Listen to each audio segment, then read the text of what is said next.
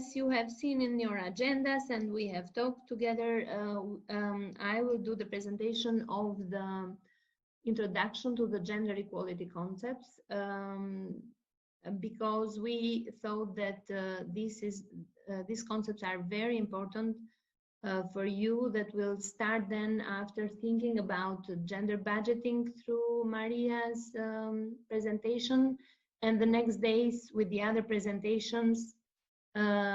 So having in mind the gender equality concepts.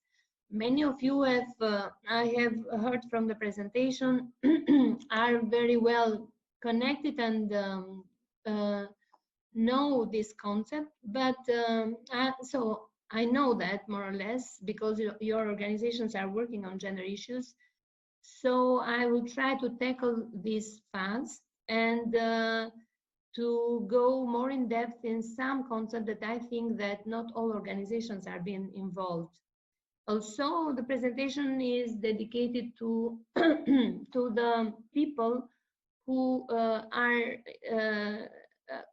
young, I mean junior in the organizations, and that are in this group of the training today. So this session is organized like that. I will do a presentation. During my presentation, you can even stop me and make questions or discussions. We will have some, I have introduced some points for group discussion during my presentation. You will have at the end of my presentation working group assignments per country. So this assignment will be developed during the next days and will be presented when we will tell you either on Friday or on Tuesday, when the other days of training are, or sent by email. We will tell you about that because we will send you the assignment by email. So let's start with the objectives and the topics. So the objective of this presentation is for you to understand the main gender concepts, understand the difference between gender and sex, consider how gender roles impact participation, appreciate diversity among women, identify discrimination and how to address it, a little bit on the international framework for gender equality and that all our countries are obliged to follow and to report. We will talk about rationale for gender equality and approaches for gender equality, and a little bit on gender analysis in order to understand the gender analysis. And the assignment is related to this last topic. So main key terms are these ones: gender equality, gender mainstreaming, gender analysis, etc. So let's start with the gender basic concept. So of course, time after time with the feminism waves, the gender basic concepts and the discussion over them is being developed year after year, and it has been strengthened into the international discussion and of course in the national ones. Everything started in 1995. Sorry? Hello? I'm doing it fast.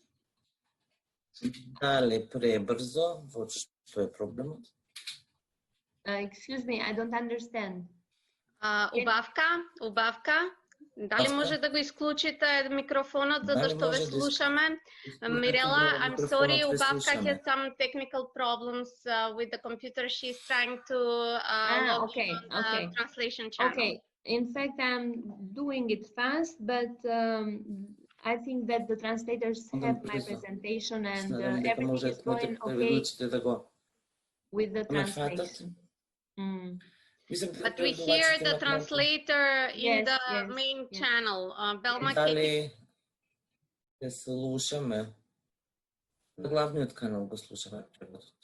Translators, can you hear me? Translators. Yes, she can hear you and she translates you. in the main channel. Mirala, okay, what is happening? We hear the Macedonian translation on the main channel. Someone probably is okay. I will mute Na you glavnom, all. ali, znači, Probably someone is neko je ostavil mikrofonot Da. vključen. Da. Sad ćemo da vidimo.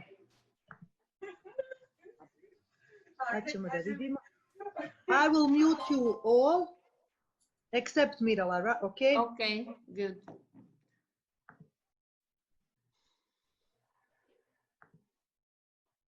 So Mirala, you. So you hear me now, right? Yes. Yes. Okay, good. Yes, So, and I will unmute interpreters. Okay, good. So the basic gender concepts that has been developed time after time, as I said, and has started to properly discuss and think. The nations and the international started to think about this. Are sex and gender, the differences between these two.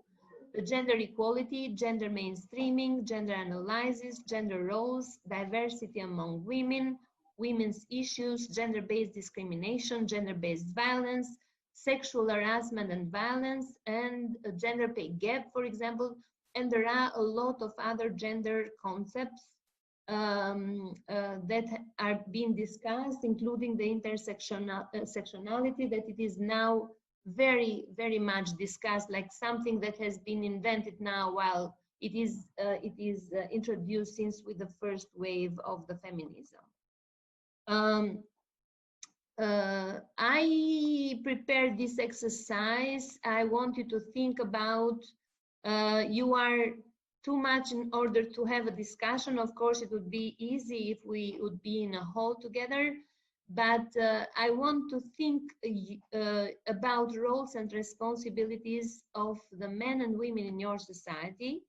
Of course, we could have flip charts and list all this, but I'm mentioning some that men in our society, and mostly men that are with high patriarchal layer in level, they are only staying or working outside of the house and never within the house. And of course, women are doing everything within the house and taking care, and I think this is in all society. So I'm not going longer here, but you know, and you can think about this.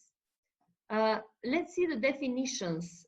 Sex. Sex refers to biologically determined physical differences between men and women that are universal.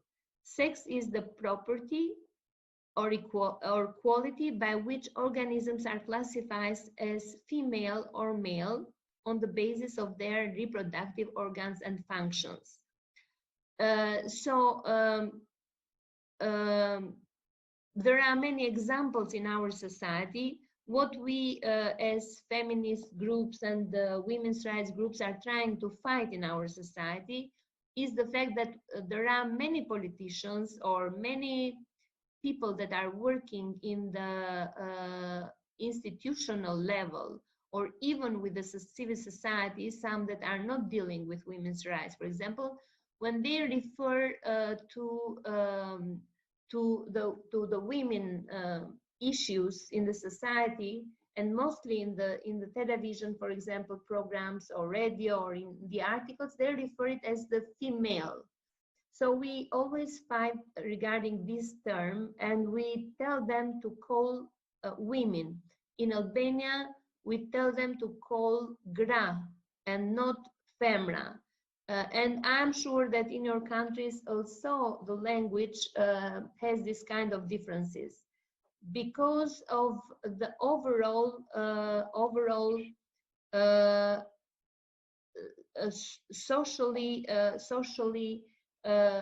aspects that women have with her, and she is not just a number to become a female in a discussion. When we talk about her rights, about her obligations, and the same, of course, is for the terminology man and masculine. So because of the definition of gender, gender refers to socially determined differences between women and men.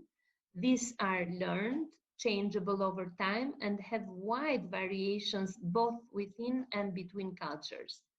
So gender is related to how we are perceived and expected to think and act as women and men based on how society is organized rather than biological differences that we have.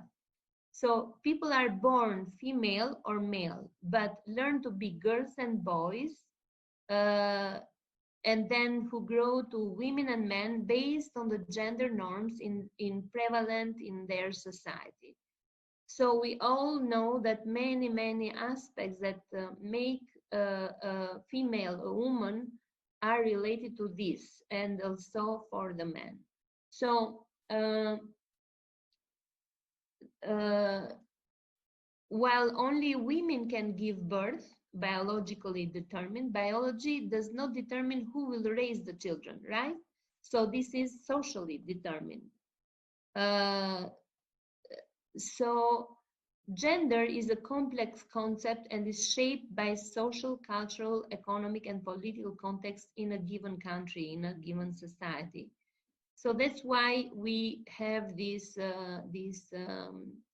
big discussion, and sometimes we face a lot of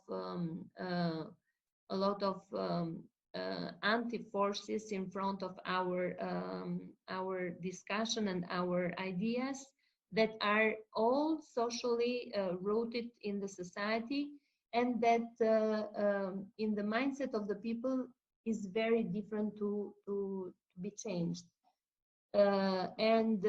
Unfortunately, the main part of the society, the equal part with women in society, are men who does not want sometimes to change this socially determined pattern respecting to women and their roles in the society.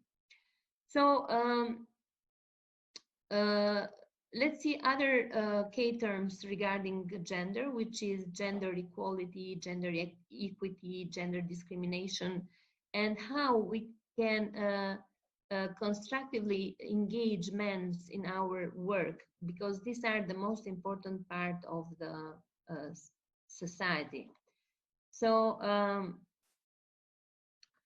it was planned that you would have the chance to define the term first, and then we decide in a common definition, and then present the definitions from the main organizations, international ones. But I'm continuing with that because we don't have this possibility. So gender equality, according to the United States Institute for Peace, gender equality is reached when men and women have equal rights, freedoms, conditions, and opportunities. So the organizations, international organizations, have tried to give their own definitions, which does not change much between each other. I took this from United States and the other from the UN Women. UN Women definition is that equality means that women's and men's rights, responsibilities, and opportunities will not depend on whether they are born male or female. Gender equality implies that the interests, needs, and priorities of both women and men are taken into consideration, recognizing the diversity of different groups of women and men. And of course, gender equality is not a women issue, as the most active women in our societies has always faced. When this has been discussed publicly, the politicians mainly are trying to tell that, For example, we want to improve the law against domestic violence. Oh yeah, because this is a women issue. In fact, this is not a women issue, and should concern and fully engage men as well as women in this. So, because equality between women and men is seen both as a human rights issue and as a precondition for sustainable people-centered development, which is not that much like in the discussion of the societies, or sometimes is even for the preparation of the legal framework and other, let's say, the so-called gender machinery, because of the obligations that our countries have to do that due to international obligations, and it's not in reality, in fact, unfortunately. Gender equity, according to the same organization, United States Institute for Peace, the gender equity is the process of being fair to women and men, and at times compensating for historical and social disadvantages. According to UN Women, again, the concept of gender equity refers to the fairness of treatment of women and men according to their respective needs. And according to World Health Organization, equity refers to fair opportunity for everyone to attain their full health potential, regardless of demographic, social, economic, or geographical strata. Another very important term is gender discrimination.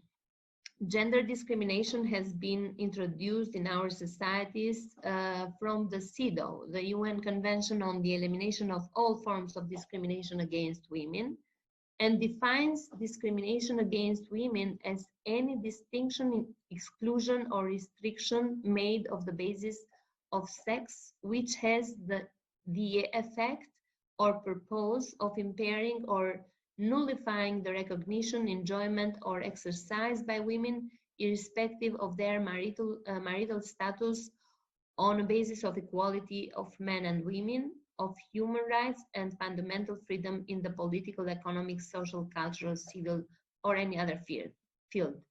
And CEDAW, you know that there are, within CEDAW, there are a lot of articles that the state parties need to report in every 4 years, and then there is a chance for civil society organizations that have to prepare shadow reports based on these articles, and mainly the civil society organizations prepare shadow report in 1, 2, or 3 articles in order to be concentrated and based on their expertise.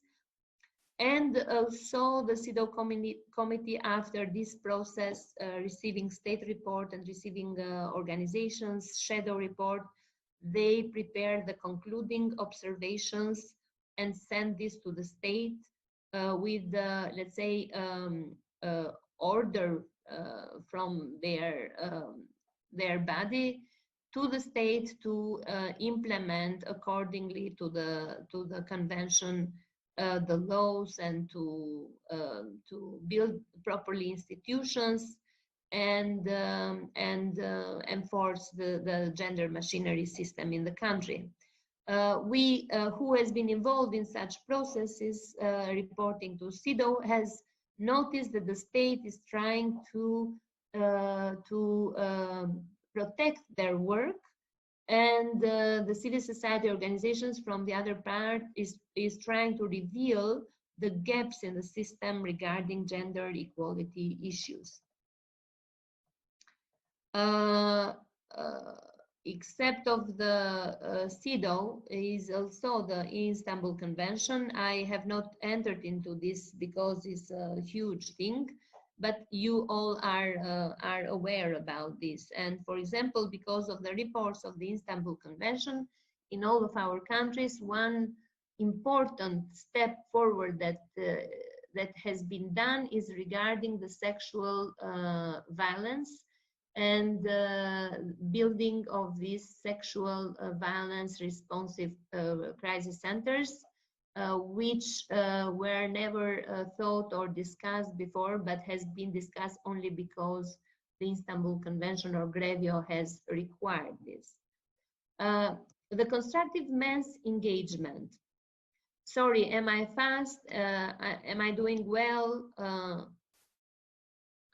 Is it okay for you, Belma? If you can give me an opinion. For me, is okay. Okay. Let's hear translator if they can catch up. Okay. Translator, can you catch? You can write in the message. Okay, I'm continuing with constructive SMAN engagement. This has become one of the most important aspects in our work for advancing the gender equality. Engaging men is critical to cultivate their support for gender equality. There are some men in our societies that have advanced this, and they don't, they can even raise their children and or even clean the house or do food in the house when the women are working. But this is slowly changing. We have some men that are also receiving paternity leave. For example, last year has been like 400 men receiving the paternity leave. But when we asked more in depth about this, it was because they want to enjoy this leave out from work rather to take care for the babies, because for the babies in the house are taking care their mothers or the babysitters. So very few of them are really using the paternity leave for taking care for the babies. However, it is not a confirmed study, this, and probably is one of the themes that we have to search. Okay, I had a quiz for you, but can we open the microphones? Belma, what do you think? Why not? Okay. Okay. Unmute all. One or two can be engaged here. So what is, I will do some questions and you will find out what is it, gender or sex. Belma, of course we can take one or two responses, but Belma, can you open the microphone of the one who will raise the hand? Let's try it. So women give birth to the babies, men don't. So what is this? Is sex or gender? Concept. Sex. Okay, it is sex. So little girls are gentle, boys, little boys are tough. Gender. Okay. Boys do better in science and math, girls do better art and literature. Gender. Okay. Among agricultural workers, women are paid only 60% of the male wage. Gender. Okay. Women can breastfeed babies, men can bottle feed babies. Sex.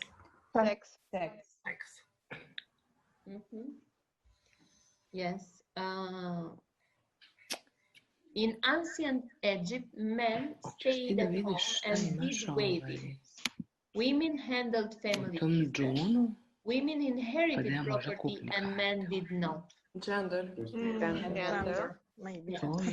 Men's voice change at puberty period and women's do not.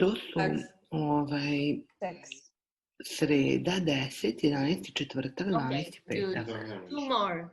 According to UN statistics, women do 67% of the world work, yet they earn their earnings for it amount Gender. to only 10% of the world's income. Ah, Gender. this is gender. Okay, and this is according to statistics from the Interparliamentary Union. Only 20% of the parliamentarians worldwide are women, despite the fact that women represent roughly 50% of the population. Gender. Gender. Okay, yeah. Good. So, of course, you are all well prepared. The idea is that if we take all of these statistics, data, these conclusions from other studies, and transform it into our societies, we see that 20% representation of women, for example, while women are doing 60% of the work is a huge different representation with the work. So this is really something that we have to think about and work.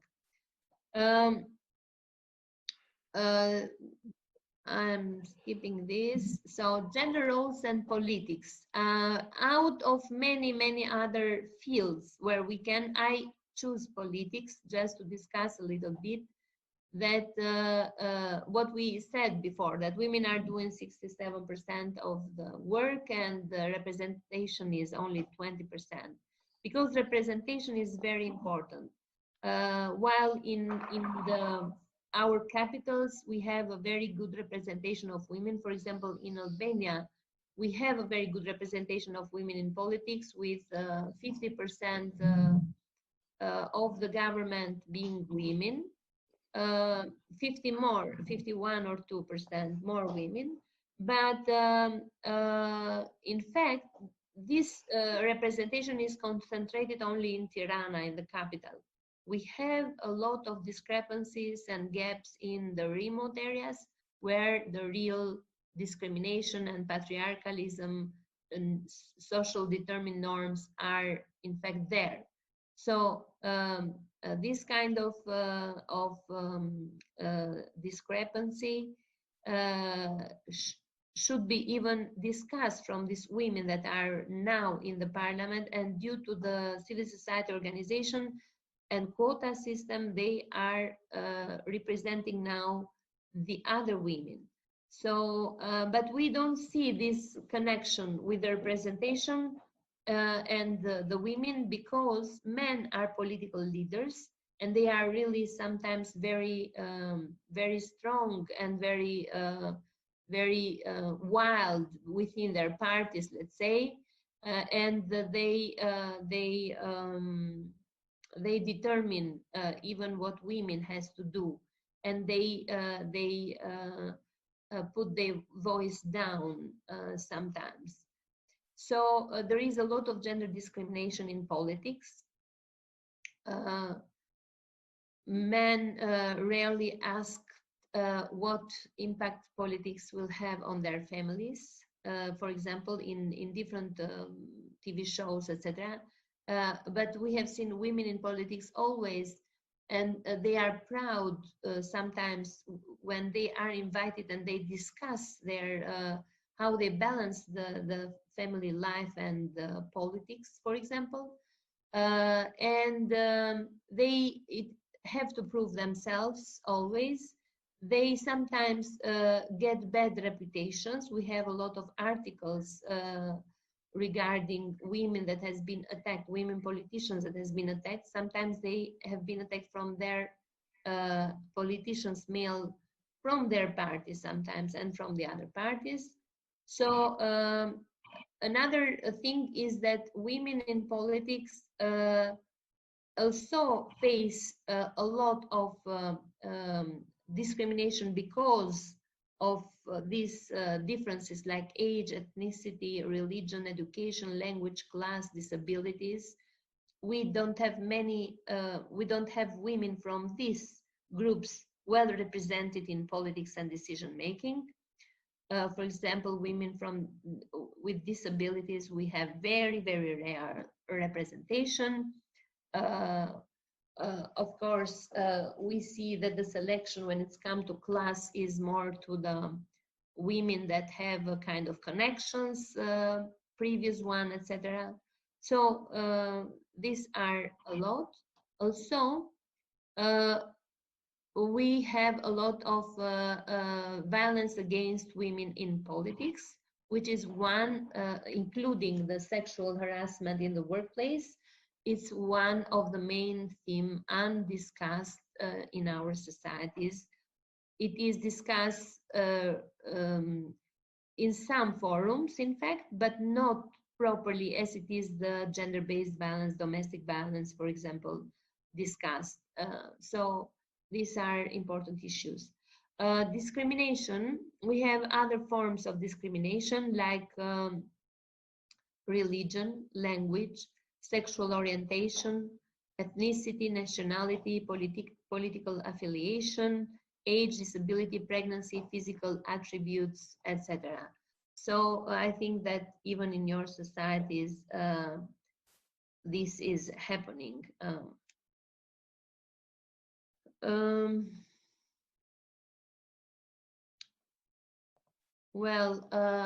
Also, this discrimination has a cost, has their own costs, of course. Gender inequality in programs and activities, in policies, in strategies. For example, there are strategies in our countries that are completely gender neutral or even blinded, reduce program effectiveness and waste resources, inhibit countries' growth and development, limit opportunities and the potential. So this is the cost of discrimination and taking women back. So we have to use some tools to fight this. First of all, we have to name it. If we say, as I mentioned before, sexual harassment in the workplace, we have to name it and we have to change it. We have to report it. Or women violence in politics, we have to do that. And of course, we have to take legal actions which are missing. For example, in Albania, we do not have a law case on discrimination in the labor market.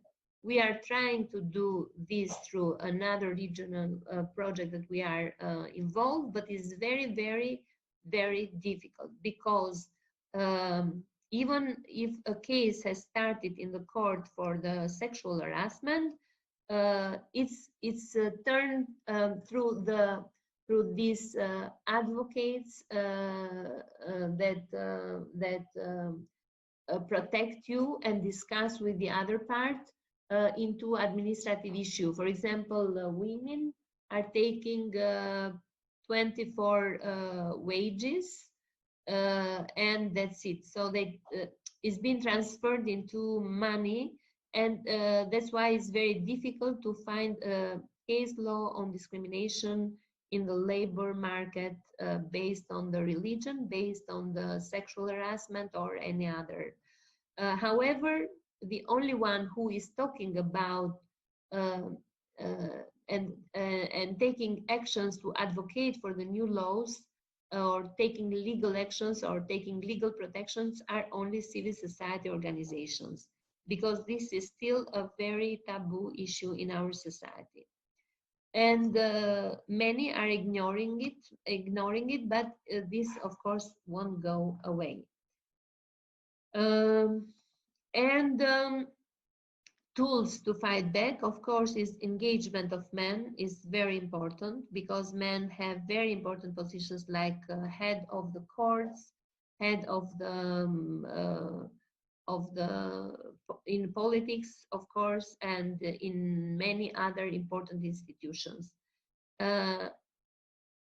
Men also are affected directly and indirectly, so they have to be informed about this, and they have to be educated about this, that this is also coming, this is bringing economical problems in their families, social problems in their families. So this is very important to be discussed. Gender inequality and discrimination impact society as a whole, and this is an issue that should be proved by cost, by gender responsive budgeting, or by telling them that this is the cost of not engaging women, and this is if you put more money into the budgets for engaging them and for making the society equal. The other part that I want to discuss with you is gender mainstreaming. So I'm talking for 30 minutes right now, and I will talk for not more than 10 minutes. So sorry about that. I hope that until now you have a good information regarding the concepts. Yes. And if not, if you have any question, you can do it right now, because I finished with the first part. Or I have to continue on gender mainstreaming? Any questions?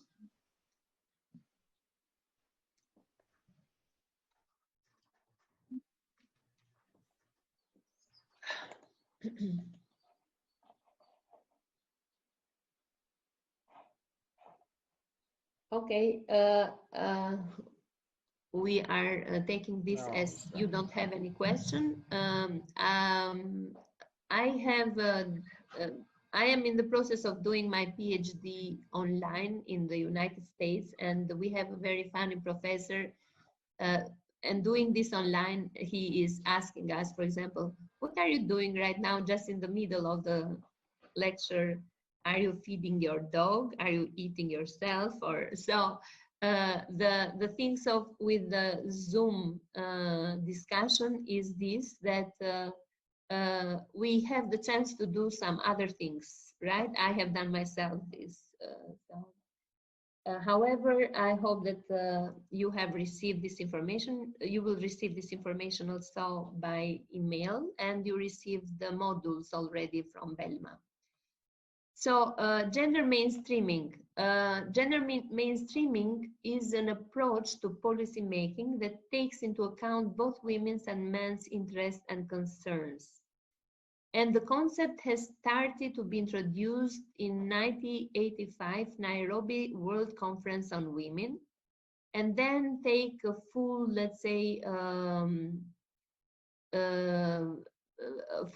it was open the road to start gender mainstreaming in different countries after the Beijing Platform for Action adopted at in 1995 at the 4th United Nations World Conference on Women in Beijing.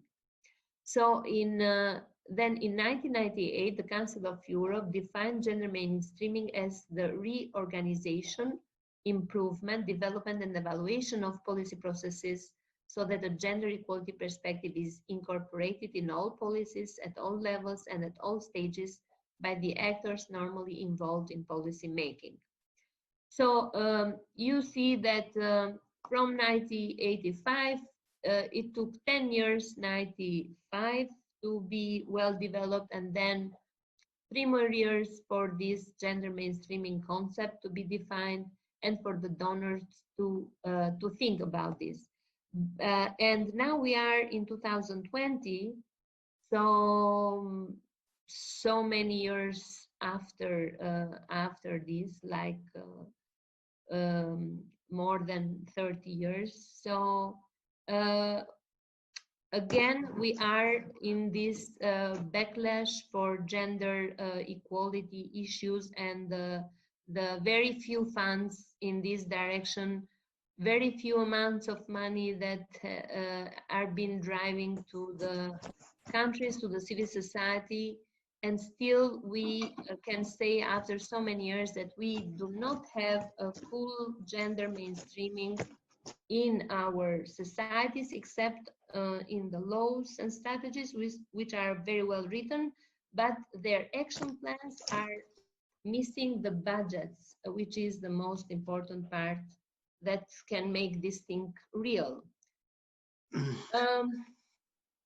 The international framework for these important things to start is the United Nations International Human Rights Declaration and Conventions, all human beings are born free and equal in dignity and rights. And this has been written in 1948. So many years that gender equality issues and mainstreaming been into the loop of the society.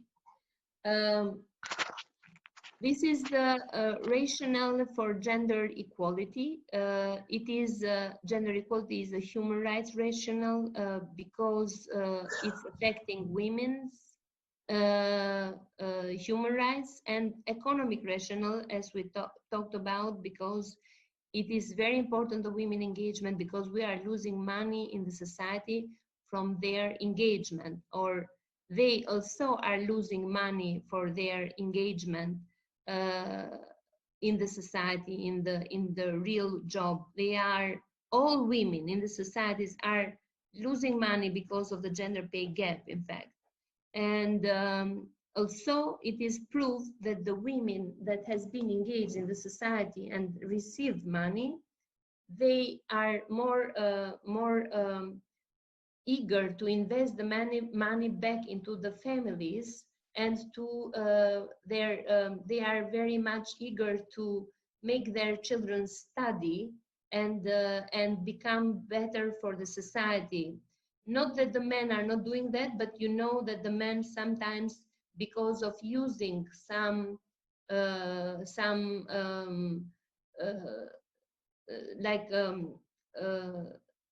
not finding the right word in English, but they are drinking alcohol, or they are gambling, or they are doing other things with their men's society.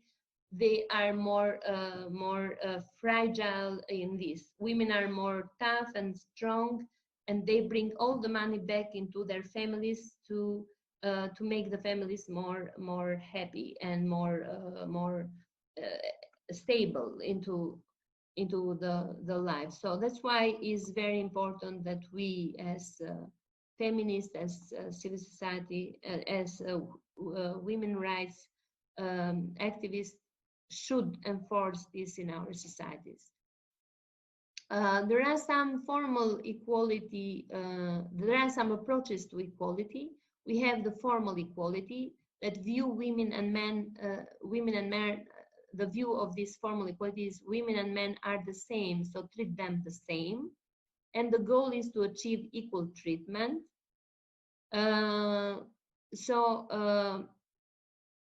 A gender-neutral policy, while not excluding women per se, may result into de facto discrimination.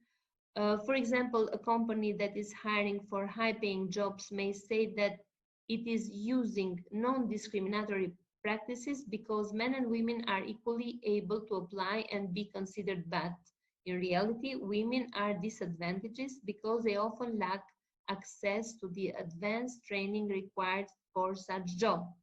So this formal equality does not take into consideration biological and gender differences between men and women, because it assumes that men and women are the same, and the goal is to treat them the same. We have another approach to equality, which is protectionism. Women and men are different, so should be treated differently. And the goal of this protectionism is to protect women. So this is self-explained, and you understand very well this.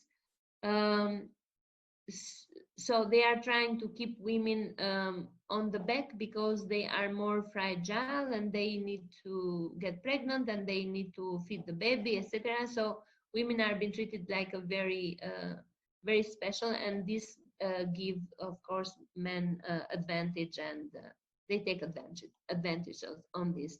So we have another approach, which is substantive equality, that take into consideration that there are differences in how women and men experience life, and we should minimize negative effects on it. And this is the goal of this is promote equality of outcomes. So takes the view that there are differences in how women and men experience life, and that one should strive to minimize any negative effects of these differences. So the goal of this is to promote what is referred to as the equality of outcomes, and the focus is on equalizing the way things turn out. So the assumption is that equality is achieved if results are comparable for all citizens regardless of gender issues. So evolution of gender mainstreaming. Men and women have different priorities, constraints, and can contribute to and be affected differently by projects, programs, etc. And failure to address gender issues leads to inefficient and unsustainable results, and of course create more inequities and inequalities.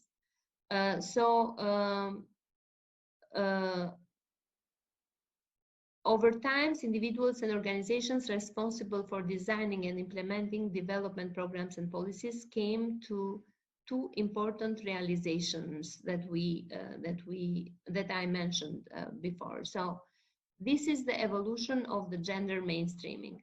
I'm not going into deep. Of course, this gender mainstreaming has a lot of other, let's say, fields and things to discuss. I had even some figures before in the presentation, but I cut it off, and probably this will be accompanied the material that you will have by email. Let's go to the gender analysis. Gender analysis is nowadays the most important, let's say, aspect in order to bring information for policies and then for budgets, how to mainstream a gender issue into a sector or into a strategy or into a overall society. Of course, it will be good that the gender analysis be on sectorial basis in order to bring as much as it can details on a certain sector in order then to mainstream the gender.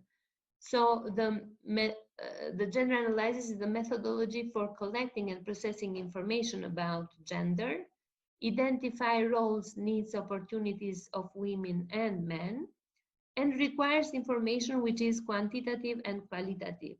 Every organization that is dealing with women's rights should do a gender analysis based on the focus of the organization and the areas that the organization is covering.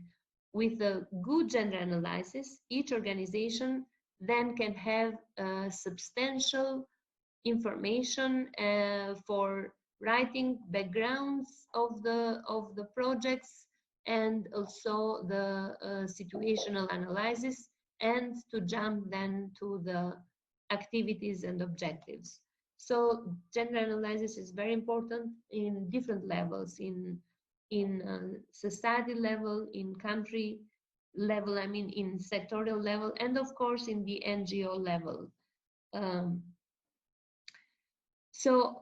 What is it? Explores women's and men's different realities and expectations, considers effects of intervention, ensure benefits and resources are effectively and equitably targeted.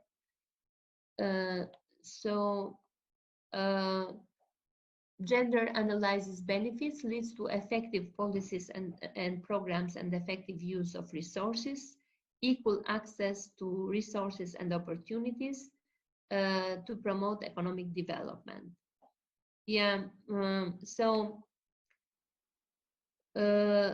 this is when we have to do, as I mentioned, gender analysis, we have to do it in all phases of the program policy cycle, including design, implementation, monitoring, and evaluation. And most effective is during design phase. Gender analysis, it is used by many organizations that are giving aids to our countries, and these are you probably have heard about the G marker of OECD methodology, that each country should measure the impact of the project, the impact of gender within a project that they are implementing in a certain country when they give aids.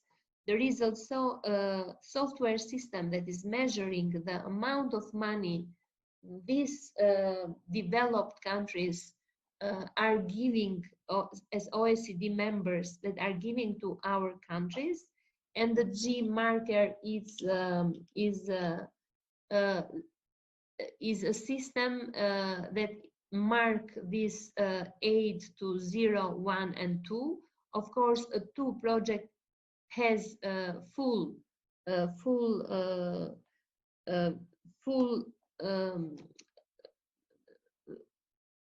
development of the project on the gender issues, and 0 does not have any gender issues or is gender neutral. But sometimes there are some projects that even have good balance between women's and men participation in their indicators, or a few gender issues in their specific objectives. They are being classified as 0 because they don't have it gender mainstream. But this is another completely story, and I think that you will do more on gender analysis, because even the exercise or the assignment that you will take home, it will goes for gender analysis, a simple one in the beginning, in order to make you understand and start working on this direction. So my presentation is until here. Thank you. Faleminderit. I'm sorry, I don't know in other languages, but this is it. And if you have questions, please let's do it now. And then I will explain to you how to do a gender analysis, which is your assignment for the next days.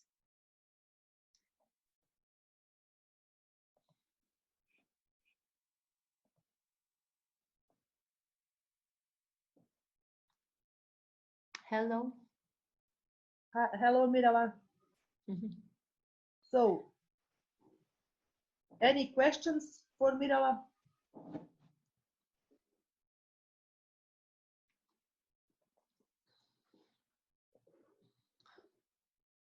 Okay. Mirela, it seems everybody is paying attention to what are you saying, so they don't have any questions. Then Belma, I will explain a little bit the assignment, and I will prepare it in order to send it by email also to each participant.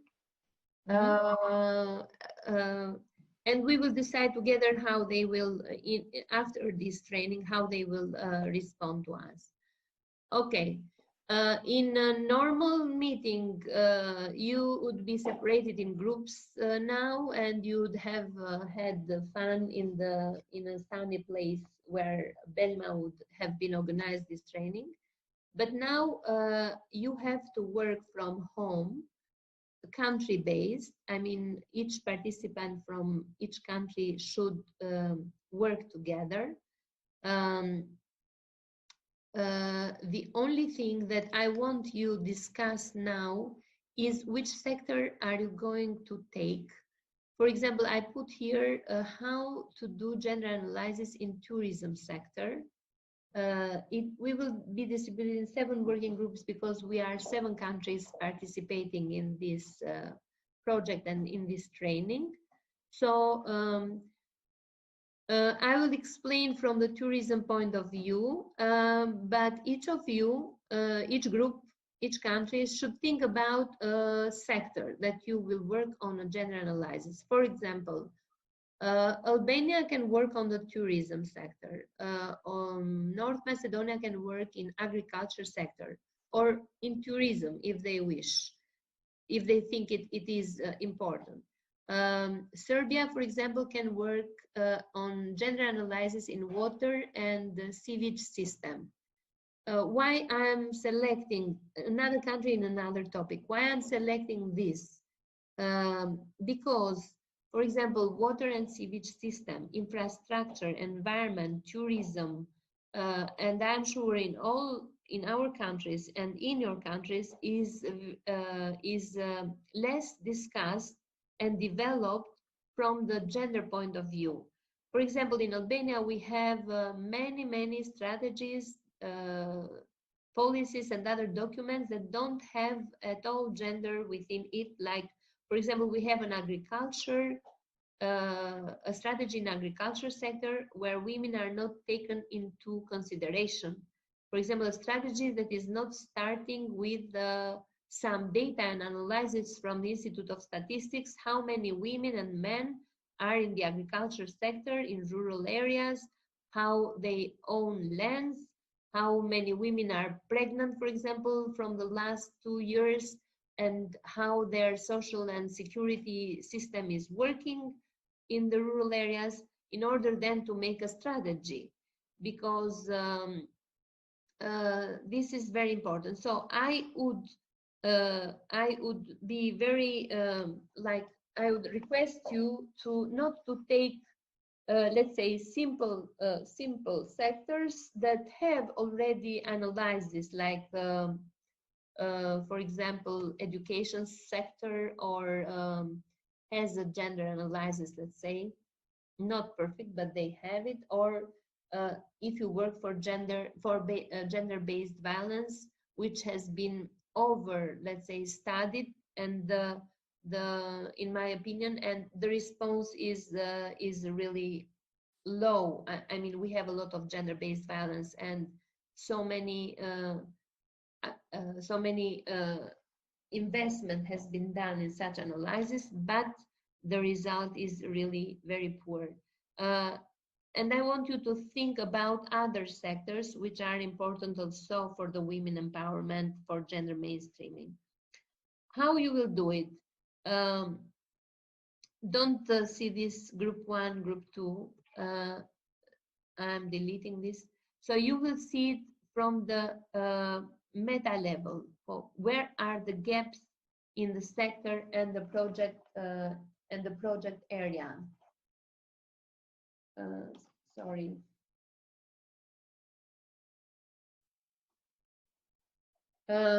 So in the meta level, you will see how are there gender gaps in the sector and their project areas. Are there one or more forms of legal, political, economic, social, culture, and other forms of gender-based discrimination? To what extent do social norms about masculinity, femininity, gender relations, sexual orientations, gender identity influence the access and use of services and provision in the sector, in the tourism sector, agriculture sector? How are people of different gender involved in decision-making process within this sector? So now that we are under this pandemic crisis, COVID crisis, also the tourism sector is the most affected one. So women in the sector will face this. You will see it from the macro level, and you have to respond to these questions. How are gender dimensions included in the sector policies and strategies? How significant is gender equality in the international discussion regarding the sector, thematic area, etc.? You have to see it in meso level. So how the relevant ministries, this is the institutional level of the implementing a certain strategy and mainstream gender. In each institution, it is supposed to be and governmental structure in local or central is supposed to be a gender equality employee, and how is the role of this institution in mainstreaming gender in this sector. So this is the idea of the analysis in the meso level. And the fourth one, you have to see this sectoral analysis on the micro level. So you have to see, are there gender-specific roles and or behavioral patterns, differences, disadvantages, or discrimination within the target groups in terms of socio-economic and political participation? For example, access to education, healthcare, or employment, political participation of tourism groups that are representing the tourism sector, for example. Is their voice heard? And you can take this from different newspaper or other things that you can read. Everything is to be done as a small desk review, and for each level, you have to prepare a maximum 1 page with responses. The responses should be short, but this should be a group work based on country based. I will give you instructions by email also, and you can also ask me questions when you start this.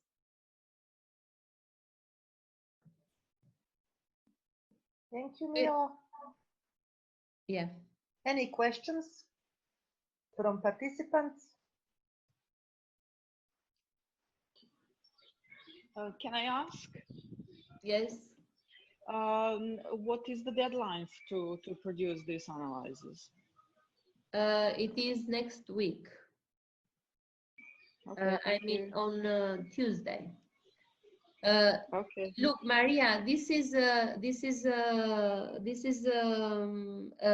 exercise that I usually do with groups when we are live, when we are together, and the groups are finishing this in 30 minutes, and they present it back to the plenary session. So I'm not requiring you to do a huge thing.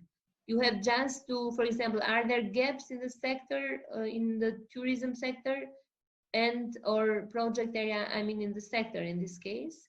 And you have to say, yes, there are gaps, and you know that, for example, women in tourism areas are doing most of the work within the hotels, or they prepare food and things like that. So that's it. The response should be very short and very clear that the women are discriminated, for example, in this or in that sector. So it's not a big.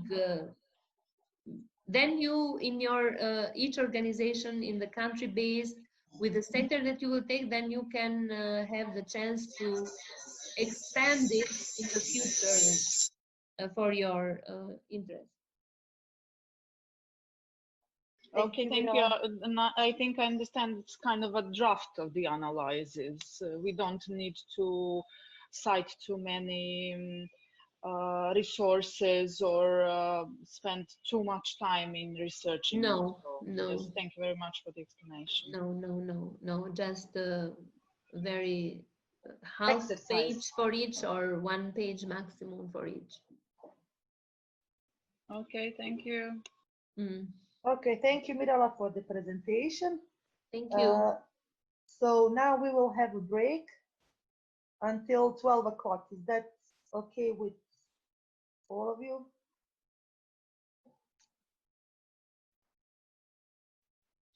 I'm so sorry. You said until 12 o'clock? Yes. Okay. So you have 1 hour break. I have one hour. It's 12 o'clock here in China, so. Okay. But so it's the time difference. Okay, 1 hour break. Okay. Is that okay?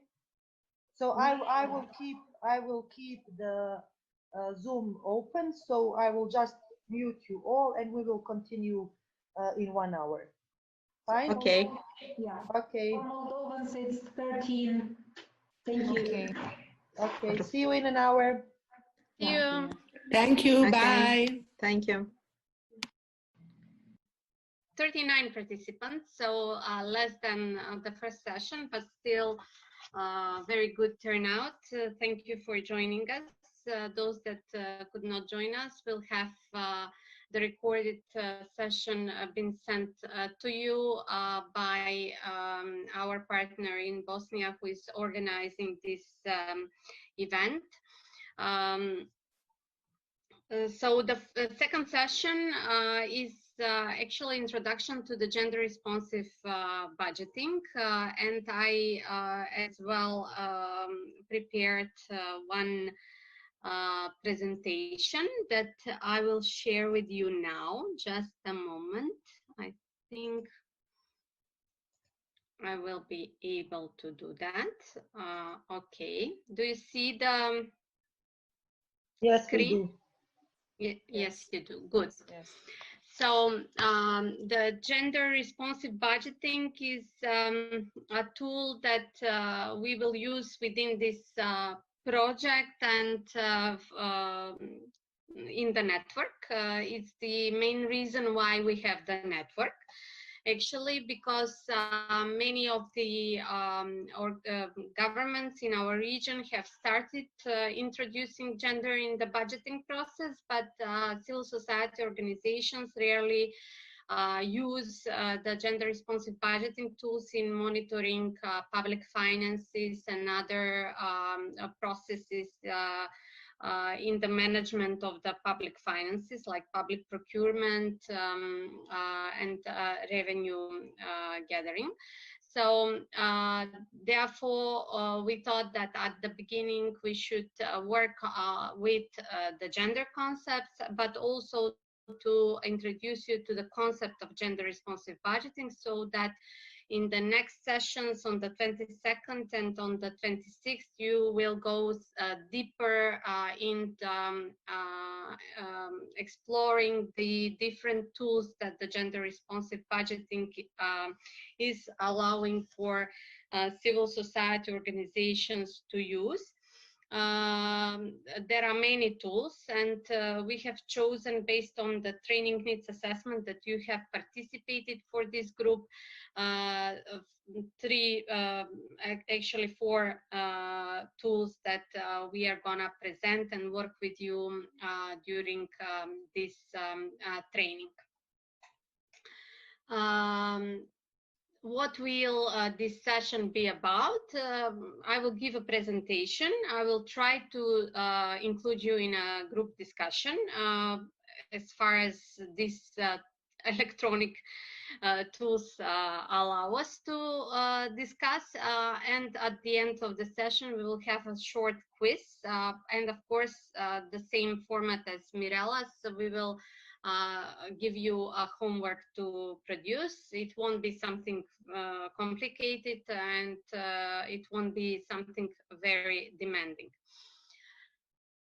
So what is the objective of this session? To present to you the concept of gender responsive budgeting and to allow you to understand the concept, also to learn how gender is mainstreamed in different countries to the public finance and budgeting process, because it is not one model fits all. Many countries have chosen different approaches to introducing gender in public finance management and budgeting process.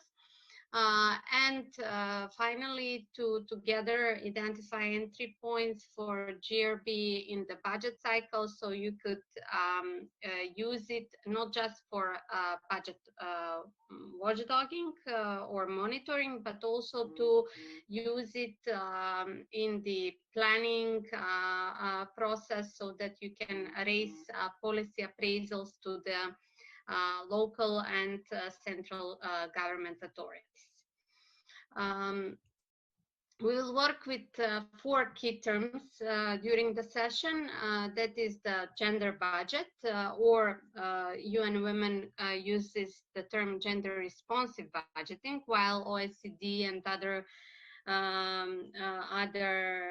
organizations like the EU use the term gender budget. Where then we will talk about gender budget statement, about gender budget circular, and about gender budget report.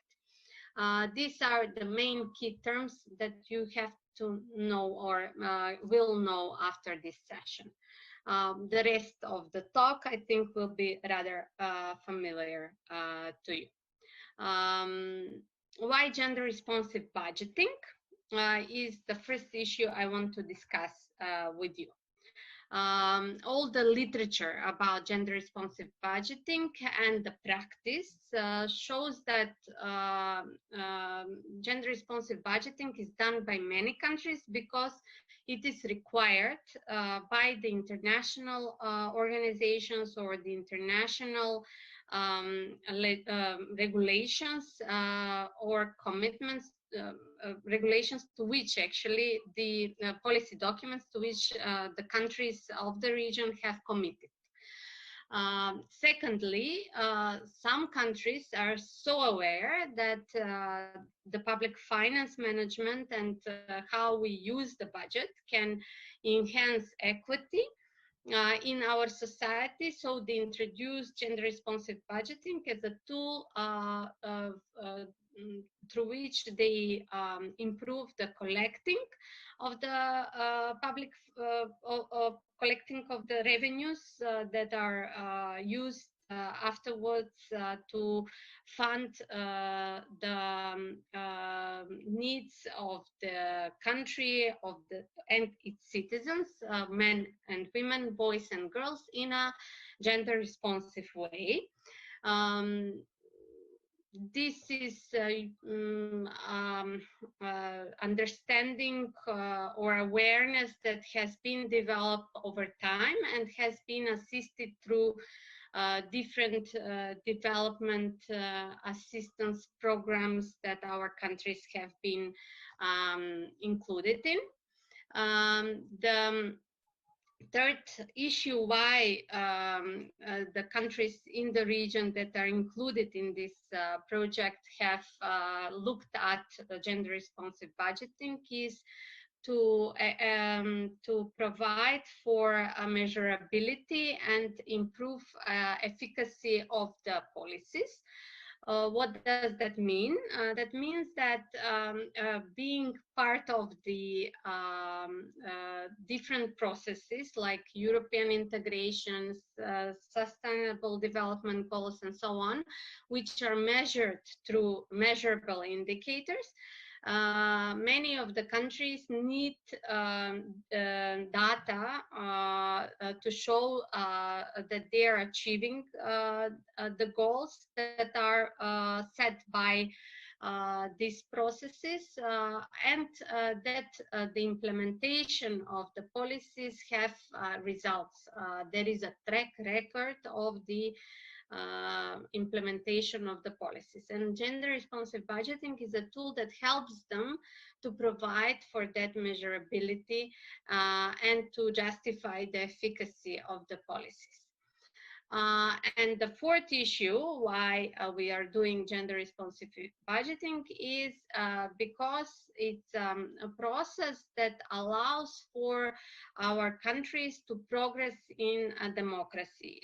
In order to do a gender responsive budget, you need to know the needs of the women and men, which are different.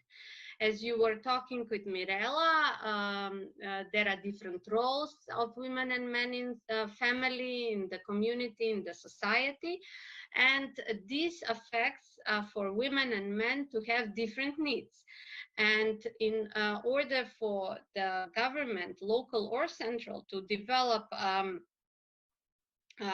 responsive budget to those needs, they will need to know the needs of the citizens, of the women and men. And to do that, they will need to open up the budgeting process. The opening of the budgeting process requires information about the budgeting from the side of the government, but also information about the needs of the citizens from the side of the citizens.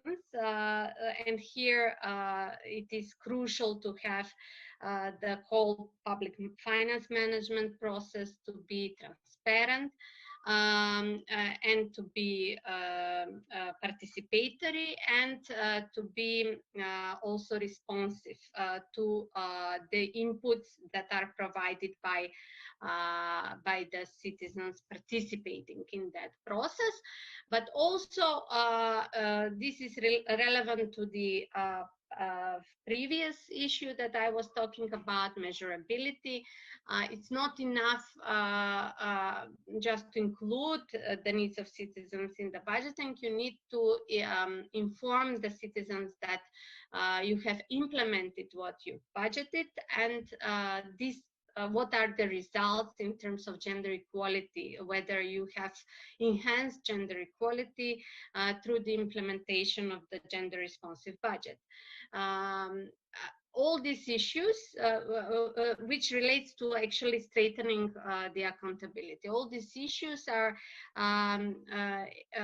allowing for a country to improve its democratic governance.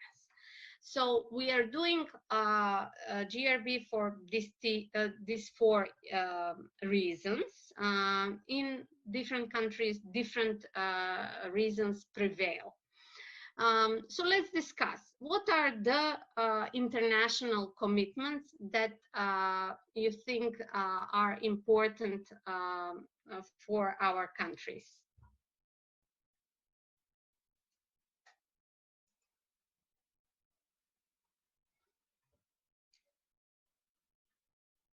No one is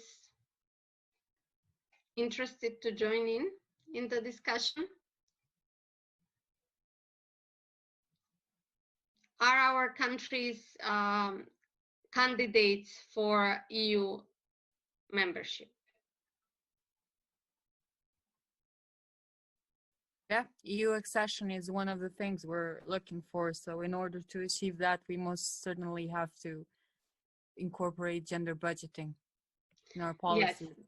Why? Because we have an EU gender action plan, which commits the EU member states to include gender responsive budgeting in the financial instruments and management of the public funds of the EU, and requests, and there are also other commitments related to the EU integration process. For example, all of the countries that are members of the European Union or candidates for membership are asked by the European Union by 2009 to align their public finance process to be following the program budgeting, to introduce program budgeting, which is one of the preconditions of doing gender responsive budgeting, because it allows to define gender objectives in the programs, allows to define gender indicators for measuring the progress in the implementation of the public budgets, and achieving these gender objectives that are being set. Another international commitment that we have is a global one, which is the Sustainable Development Goals. All of the countries in the region have committed to the Sustainable Development Goals. And do you know how many goals there are? 17. 17? Yes. 17, yes, that's true. And one of the goals is related to gender equality. Equality, yeah.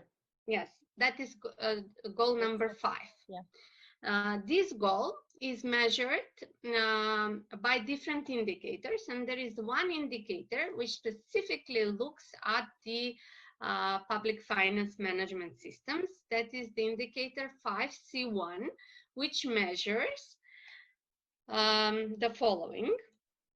It measures actually the proportion of countries with systems to track and make public allocations for gender equality, and this presents an entry point for a globally unified methodology on GRB. There are 3 components to this indicator. One, it actually assesses whether there is an intention of government to address gender equality by identifying whether policies, programs, and resources are in place. So that means whether there is a strategy, any policy document, action plan, maybe a law or bylaw that regulates gender responsive budgeting in the system. Secondly, existence of mechanisms to track resource allocations towards these policy goals. That means that we need this sub-indicator assesses whether our countries have established a system through which they are tracking expenditures, and whether the tracking system is allowing for generation of information on the achievement of the gender equality goals of the country set up in its policies. And finally, the indicator is measuring whether there is an existence of mechanisms to make resource allocations publicly available. That means whether we have an accountability systems and systems that allow transparent information sharing about the budget spending, but the information is not required only to be made available publicly, but it should be relevant to the achievement of the gender equality goals. So to explain whether the use of the public money is actually contributing to better, to improved equality in the country. So to sum up, why we do GRB, it's because it enhances equality, it strengthens accountability, it helps us to become public finance to become more efficient, and it also allows for a more transparent management of the public money. What are the objectives of the gender responsive budgeting? The objectives are to raise awareness about the gender perspectives in policies and budgets. Why is this important? It's important because we look at the budget without the gender lenses, and we do not understand how powerful tool the budget is for achieving gender equality goals in different policies. Usually we don't integrate gender in all policies, while it is important to do that. And this is where actually gender responsive budgeting is very useful, because it can emphasize the gap between the policies and the budgets.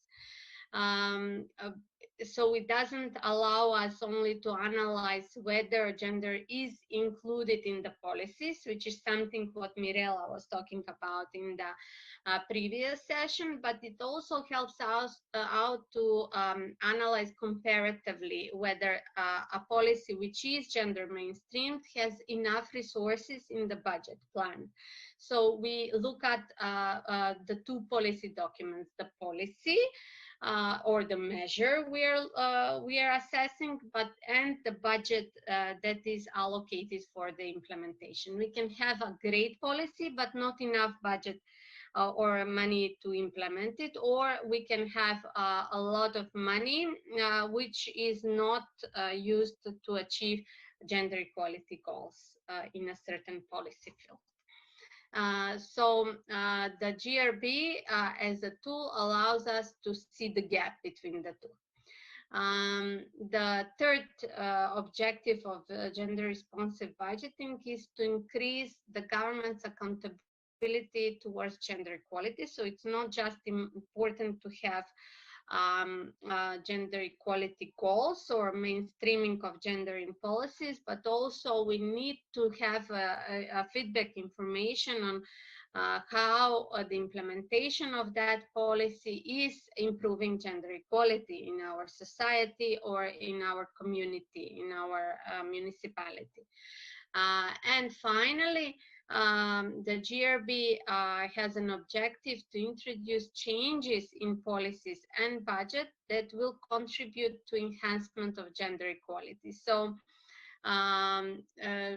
we know, we are aware that the policies and the budgets are not gender responsive, and through applying the tools, we are trying to transform them to be more inclusive of the gender perspective.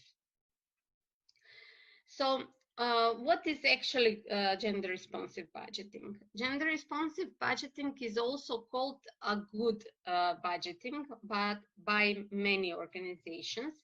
It's a concept that has been first conceptualized by the Council of Europe in 2006, which defined gender responsive budgeting as integrating gender in the main phases of the budget process. Why Council of Europe was thinking about gender responsive budgeting? Because it after 20 years of doing gender mainstreaming, they understood that that's not enough. It's not enough to analyze policies from a gender perspective and to include gender perspective into them without having resources to implement the policies which will make them more efficient, and gender equality results would be more effectively achieved.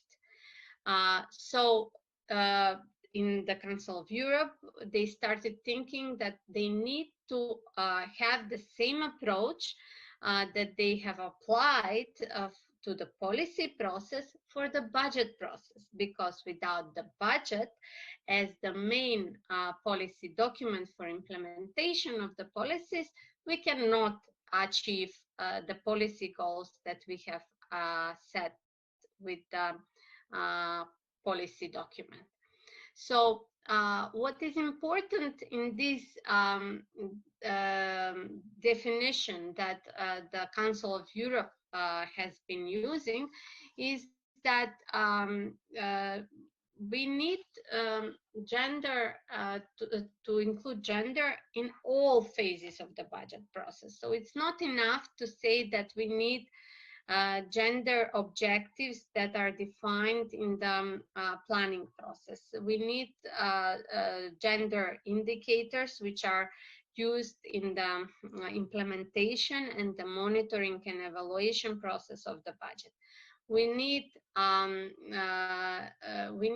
gender to be included in the vision that is being set in the public finance process, which is what document? It's the fiscal strategy. We need gender to be included in the whole process of the whole budgeting process.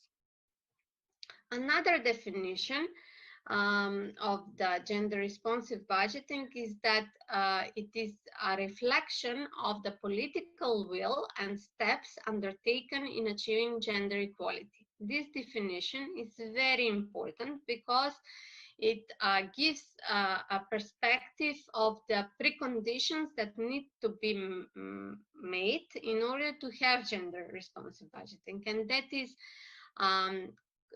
committed political elites that are aware of the benefits of the gender responsive budgeting, that are supportive to the process of introduction of gender in the budgeting process, so that it can assist the achievement of gender equality goals. And finally, the last definition of gender responsive budgeting that is widely used is that it's a gender assessment of the budget and inclusion of the gender perspective in all phases of the budget process, which actually shows us that the gender responsive budgeting is a concept which relies on data based on which assessments are being made. And also it shows that the process of gender responsive budgeting is also analytical. It depends on the use of different analytical tools. Why the gender responsive budgeting has been branded as a revolutionary concept in public finance management? Why this brand has been attached to the GRB? Because it looks at the budget as a very important policy instrument without which we cannot have effective and efficient implementation of policy goals, including gender equality goals. Because it looks at the budget, which is a document that sums up all government policies, and because finally reveals, after many years of doing public policy analysis and public management of services and so on, that the budget is not gender neutral, and that the budget can have a different impact on women and men. How we use our money affects differently women and men. I'll give you one very simple example, and that comes from school sport. When one school is buying equipment for doing school sports, how they plan the budget and the procurement of that equipment affects differently girls and boys. Girls have smaller hands than boys because of the biological differences we have. So our needs are that we need to play volleyball, basketball, football, not football, but handball, for example, with smaller balls. So putting in the procurement notice different sizes of balls that differently address the needs of girls and boys is allowing us to see that the budget, the public money that we are using to purchase this equipment has different effects on the practicing of sports and having sport results among women, among girls, and among men, among boys. So no budget is gender neutral. No public money spending is gender neutral. They are specifically addressing or not the needs of women and men, of girls and boys. Therefore, using this tool in the budgeting process, in assessing how the budget affects women and men, is considered to be good budgeting, because it recognizes, it provides understanding that the budget, the public money spending, and the policies that allow for that money to be spent have different impact on women and men. So therefore, how we plan and spend the money needs to recognize and understand the different needs of women and men. The mother, the guru of the gender budgeting as a concept is Diane Nelson. She's a UK-based academic working at the University of Exeter, and she's one of the biggest promoter and academic writer about gender responsive budgeting.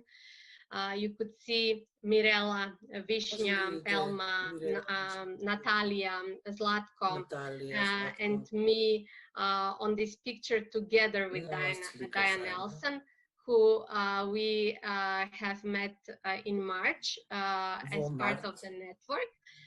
She uses this very important definition of gender responsive budgeting, which I want to share with you and analyze with you.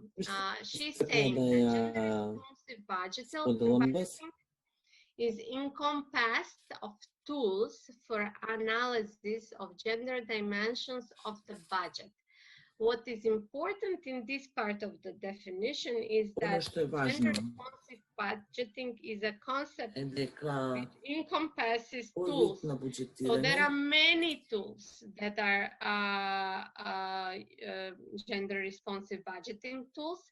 We are gonna talk through this training about 4 tools that we would like to build your capacities about, and that we would like to encourage you through the process of re-granting that we have in this program to use in your work and to promote gender responsive budgeting in our countries.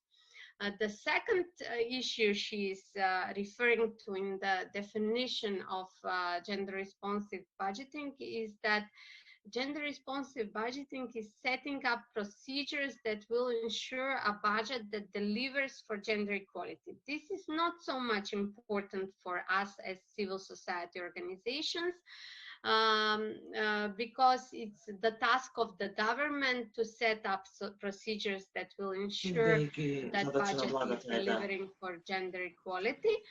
But it's important for 2 countries in our program, which is Moldova and Montenegro, who have not started yet to introduce gender responsive budgeting in their budget process. So that we as civil society organizations can also do advocacy and create a tipping point in our society, influence the government to set up procedures that will ensure that the budget is delivered. I hear someone talking. Do you want to say something, contribute, or is it some... No, okay.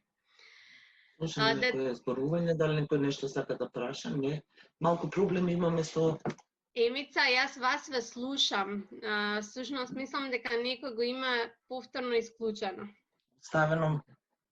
Да, убавка да не имаш уклучено микрофон.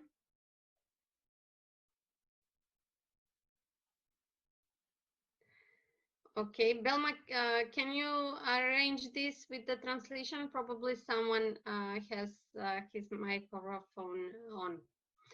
The third issue that we are having in this definition that is done by Dan Elson, which is very important for the concept of gender responsive budgeting, is that the GRB is presupposing good knowledge and understanding for the needs of the final budget users and beneficiaries. This is my son who is joining us, but I will ask him to go to the other room so I can finish the training.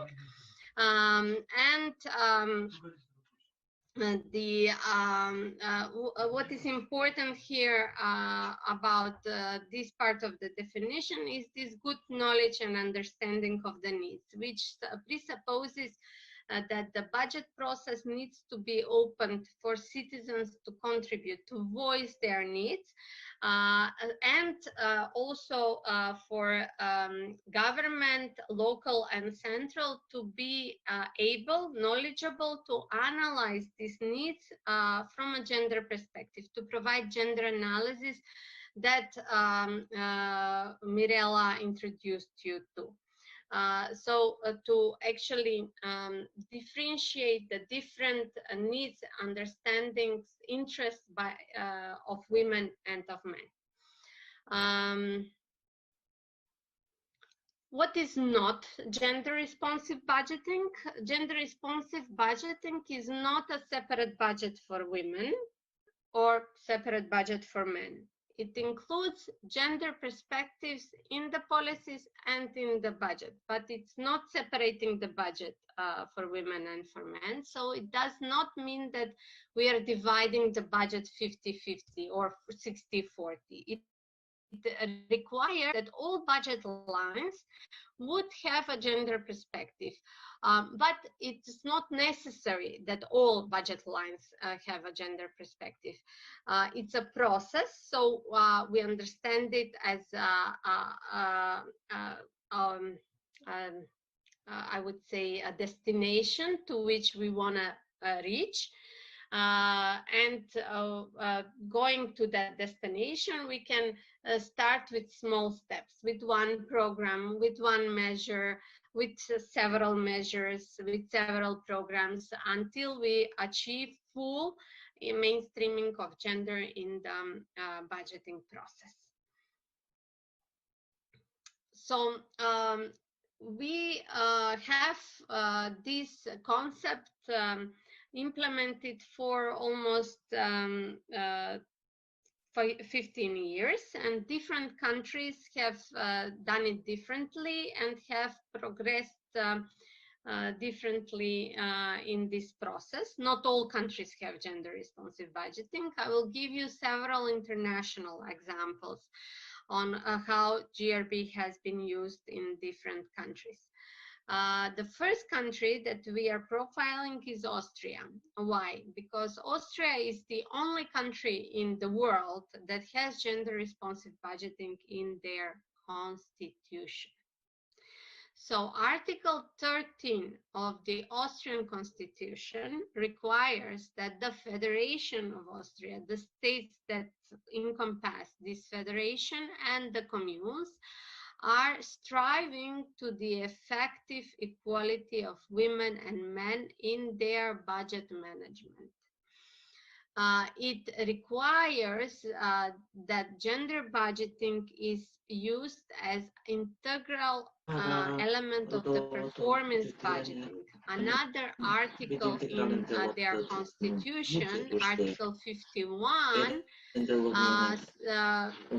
defines this. It says, in the budget management of the federation, the fundamental principles of impact orientation, especially under consideration of the objectives of effective equality of women and men, are to be observed. So how this is being implemented in Austria? Each ministry has to define 5 outcomes per budget chapter, and one of these outcomes has to be gender relevant, has to be gender outcome. Each ministry has to then define concrete measures and outputs to support the outcomes defined, which means that in order to measure the outcomes, whether they have been achieved, the ministries are required to use or develop indicators for measuring those outcomes. So ministries are also requested to develop gender indicators for measuring the gender outcomes.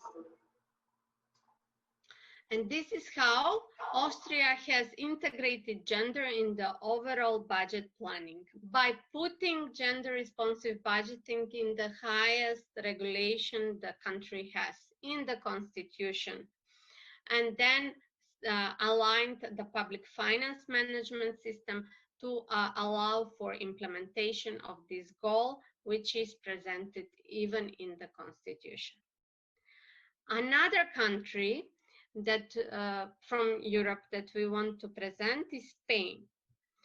Spain doesn't have gender responsive budgeting in the constitution, doesn't have gender responsive budgeting in any law but the law on effective equality of men and women, where the government is committed to prepare a so-called gender budget statement. This gender budget statement is developed based on a gender impact assessment of all new policy proposals. So, unlike Austria, which has been setting gender equality objectives, outcomes, measures that allow for their implementation and indicators to measure the achievement of the outcomes, Spain has taken another turn. They say, we will have all policy proposals that we plan to adopt being assessed from a gender perspective. So we know what will be the impact of these policies on women and men. And then when we propose the budget for implementation of that policy, we will accompany the budget with a gender budget statement, which will include the information from the impact assessment that we have done of the policies that we have proposed. So each budget document will have a budget statement that will generate data from the impact assessments of the policy proposals. You know that Spain is very decentralized as well, and there is a devolution process ongoing for quite a while. So their regions and local governments are very autonomous. And unlike the state of Spain, which does not have gender responsive budgeting in the regulatory framework, some of the regions have included gender responsive budgeting in their regulations. Most advanced is Andalusia, which since 2007 has adopted a G+ program, which includes gender in policy making and in budgeting, but not just gender. G+ program is a program that allows introduction of gender and the intersections of gender in their policy and budgeting process.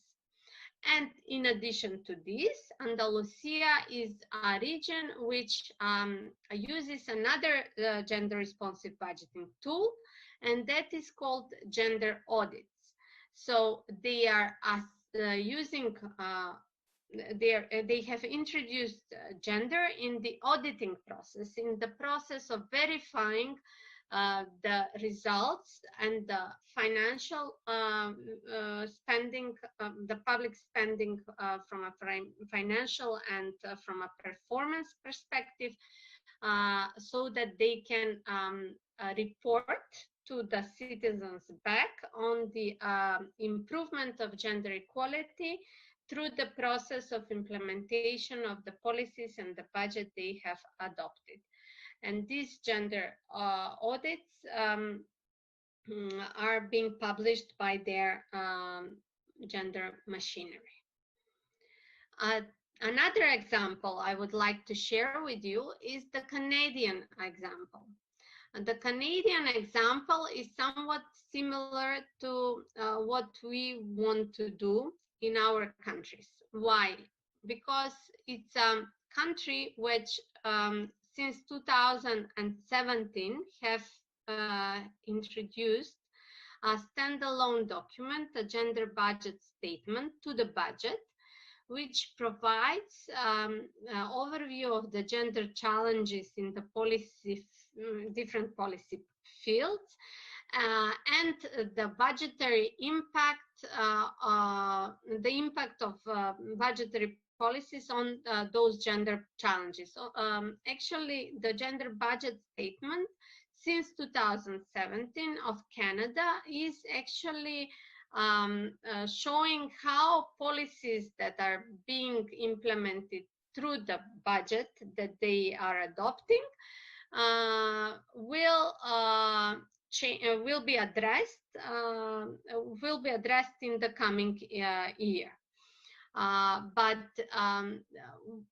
why I'm giving you this example? Because in Canada we have a very strong civil society which does have an active role in promoting gender responsive budgeting and is also producing documents which are alternative to the federal budget of the government, showing budget, the impact of the budget on citizens and on gender equality.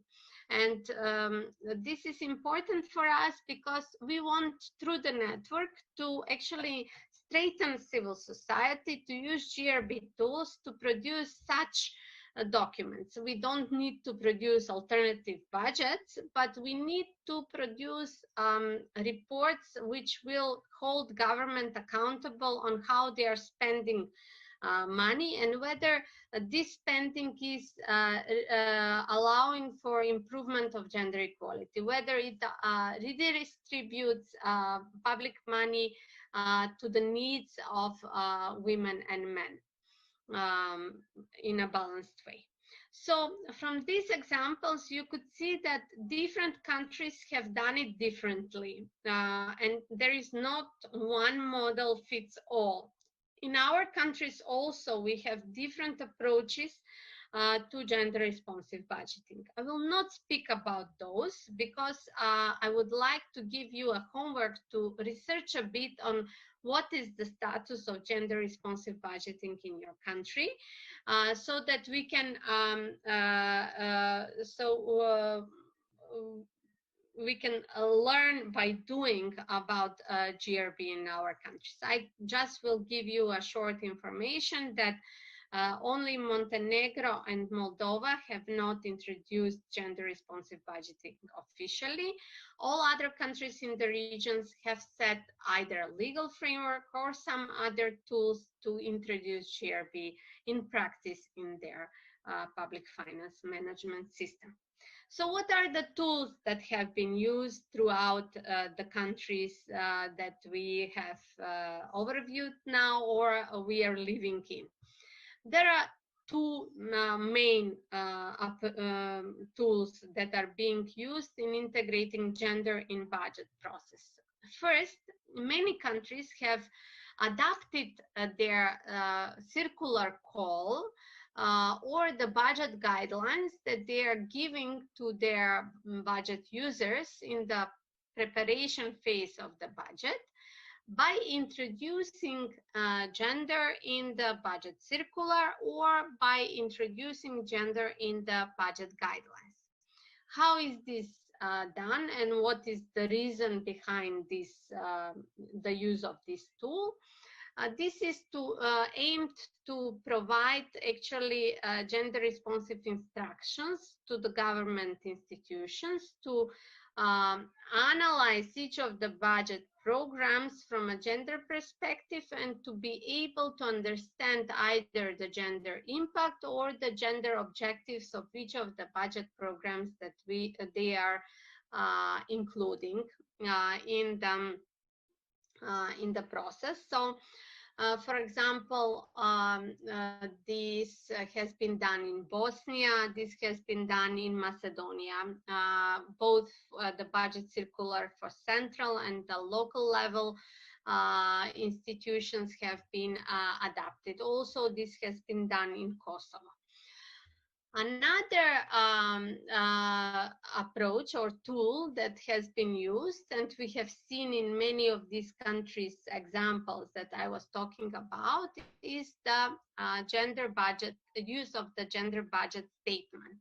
That means that the budget already has a gender perspective, and when it is being proposed for discussions, consultations, and adoption, the budget includes a separate document or inclusive document to the budget proposal, which states the gender perspective of the budget, the impact the budget would have on the gender equality or on the gender challenges that each country has.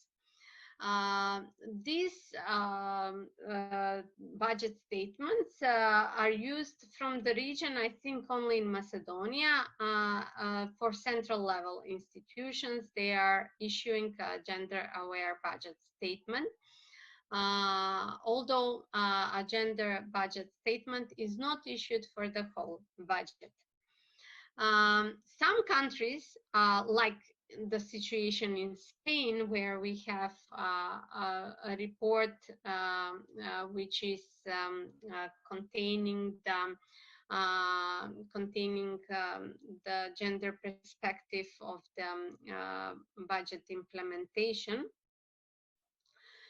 Some countries have used the gender budget report as an accountability document, as a tool that is showing the intention to do something or something that has been already done to improve gender equality by using the public money, by using the budget. And finally, how we do gender responsive budgeting in practice. So in order to do gender responsive budgeting in practice, we need several preconditions. First, we need the political will for GRB to be introduced, but even in countries where this is lacking or GRB is not produced, civil society still has a role in using GRB tools, in analyzing the use of the public money from a gender perspective. To do that in countries where there is political will and there is no political will to introduce gender responsive budgeting, we still need either institutional machinery which is capable to do gender analysis, and for both the institutions and civil society, we need gender disaggregated data or statistics. Why is this important? Because gender analysis done by the institutions or done by the civil society needs to be based on evidence, which we see in the gender disaggregated data. For that, we need a gender analysis skills, which and tools, of course, which we try to build through this capacity building program in our project. Internationally, if we review the different approaches different countries have taken, we can differentiate two main approaches in using gender responsive budgeting in practice. The first approach is to establish one or more gender equality objective when you are designing policies and you are planning the budget for implementation of that policy,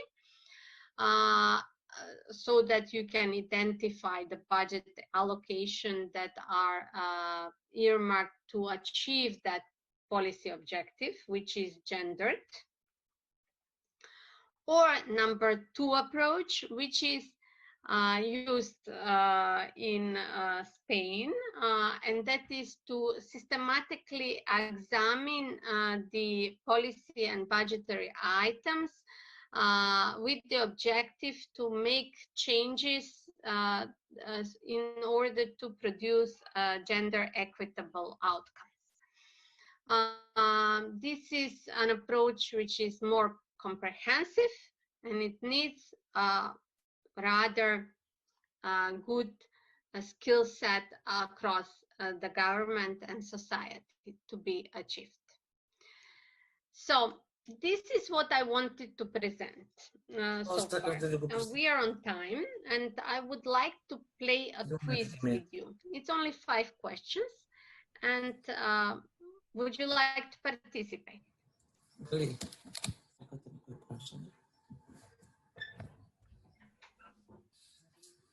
Yes? No? Let me see. Yes? Okay. Yes. If you want to participate, you have to click or copy this link, because I didn't know how to do it in Zoom. It's better to send it on the chat, maybe. Okay, yeah, good. Thank you for that. Okay, let me now find the chat.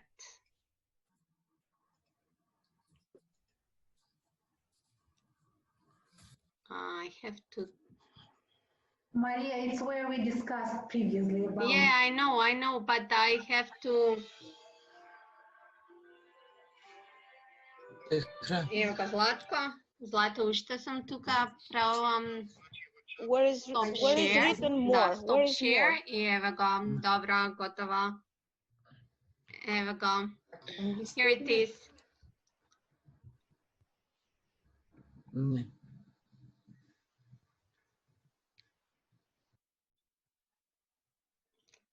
So I think in 5 minutes you will be ready, maybe even less, and I'll show you the results.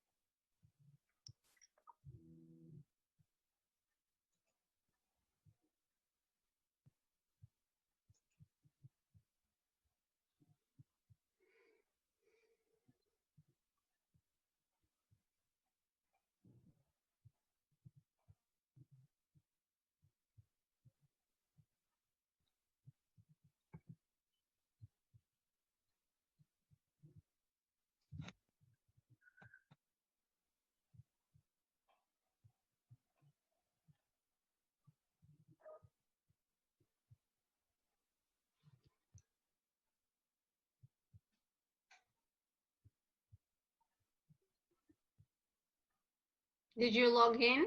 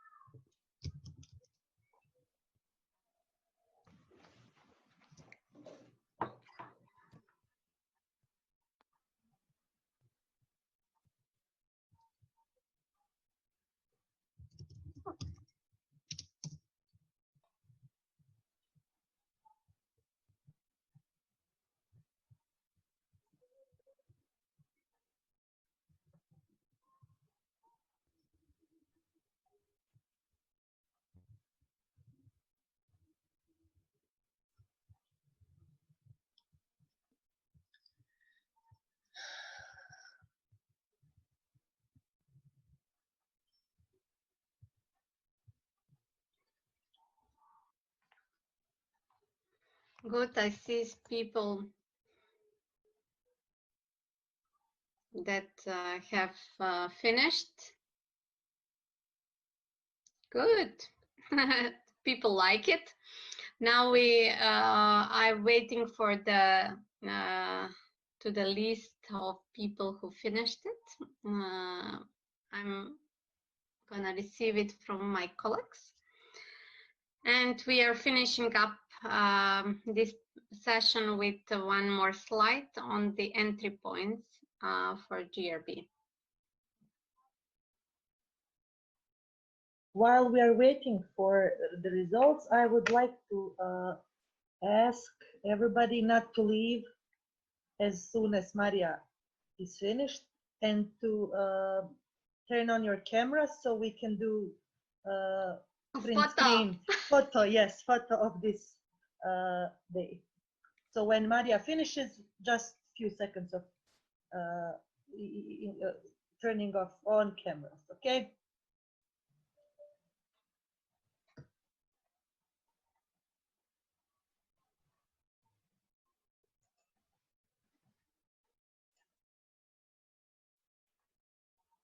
Само секунду. Звукот, појачај го, звукот. До крај. Можеш много да слушаш. Неće.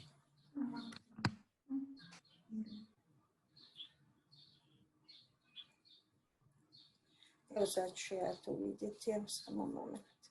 Aj barem vjeznicите сега. На што да ти барам? На interpretation?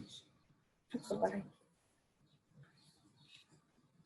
Да стиснам Chinese? Корейски, корейски.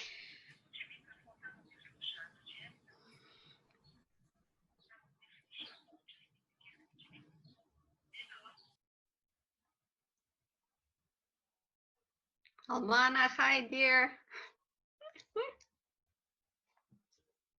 Hi.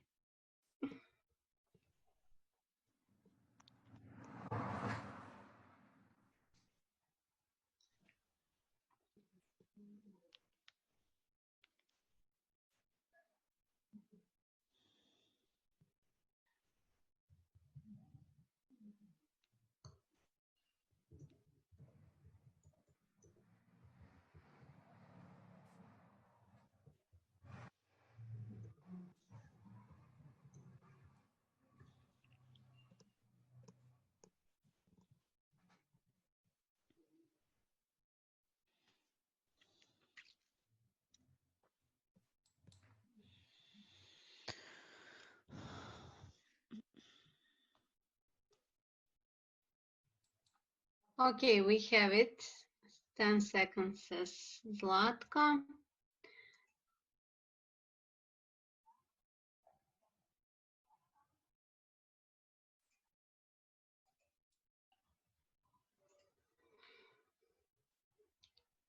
Before Zlatko gives us the results, I will just finish with the last slide. And that is on the entry points for GRB. As we were talking and was mentioned in a few of the definitions for GRB that we have used in this training, GRB is actually integrating gender in all the phases of the budgetary process. So we can find entry points for GRB in all the phases. For example, in the planning process, we can see different countries using different methods of participatory budgeting. Where they include citizens in the process of identification of their needs, priorities, and the formulation of the measures which will be funded through the public budget. What countries are actually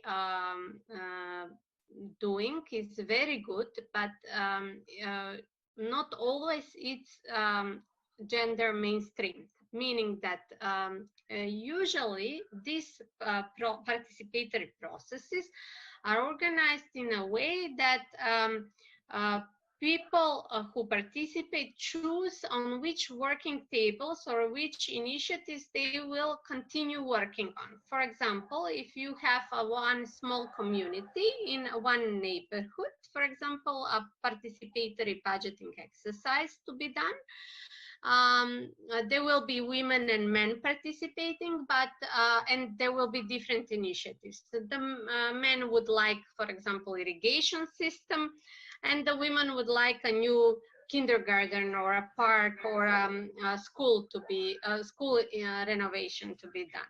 And then if these two priorities are being chosen by the local government, they would divide the group according to their preferences. So all the women will go to the school planning or kindergarten planning or park planning, whereas men will go to irrigation. This is gender mainstreaming, but not thoroughly.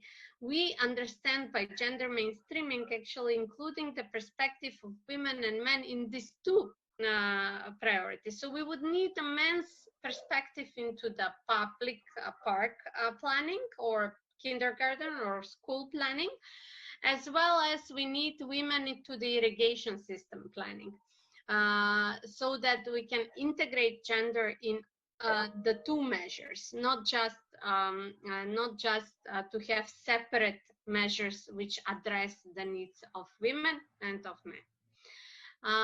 In the enactment process, there have been different tools different countries have been using. For example, some ministers of finance, when they do a pre-budget statement, when they this in some countries is called the expose, the budget speech of the finance minister who is presenting the budget, are introducing a section in their speech which is relevant to the gender perspective of the budget they are presenting. This is one way of how to integrate gender. Or in the budget discussions, when in the different committees, there will be a budget, the discussion will include a gender perspective, like what gender challenges the budget for education for next year is are being addressed with this budget proposal. And this is done by the parliamentarians, members of parliament, but also it can be done in certain countries. These sessions are open for civil society activists to join, and different experts from academia, research, and business community. In the, of course, different countries have the budget statements and the reports being published with the enactment of the budget. In the execution process, in many countries, the civil society are monitoring the implementation of the budget from the gender perspective and assess the impact the budget has on the gender equality in the community or in the country. Some countries have more interesting results in this process than others. In Latin America, for example, there have been big campaigns of civil society that have discovered even corruption cases of how public money is spent in a gender disbalanced way. The most famous in that is the example in Brazil, where one fellow civil society organization have discovered a scandal of buying brass for the police, the Brazilian police, which also revealed a gender disbalanced way of redistributing public money. And finally, in audit and evaluation of policies, there have been using gender audits in the process of assessing the achievement of gender objectives and policies.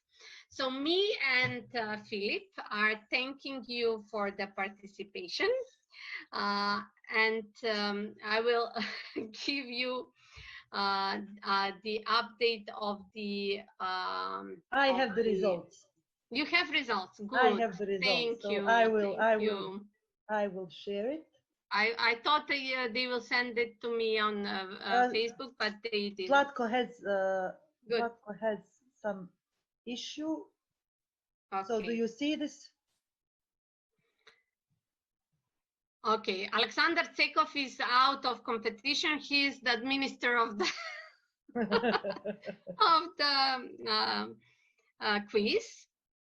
So Anna has 80%. Anna Desic, congratulations, from Partners Serbia, followed by Aneta Dukic, Arvina Dibra, Alona Selišta, Delija Hazebegović, Elda Kaplani, Jovana Knežević, Marija Petronijević, Marina Vuksanović, Nastacija Stanojević, Natalija Kođurahu, Nataša Pavićević, Nerina Guri, Paraskove Montenau. Hi, Paraskova. I didn't notice you. I know you from a training in Moldova. Rodica Yardan, Sava Taliana, Valmira Rashidi. Thank you all for participating. Actually, there are 3 fails, 4, 5. Oh, there are several fails. Okay. You can do the training again and the quiz again next time. To finish this, I will just ask you to, can you turn off the screen, please? I'll just want to give you one homework. The homework is the following. You have to research and write 1-pager on the GRB in your country and send it to my email. My email is risteska@crpm.org.mk. Or you can do a research and write 1 page for the entry points for GRB in your country. What would you like to do in order to introduce gender in the budget process in your country?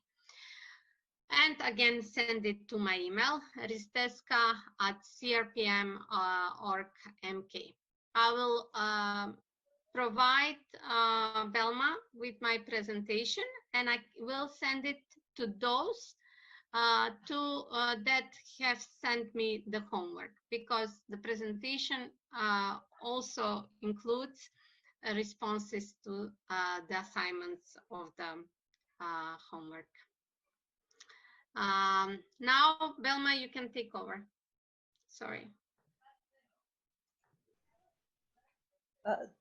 So they're asking for you to write the email in the chat. Okay, I'll do that now. So you do that. Sorry, when I share the screen, I cannot see the chat. That's why I cannot follow. It's good to have a moderator. Oh yeah. You have several moderators. Yes. So thank you for being here today. If some of you have questions or would like to comment today's session, feel free to comment before we take picture.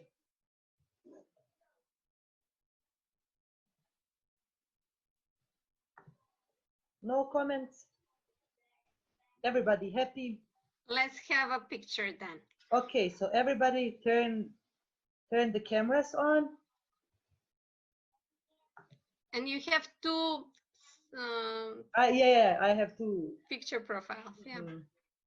So don't worry. Okay. Do you see me? Yes, yes. Okay, so be patient.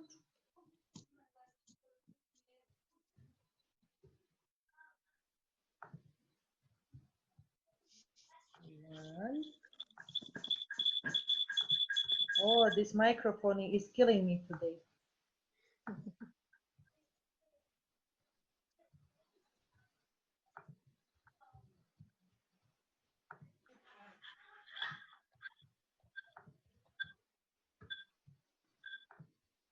Okay.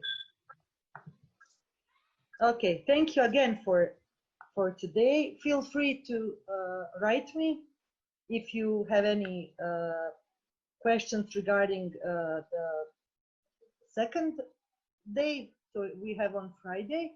You will receive reading materials again up front, so you can get familiar with the topics, and that would be it. I would like to have your impressions, actually your comments about the translation. Did it work? Were you able to follow? Because this is the first time I've done online simultaneous translation, and it's important for me to know did we succeed to provide translation as we planned. Anna says translation was excellent. Yeah, actually it was. No problem at all. Great. Thank you for our translators. Thank you for doing such a great job. And if no one has any questions or comments, I would say bye and see you on Friday. My name is Rista, and I'll be your trainer for today, online trainer for today. As Belma said, this is my first time doing an online training, and I hope it will be very successful. First, about organization things. If I speak very, if I speak okay, I don't know how fast should I speak, but if I speak too fast, I would ask the translators to do something, to wave or to shout, to show me that they cannot manage to translate on time. And also, as far as we agreed that I will speak for about 1 hour, maybe a little bit less, and then we have a session of 10 to 15 minutes for a question and answers, because being organized this training in this way, we thought that it might be the best way to organize like this. Otherwise, during the trainings, I prefer the participants to speak during to ask during the session, because I think that it's much better and it's much interesting for them. But having an online session, probably it's better to do like this. So I will start, because this is my first session, I will start with the presentation now. And during the presentation, I will explain, I think, that the points that are most important to remember from the presentation, and I hope that we'll have an input from you during the QA session, which aspects should be further clarified, and in order to be able to use them and to apply them in your analysis. So let's start with the session. I think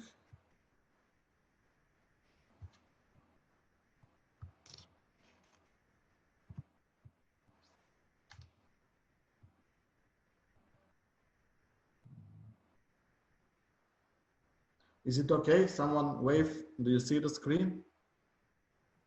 We see the screen. Okay, great. Let's start with the presentation. So the idea of today, of the both session of today, is to speak about budget and the budget revenues and expenditure. So in the first module of today, we are going to speak about generally about the budget characteristic and the structure. This is a kind of a review and recap part from the session that we have in Skopje, but since we have also new participants, it will be very useful. I thought it will be very useful to repeat this part. Then in the second part of this first session today, we are going to speak about budget revenue analysis. And in the second session of today, we are going to speak about gender budget expenditure analysis.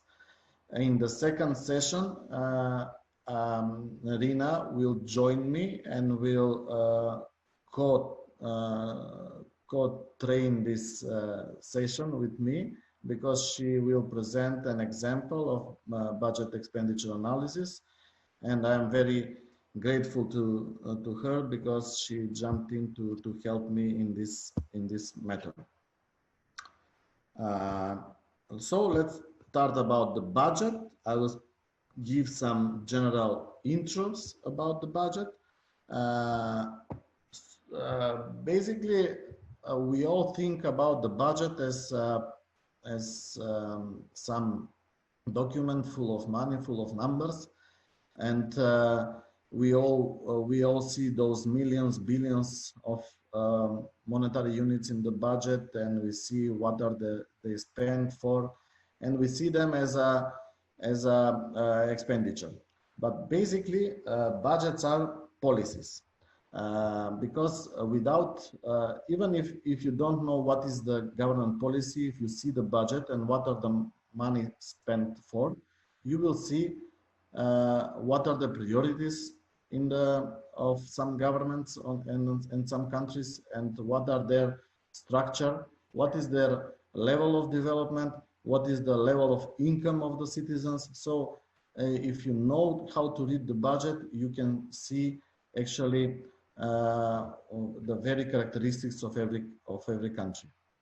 So in the first place, budgets are policy instruments, and they have to be seen in that manner, because if we know that budgets are policy instruments, then we know that there are priorities in them, and we know what every country wants to tackle and every country wants to achieve. So the objectives of the countries are in the budgets. What is the important in the budget?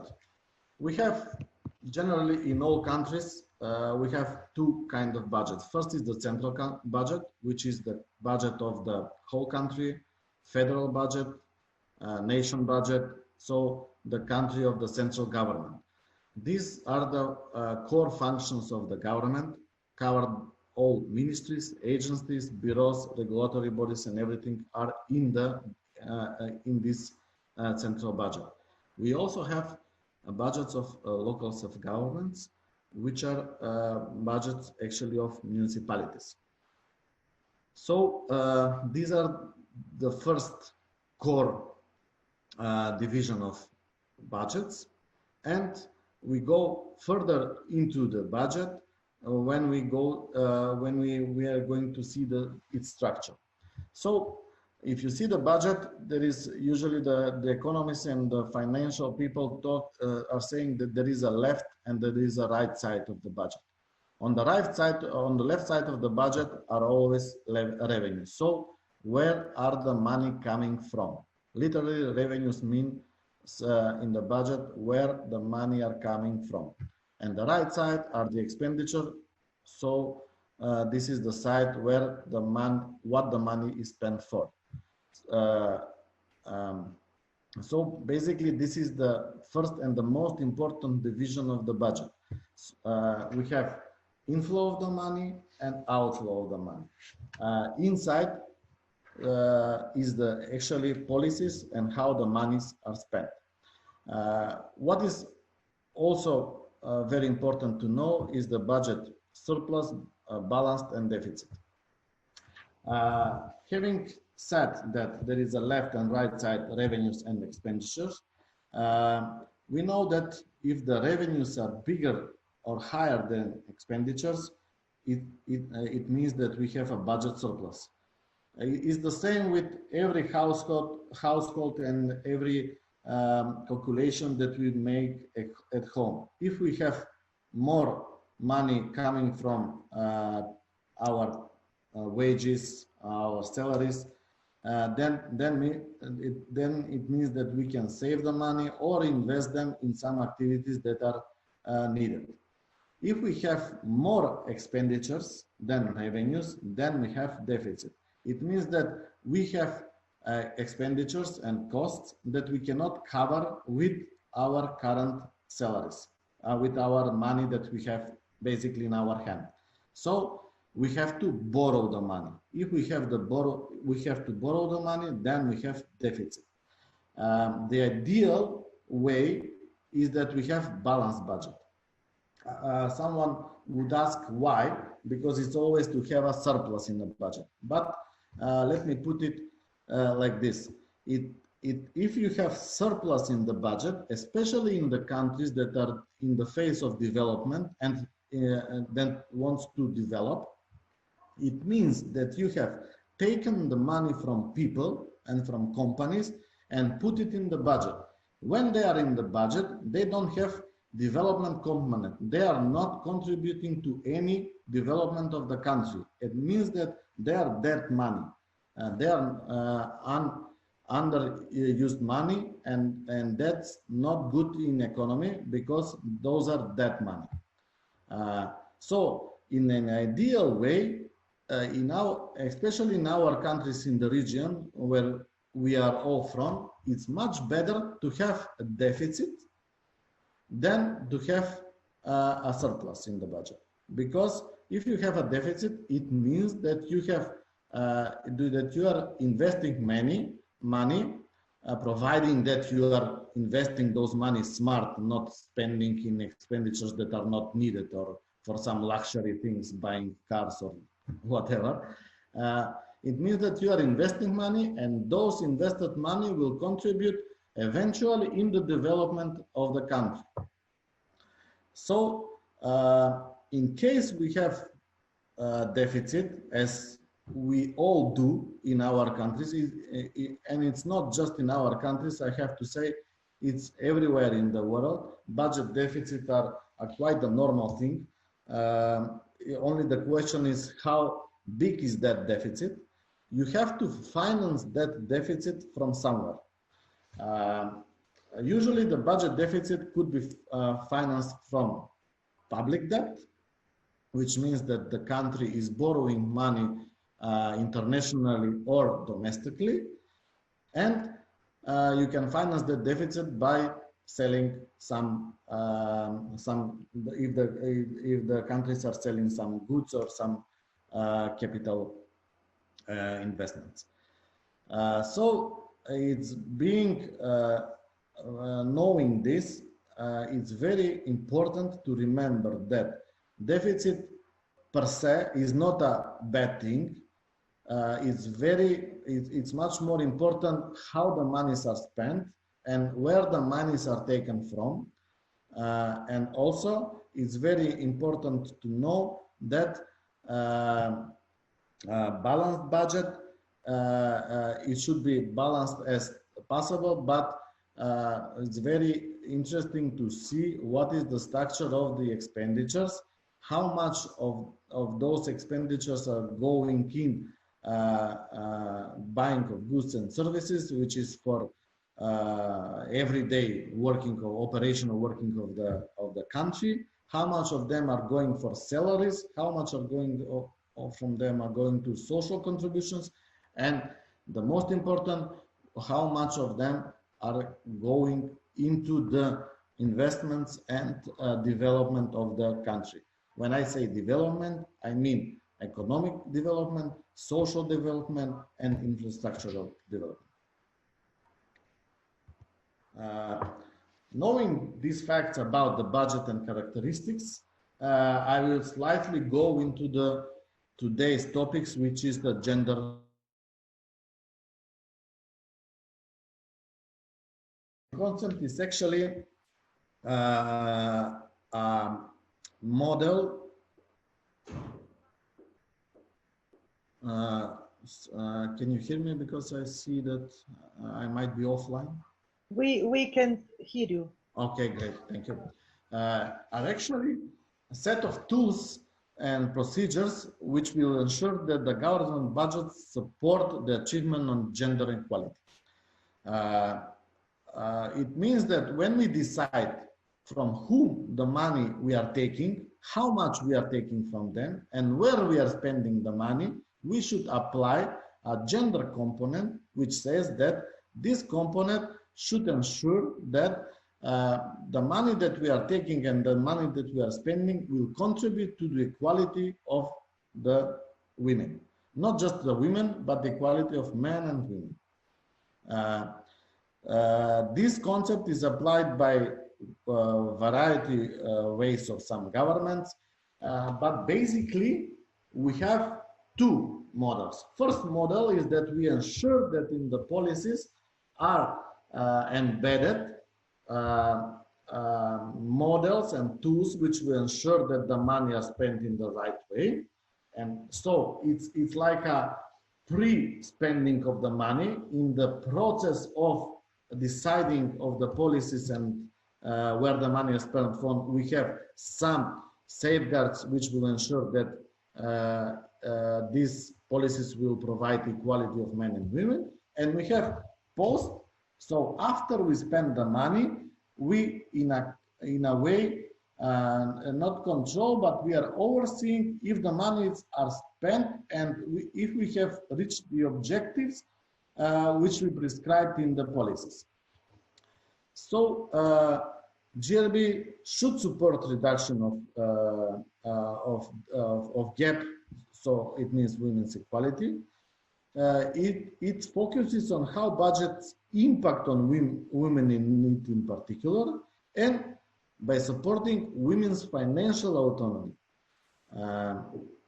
Gender responsive budgeting is contributing to enabling women to have participation and in the budget decision making.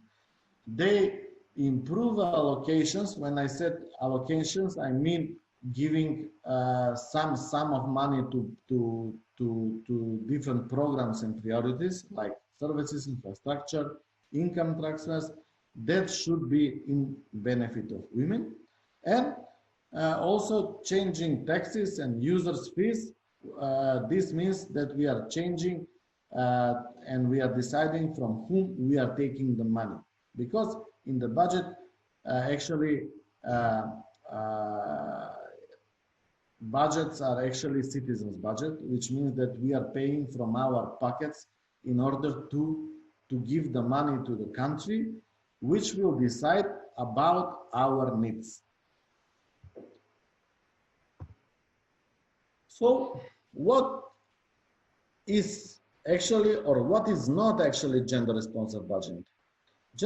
From the revenue side, it doesn't mean that 50% of the revenue side should be supplied by males and 50% should be supplied for women. That's not a right approach, because in this way we are taking money from everywhere equally, and later in this presentation we will see that that's not equal burden to everybody. So we should think about the burden that we are putting on every citizens and every company in our country, in a way to be fair and to be and they should contribute equally to our revenue side.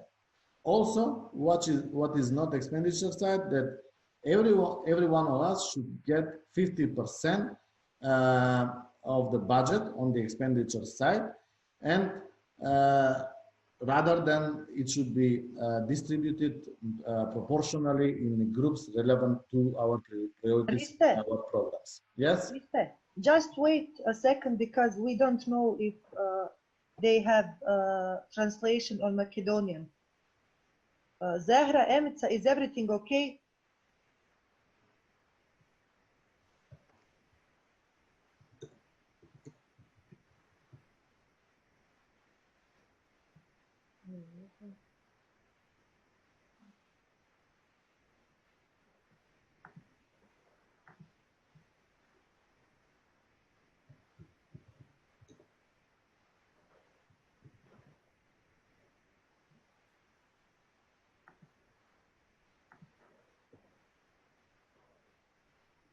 Is everything okay?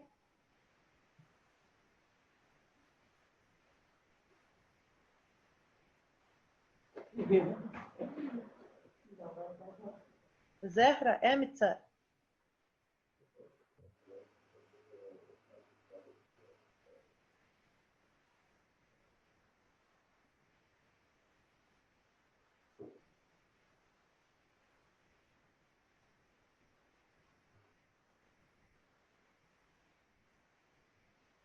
Radi sve, jel? Super. Riste, možeš nastaviti. Može. Thank you. Let's go on. And this is a very interesting side where you can see what could be potential problems in both sides, revenue and expenditure sides, when we are talking about in the terms of a gender responsive budget. So actually, first is the woman's work in the unpaid care economy. When they care for the household, that's not recognized in our budgets. So their work is maybe is not taxed, but they don't receive any income of that. They are not, let's say, encompassed with the social schemes. They are not part of the pension scheme, so their work is not recognized. That's the first problem here. The second problem is that we have gender differences in paid employment. So we have payroll gaps, we have occupational segregation, and we have quite a difference between formal and informal employment. The third problem is that gender differences in household decision making regarding consumption, savings, and investment. Being said that there is an unpaid care economy, so most of them, they don't earn in a formal way money, and that's not being, and the work that they are doing in the household is not being recognized. Also being said that there is a difference in the payroll, in a way that they earn a less formal money.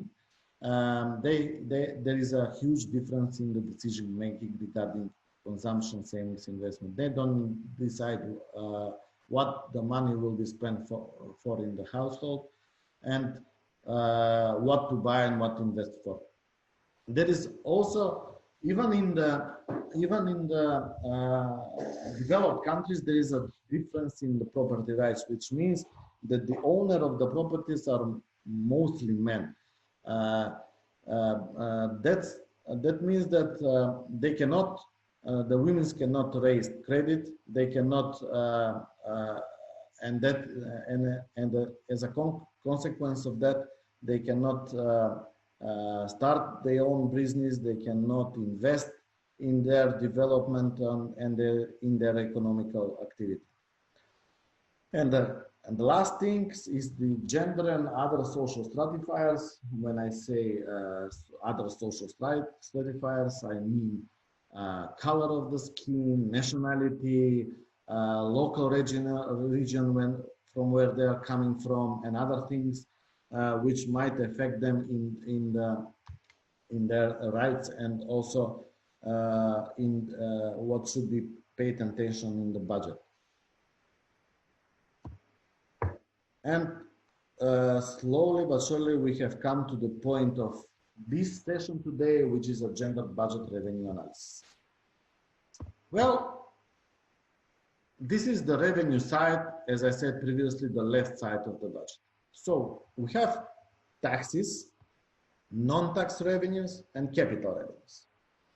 Tax revenues are income taxes, which are individual and corporate, which is payroll, profit of the company, and other wages, loans, everything is under income taxes. Those money that you are earning as a profit in companies, as your salary and as your loans when you are doing some work for someone else, are always taxed. Those taxes that they are coming, that the government is taking from you, are going directly to the budget.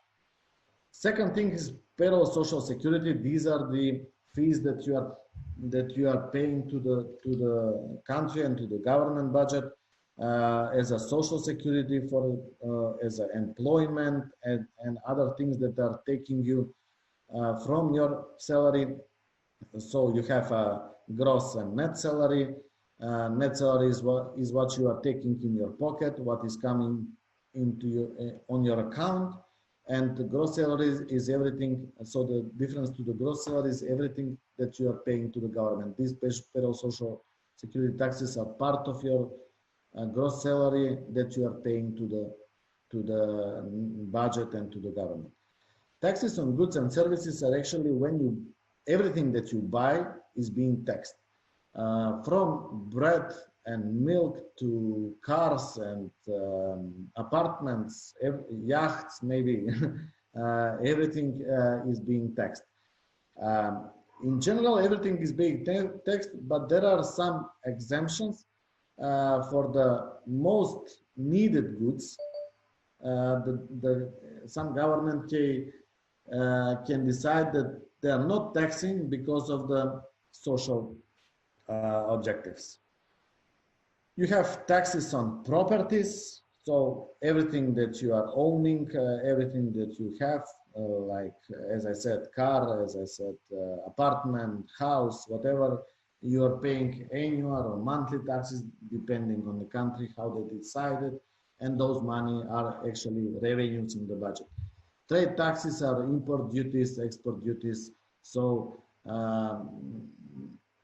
in the living in this era of globalization, most of the taxes are not imposed to goods, especially we live in Europe. So we have agreements for free trades, but still for some goods and services, some taxes apply, especially if they are coming from elsewhere, out of the Europe or the European Union, and those taxes also are contributing to the revenue side of the budget. And also there are other taxes which are very few and small, but can be also contributing to the revenue side of the budget.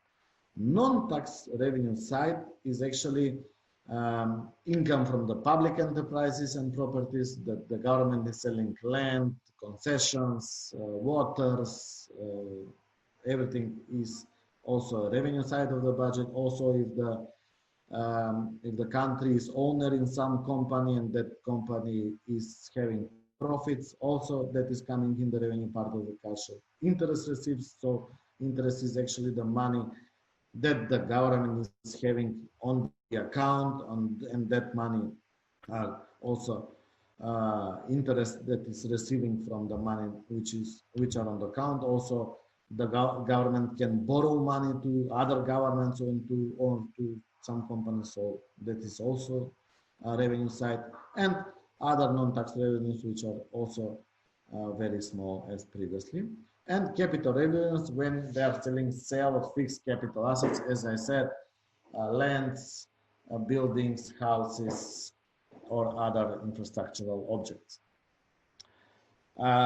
This is only a list of revenues, but the second slide, the next slide, will show us how important are these part of the revenue. So from personal, and I have to say this is very hypothetically, and it depends mostly on the level of development of the country and the level of the income. So this is a kind of hypothetically structure for our region here, which is more or less similar in the level of the development. From personal income tax, it's 10% in the budget. So out of the total revenues of the budget, 10% is coming from personal income tax.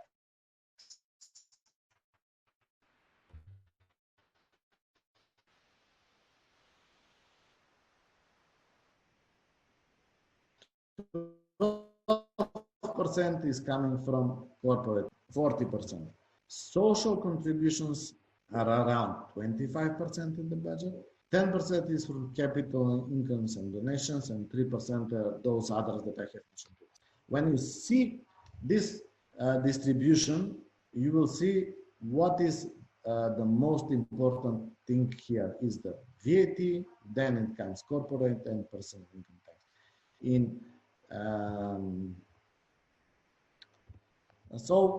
When you're going to do your analysis after this, this might show you where to look for the non inequalities in the budgets.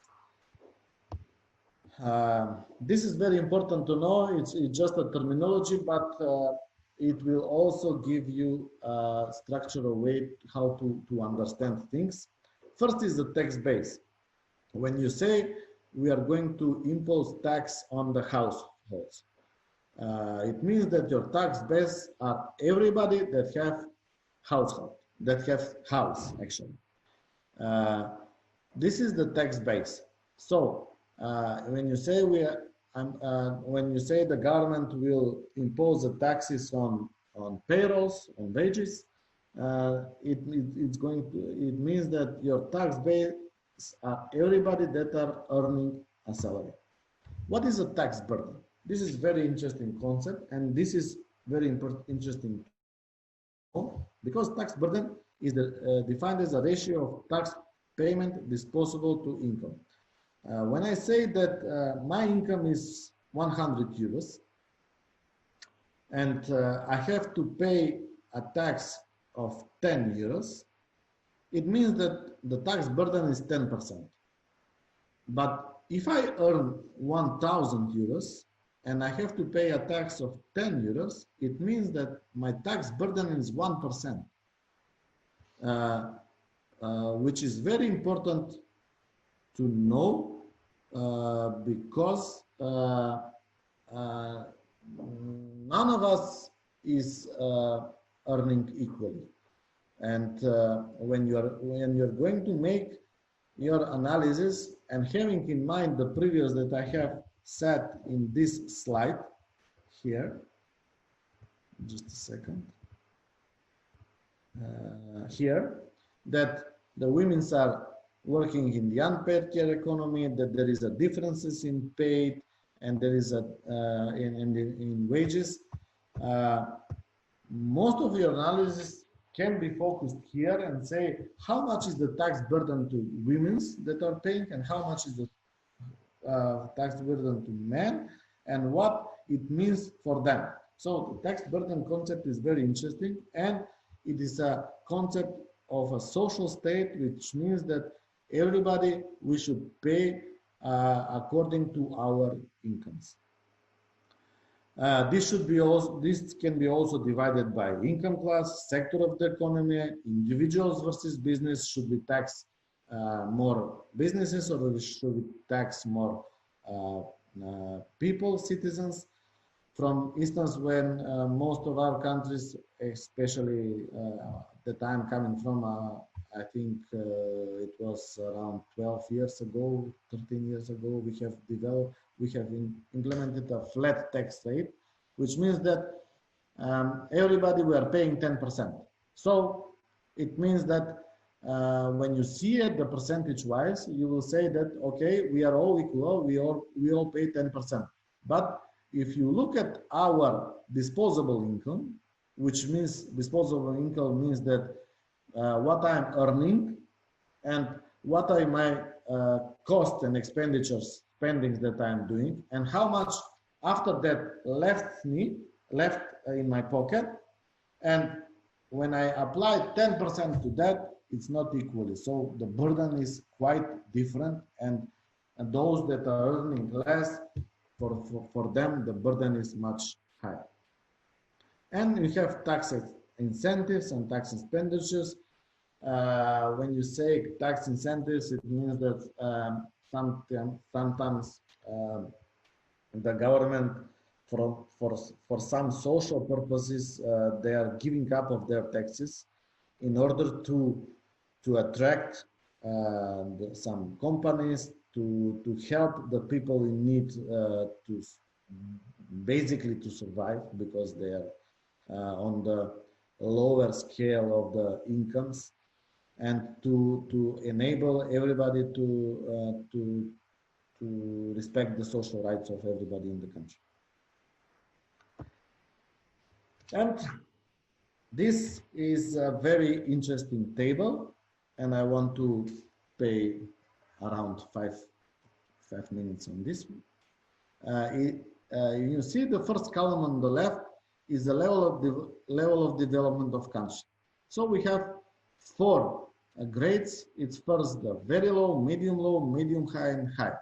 According to what I have seen, and according to what I have seen in the document where I got this table, we are basically medium high, but with some elements of medium low.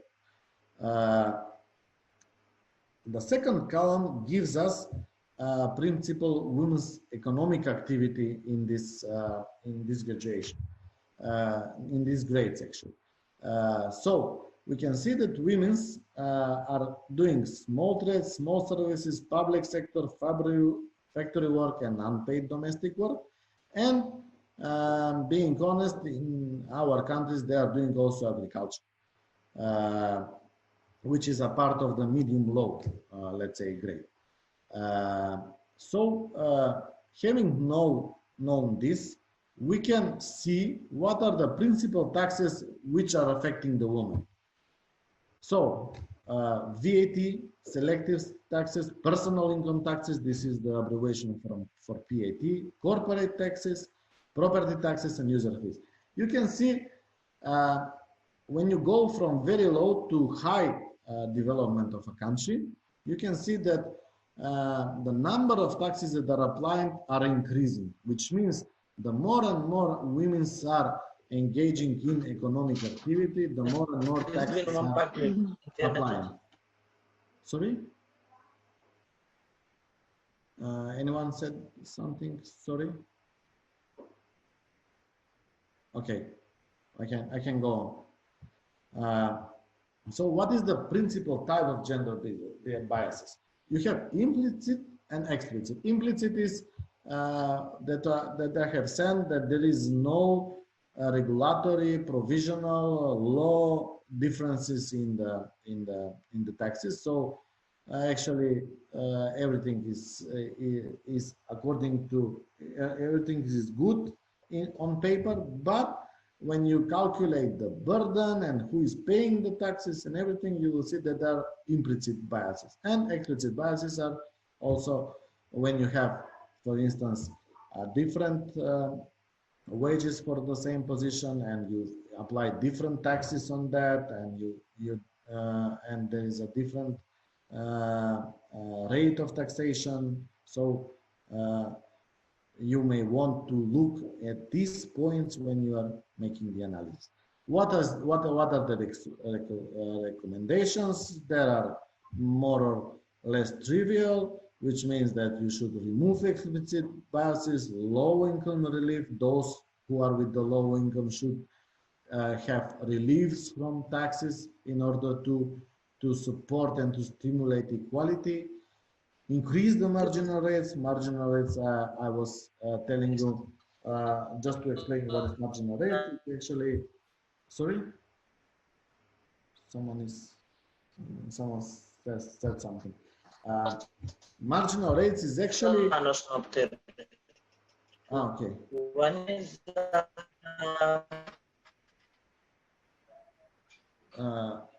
Zahra. По-добре се нашите. И се учени не мислим нещо сака да каже. Sorry?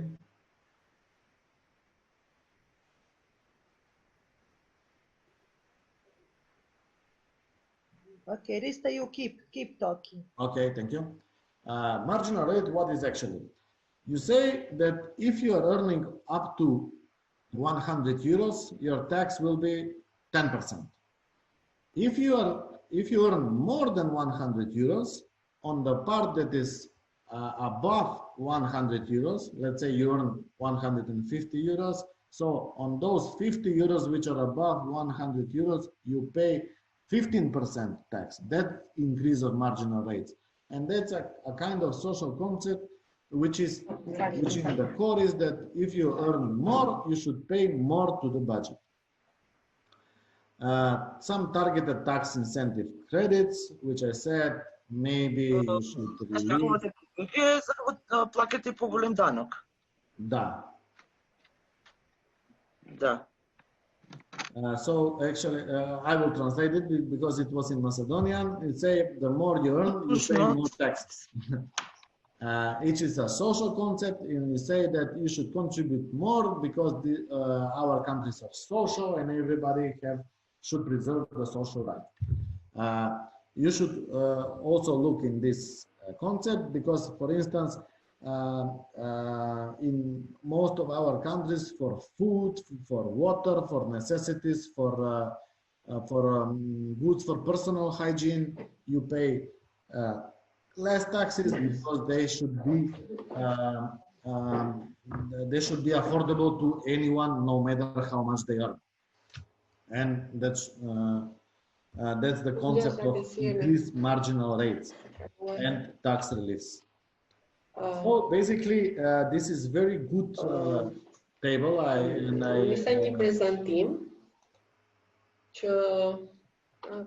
This is a very good table, and I propose you that you look at this when you want to see when there is a bias in the taxes and what you should do and how you should calculate if this is a case. So finally, we are going to go to our tools, which say we have 4 tools.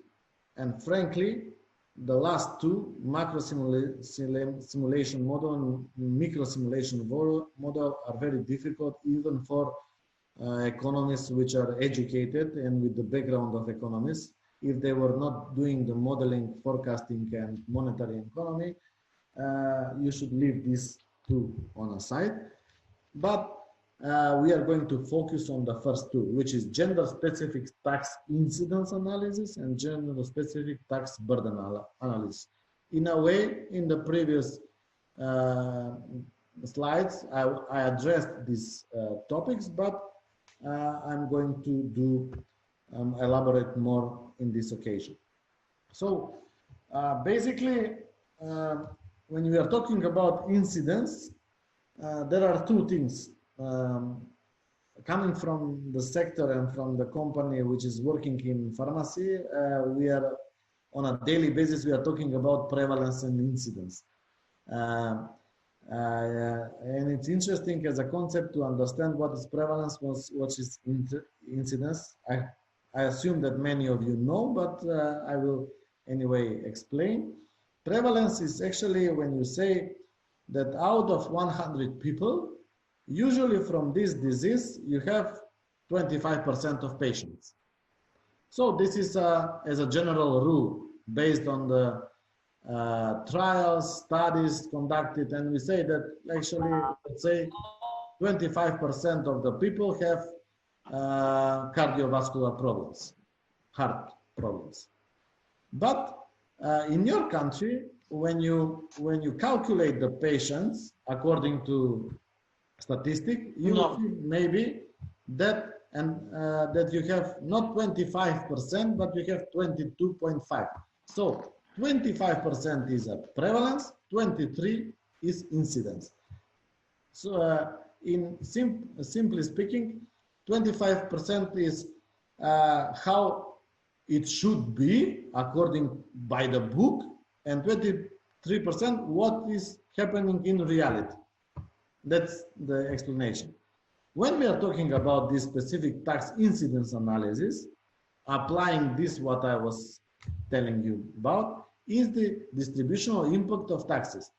For instance, when you buy a bread, you pay, let's say, 50 cents for a bread and 10% and 10 cents, excuse me, 10 cents taxes. So in total, the price of the bread is 60 cents. Previously, when your shop or your supermarket bought the bread, they paid 40 cents for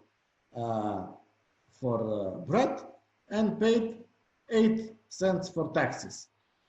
In a way, you can say that also the shop and you pay the taxes, but the reality is that you have paid whole taxes because the shop has gathered the tax from you and they have paid the tax to the entity where they bought the bread. Incidents say that even though the shop paid 8% of the taxes, the reality is that you as a customer have paid whole taxes. When we apply this, when you say that, for instance, intra-household relations, gender incidence analysis will say that if there is a difference in the pay and in the salaries, but still you are paying, equally both, let's say, part of the households, men and women, wife and husband, they are paying equally for the for all costs as supply, water, bread, food, credits, and everything. The incidence says that those who are earning less, the incidence for them is the high. The second thing, the burden is very related to what I was talking about, the incidence. So the incidence says who is paying actually, and burden is saying to whom this is a greater burden. So the part that I was explaining about if you earn less and you pay the same as your husband actually gives you burden. Your burden is more than to your husband, or vice versa, to be if the man is earning less and is paying the same amount as his as a woman, the burden to a man is higher. So it means that we should always calculate our costs and our expenditures in terms of our disposable income and about income. So, when we are doing this analysis, it's very important to have available data. So disaggregated data in terms of gender, sex, local people and everything should be available. And frankly speaking, this is the most difficult part when we are doing analysis here, because there are no disaggregated data according to sex, according to nationality, according to anything in our country, especially disaggregated by sex, because it's a lack of our methodology in statistics. These are the two tools that I assume, and I think that we are going to be using, and the most appropriate one to be. Кои што исто така би ни треба оваа ситуација, за да видиме даношното оптеретување. Yeah, I think that some of the translators is. Кои што најдобро говорат кога станува збор за оваа цел. Beside these tools, we have methodologies used in gender responsive budgeting. The following three are used in the pre-budget analysis, which means that even before the monies are spent, the first two that I have mentioned here are post-budget, and these are the pre-budget, which means that gender-aware medium tax policy framework. So it means that when we are making the tax policy, we assume that it's a gender-aware, so we apply all safeguards and all criteria for gender-aware policies.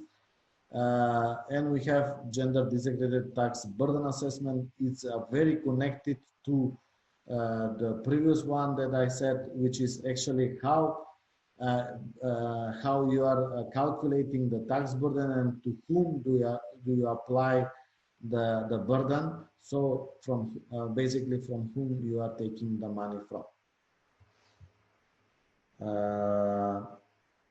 What are the obstacles for conducting this kind of analysis and applying these tools? First is that political obstacles, that gender-sensitive revenue analysis could come against some interest group and raise fundamental questions. So basically, it's not just a gender aspect of taking the revenues, then it's many other aspects, as I said, it's a social stratifiers aspect, local aspects, then you have level of income aspects, and many other aspects, because this is a very complex thing. And if let's say the tax policy is not balanced and is not appropriate, it can emerge some riots and debates in the public, and also it can also lead to some unsettlements. What are the technical obstacles? I said that it's a country specific because of the structure of taxation, but more or less our countries are similar. We all have VAT, we have all personal income tax, we have all corporate tax, we have also social contributions. So from that aspect, I think I have covered everything in this presentation. But as I said, the most difficult part is sex disaggregated data that are needed for tax incidence analysis. What is the conclusion for all this module is that sex disaggregated data are very important. There are three types of needed for this analysis. First type is the data on time use of individuals with households, which are important in estimating the productivity of domestic or household work. That data on household budgets and the degree of sharing of household income, and expenditure by gender and sex disaggregated data on both formal and informal employment, which is very difficult because when we know that it's informal, it's not being recorded, and when we are approaching to this matter, we should do some estimations and some proxies. The analysis of tax system is a complex tax, but if we are focusing on the two things that I have mentioned, is the tax burden and tax incidence, I think that we will be, you and everybody else will be very ready to apply these tools. As we said in the table, it's going to ask for analysis of both direct and indirect effects, and should be paired with a gender analysis of expenditures to properly identify the full gender differentiated cost-benefit ratio of public policy. I think that this would be everything for today, for this session, for this module. So I think I am perfectly on time. Thank you for for your attention, and here I would like to open the session for questions and answers. I hope that we will have many questions in order to clarify the aspects that were remain untapped.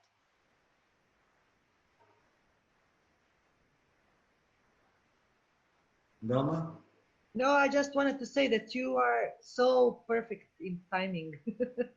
You said 1 hour, and that was it. So any questions for Riste? Hello, Riste, I'm Tatiana. I'm from Moldova, and I have a couple of questions, if I may. Yeah, of course. So the first one, you were telling us earlier about the two approaches of making budgets more gender responsive. One was to have policy safeguards, and the second one was incidence analysis. Actually, to make analysis if what have you envisaged in the policy safeguards, whether that is implemented, and if that is in fact as you have envisaged. The second question would be more. I can briefly explain this. For instance, now because of this pandemic and the crisis that we are having, all governments are deciding to give grants to some companies, individuals, in order to barely actually stay to survive. And you say we are going to give grants to the HoReCa sector, which is abbreviation for hotels, restaurants, and cafes. When you make, when you apply policy safeguards, you will see that, okay, this is gender equally because you are giving the money to whole HoReCa sector. But if you find that the owners of HoReCa sector are 80% men, or employees in this sector is 80% men, then this policy is not gender responsive. That's the incidence analysis. When you calculate where the money have gone, how much of those beneficiaries are men and women. I understand that. This is the translator in Macedonian. I'm sorry, my Macedonian is subpar, or Albanian the same. Sorry. Okay. The second question would be, so you've mentioned, and we know that in order to have gender responsive budgeting, or to implement at least gender responsive policies, we need gender sensitive data. Well, at the central level, it's pretty much impossible to do that. It's easier to do it at the local level, because while working with the local authorities, that would be easier to do. So, what would be the first, in your opinion, what would be the first steps to recommend for a local public authority whenever analyzing their, or trying to at least start the gender responsive process at the local level?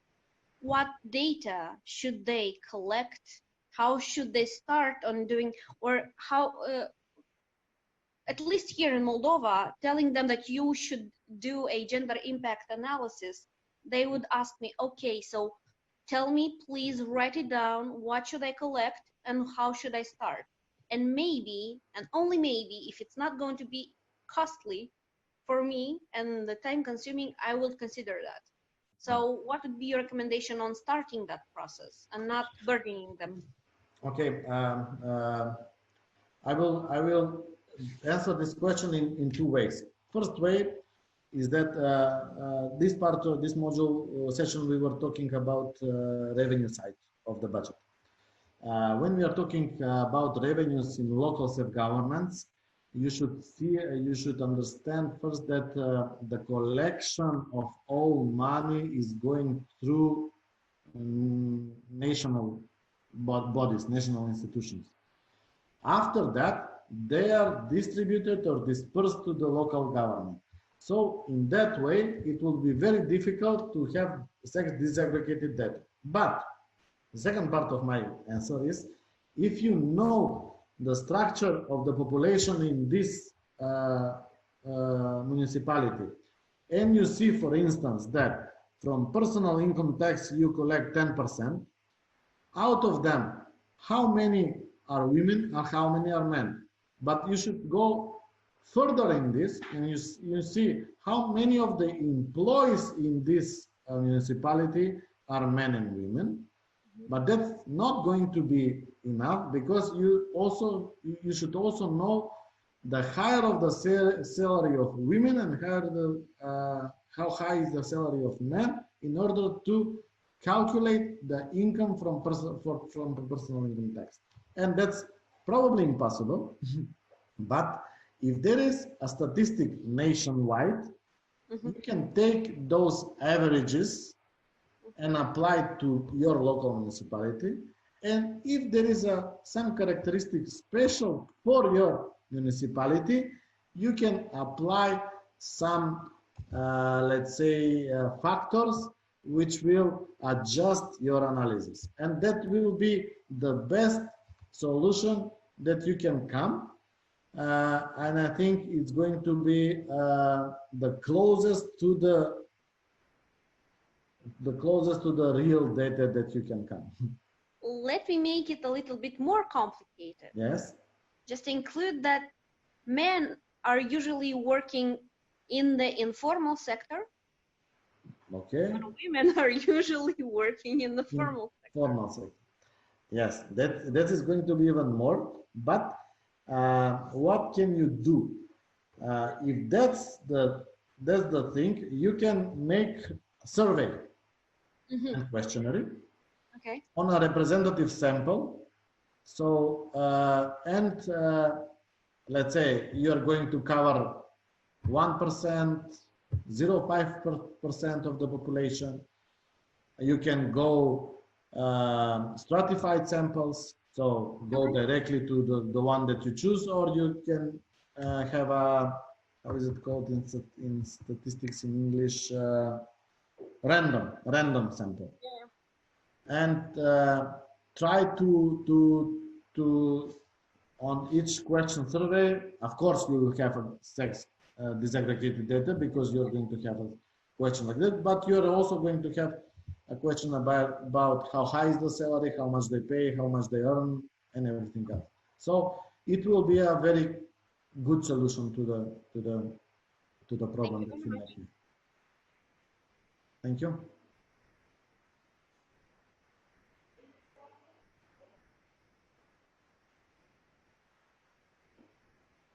I invite you all for questions.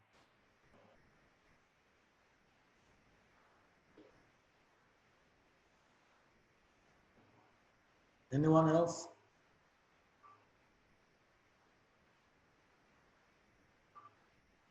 It seems like you made everything clear.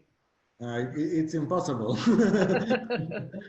Well, maybe they need time to process it. Okay, yes, of course. Even if you try to digest during the break, and at the end of or at the beginning of the second session, you can also pose questions, and we are open to discussion. Yeah. Okay, so shall we take a break and continue in let's say 2 hours, because of the time difference. Not everybody is. Yeah, sorry. This is Yes. So yes. that's I also this is mistake I made on the first session. That's why I know. Yeah. Sorry. Okay. Yes, you're right. So see you. Let's say we need to review the information. Okay.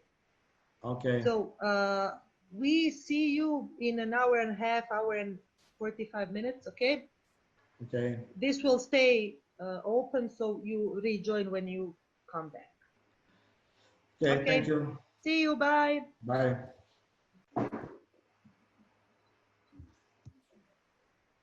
You can go. Okay. Thank you. Hello, everybody. Welcome back. Welcome back to the second session of today.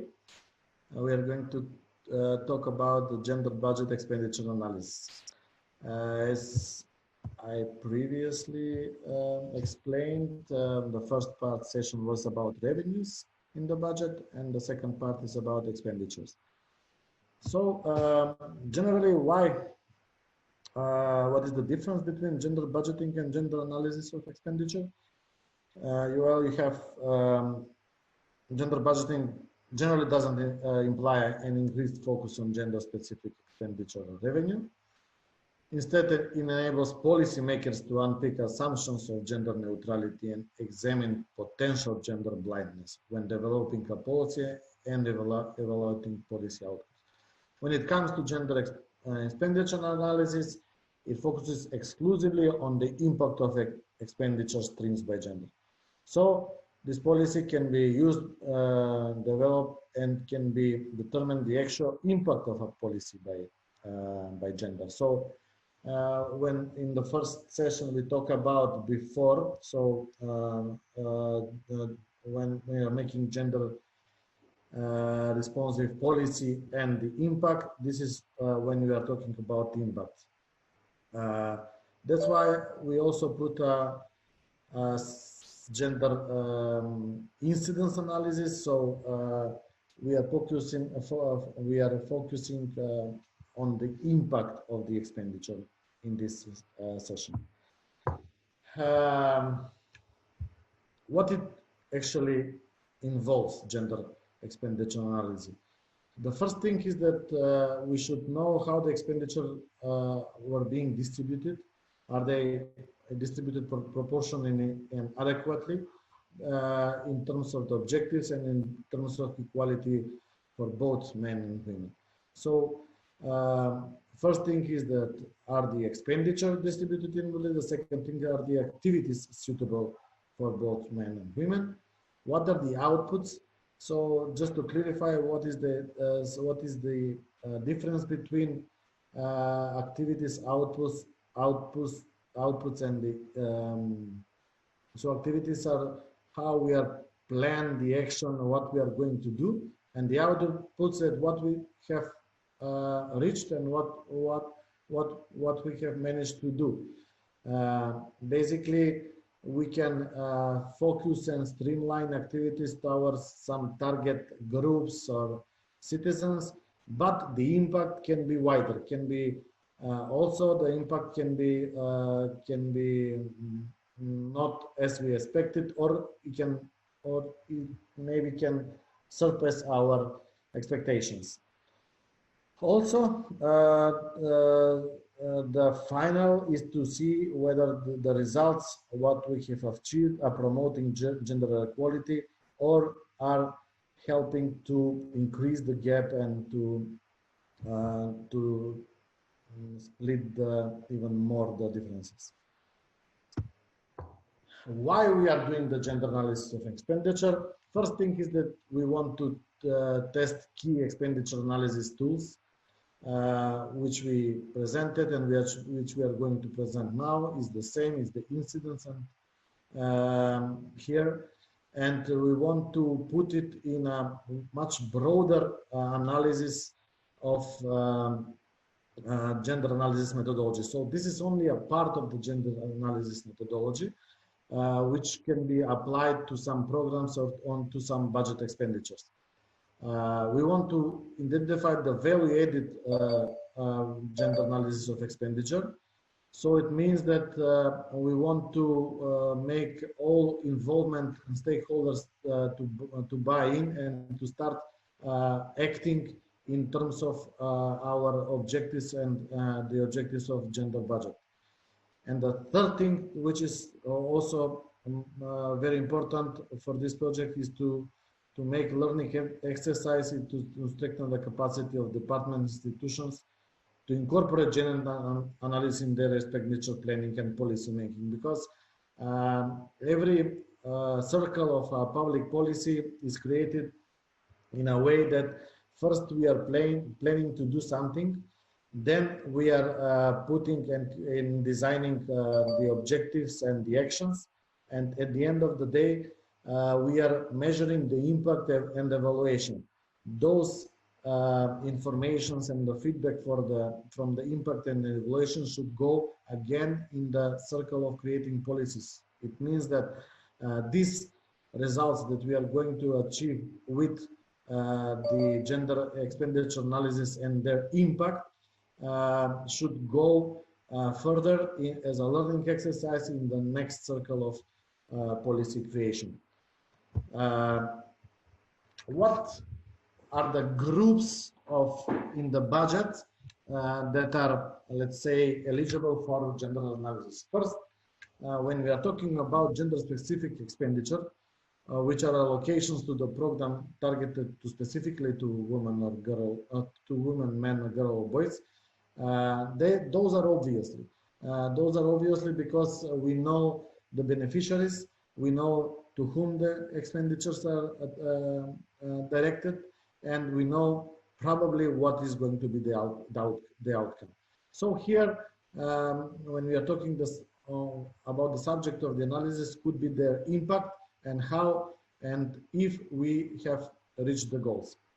The second programs which are eligible from the budget for analysis are gender equity in the public service, which means here that we are going to the subject of the analysis could be employment opportunities, gap in the wages, equal representation, and also conditions of service. So here we are talking about assessing the everything about the salaries and about the wages when it comes to, because those are pretty much big share of our expenditures in the budget. And the second thing, which are the most complex, but which are the most interesting part and the most under-analyzed part in the budget, are the mainstream expenditures. Those are not specifically connected with women or men, girls or boys, but those are very broad policies and programs, which are very, let's say, difficult, but also the most interesting part for analysis. Here we should apply the gender mainstreaming, actually the gender analysis of expenditures.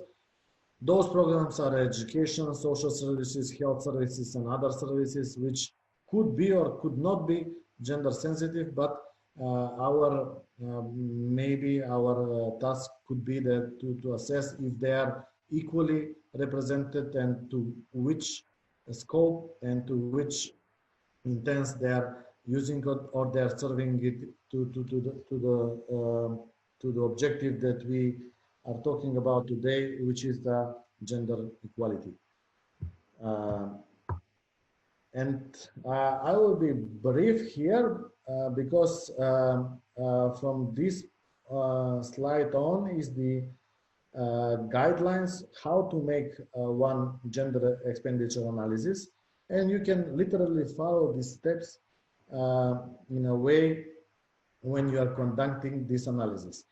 I will try to give a brief examples of each of these steps and each of these situations, but after this guidelines, let's say, Nerina, our colleague and our co-trainer for today, will present a case that they have conducted such an analysis, and she will explain also step by step their analysis, and using these guidelines, what difficulties and challenges that have faced and how they are managed to overcome. So let's go step by step. First is the first actually should be that you choose one program of the budget or one policy that you want to analyze. When you are choosing when you have already chosen the program, the first question is, what is the composition of the target group? Those people the program is aimed at.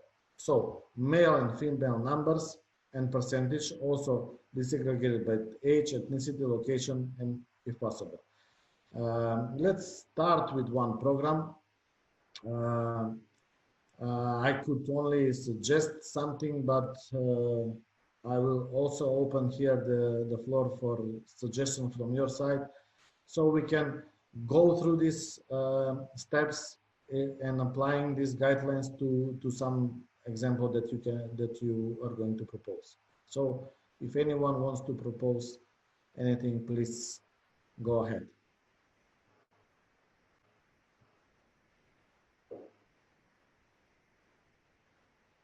Nobody wants to say something?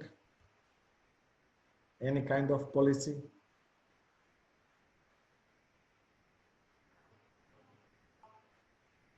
Let's see. Okay, I could suggest something. We were thinking to analyze agriculture budget, maybe at local level or maybe even at the national level.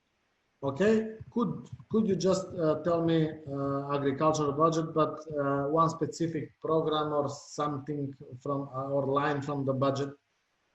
Because agriculture as a topic is very broad, we can analyze many things. Maybe, for example, I know that there are programs for support the agriculture at the local level, but for example, they are annually distributed, but I'm not so sure which are actually copied. Local government, they just announce support to agriculture. They just don't say specifically what it is, what it is about. Okay, let's. So I don't think I can be more specific, you know. Okay, let's if propose. it works, then yeah. Where are you coming from? I come from Serbia. Okay, like can Sorry, I didn't introduce myself. Yes, I was thinking that. Okay, sorry. No, I just because I want to be the example that I'm going to give to be specific for your country. So when I think of Serbia and agriculture, I think of crops, maybe, and milk. Crops, yes, and also poultry, maybe. Poultry, okay. So let's assume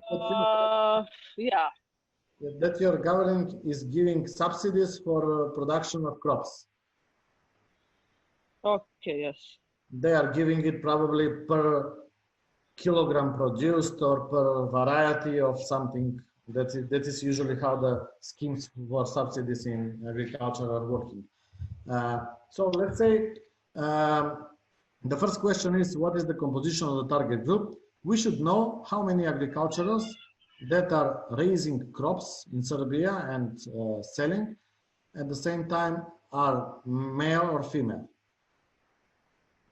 So here the first question says how many of them are male or female, how many of them are companies, how many of them are individual agriculturals, what is the disaggregation by age, ethnicity, and location. So in a broadly speaking, you should know the picture of the agriculturals that are raising the crops, the ID of them.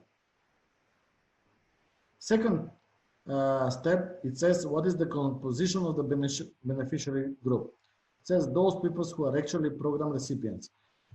This is what I was talking about, prevalence and incidence. In the first case, you have the prevalence. You have the whole agricultural sector and how many of them are eligible to receive subsidies. The second is how many of them actually receive it. How many of them have benefited from the state schemes for subsidies. Also, we should know this data by how many of them are males, females, disaggregated by age, ethnicity, location, if possible.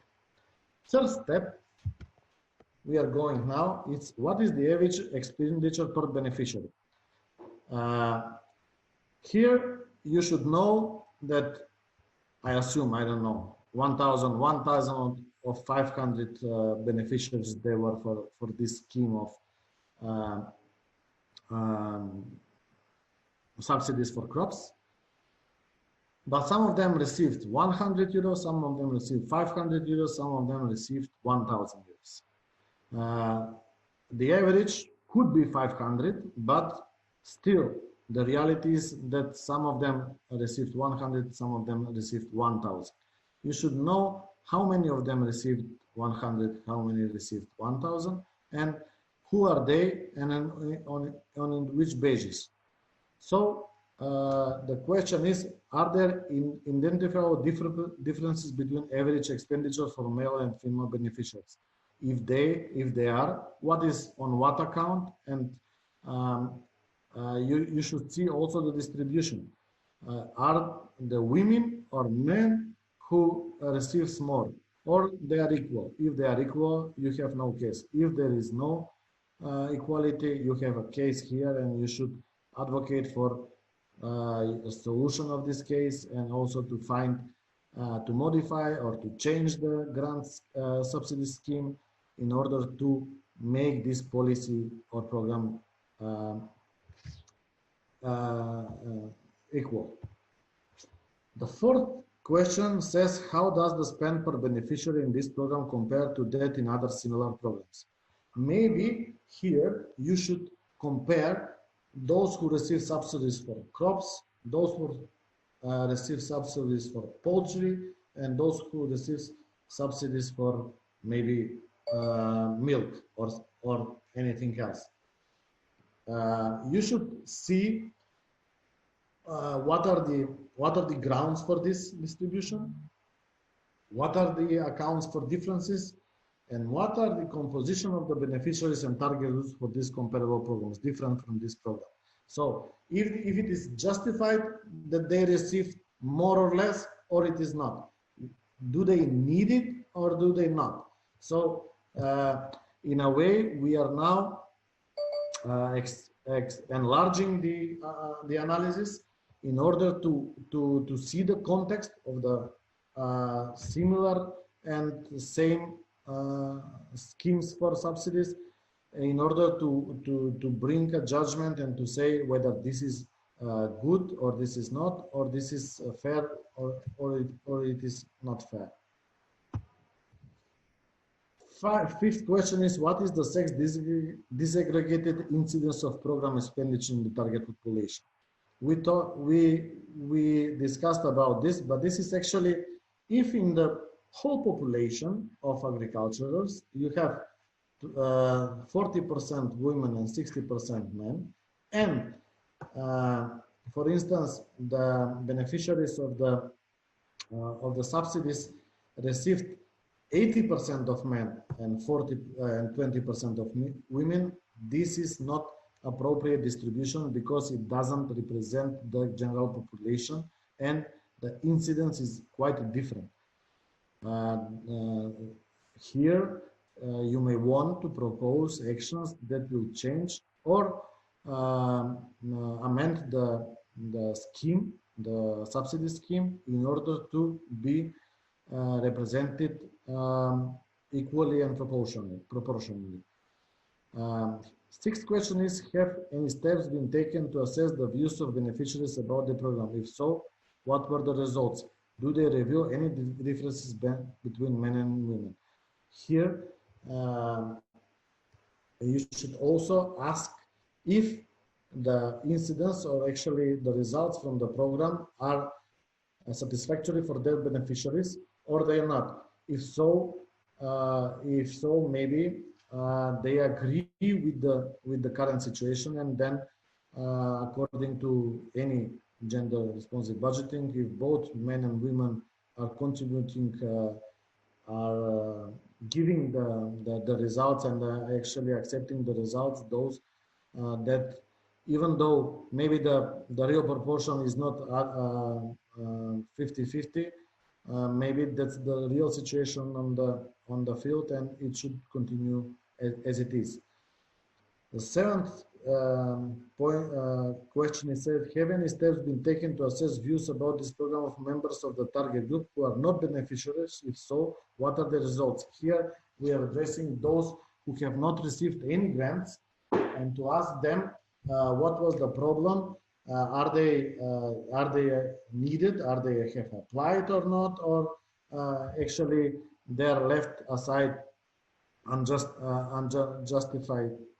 unjustifiably.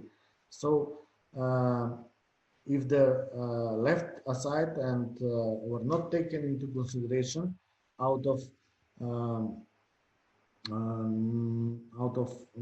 not adequate purpose reasons, so we should take that into consideration and to change to try to change the scheme. The eighth question is, are there any differences between the gender composition of the target groups and the beneficiary group, and if so, what accounts them? This we already explained, that if the gender composition of the target group and beneficiary group is more or less proportionally, then the scheme is designed good and the results that we are achieving are quite okay. So the next question is, are there barriers to access which disproportionately affect our men? This is in case if there is a disproportionate results, and any other stereotypes, are they included, like gender stereotypes, childcare, communication of the program, or whatever? What should be amended or what should be adapted according to those who never received the grant scheme, the subsidies. Ninth question is, if there are gender access barriers, so are there any explicit or implicit barriers, such as, for instance, you should, if, for instance, the education level of or the literacy level among the women in Serbia are lower compared to those in men, and for applying to these grants subsidies should apply, you should fill some form, and that's not possible if with the level of literacy, then you should take that into consideration and try to increase this level or give assistance to those who are not able to fill the form in order to apply for the subsidies. These are the questions: how you should do, how would you go about doing this? Does the reduction of access barriers require action by other government departments? So in this sense, education, social services, or any other services that it depends on the barriers which are impeding the agriculturalists to apply for these subsidies. Number 10 step is, what is the impact of the program on male and female beneficiaries? Here we are not talking about whether they have received or no, but what is the impact afterwards? Are they managed to increase the production, increase the raise and harvesting, increase the quality? It depends on what is the purpose of the program. Are they increase the paid employment, income, balance between paid and work family life? So whatever are the objectives and results that we are expecting when we were deciding this program, we should check here in these steps whether it is whether we have achieved this impact or not. So when I say impact, is not the results that we have envisaged to grant 10,000 euros and we have granted 10,000 euros. But here we are talking about impact after that. Okay, they have received 10,000 euros, but that whether that helped in participation in paid employment, whether they helped in increase the earnings of the population that we have distributed, whether that is contributing to balance between paid work and family life. So this is the impact that we are expecting. Whether we have managed to increase the education level of the level of poverty, whatever we have designed in this program, or whatever maybe the government has not designed in the program, but it is important to us, and we want to measure this impact. Number 11 step is that drawing data gathered in your assessment. So how has this program impacted on gender inequality in the fields identified in question number 2 that we were now describing? So reduce gender inequalities, increase gender inequalities, left them unchanged. So these are the 3 possibilities. And you say, and as a conclusion, you can say out of 20 beneficiaries men and 90% beneficiaries of women, we have managed to close the gap of gender inequalities by 5%, 10%, 15%, but in order to be, we to reach the goal of, I don't know, UN Women or our goals or whatever goals you have put, we still have to go with this program and to close additional 10 or 15% of the gender inequalities. And step number 12 is the question: if the program has helped to reduce gender inequality, are there ways it could be modified in order to reduce gender inequality? Maybe this is the question. Although we have reached some positive results, let's say 5% of closing the gender gap, maybe if we amend the program in some and design it in some different way, maybe it would help us with the same amount of money to be even more effective to close, for instance, 10% of the gender gap. So this is applying the concept of continuous improvement in the public policies and in budget expenditures in order to reach better and better results. So no matter how good you have, how good results you have achieved with the program, you should always ask yourself whether it was possible to perform even better. That's why this question 12, or actually this step 12, is important as a conclusion of all steps before, and in some way it summarizes the analysis. And it gives also a recommendation for the further action. Though this was the model, and I'm again very punctual in a minute, so 30 minutes. I would suggest here that Marina takes over from here and presents her example and her analysis that has been performed. Before this module, we discussed that we should connect her module with this guidelines so that you will be more familiar and will be able to apply it in your work. So that's it from my side by now. From this point takes Nerina, and after this I will be available again for the Q&A session. Thank you. Nerina, the floor is yours. Thank you, Riste, for the opening up the floor on this topic on gender expenditure analysis. I'm going to give an example of how gender expenditure analysis has been done in Kosovo. We have also termed it as gender responsive budgeting. So whenever I'm going to talk about gender responsive budgeting, it actually means an analysis of the expenditures, of the public expenditures of the government at the local and central level.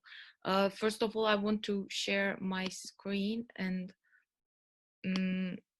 I think I have a problem because Riste, you need to stop sharing yours because it says you cannot start screen share while the other participant is sharing. Okay, let me just try again.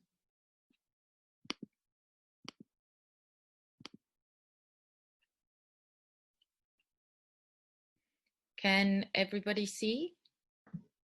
Yes. And hear? Yep. Yes. Okay. Yes, we do.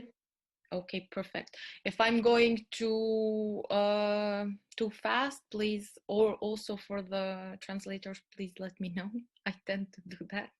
So I am Nerina from KWN, Kosovo Women's Network. We have been working with GRB since 2014. We have also, except for doing research and for working with institutions, we have also advocated for the GRB to be included in the law on gender equality. So in Kosovo, and maybe you can also think while I'm doing the presentation in your countries of the legal framework that you can use to integrate and to use the gender responsive budgeting tool while analyzing gender expenditures.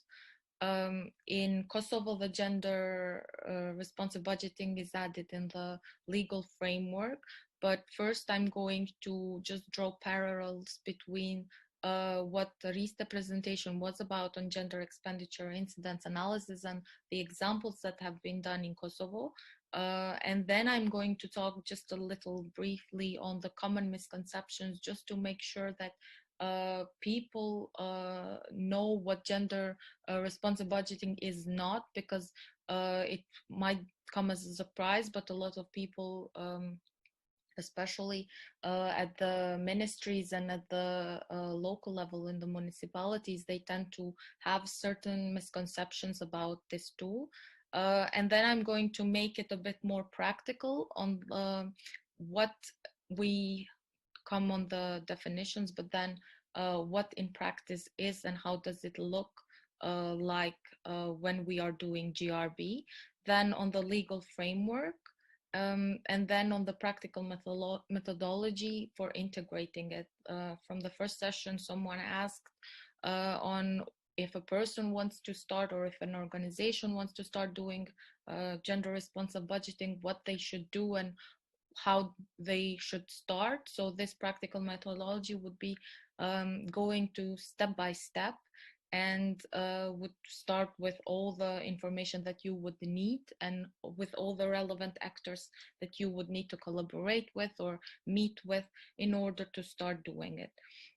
I also have some exercises, and I have done these having in mind the format of that this is an online workshop, so they are pretty easy, but either way, if it doesn't work, then we will just leave these also for the homework session later.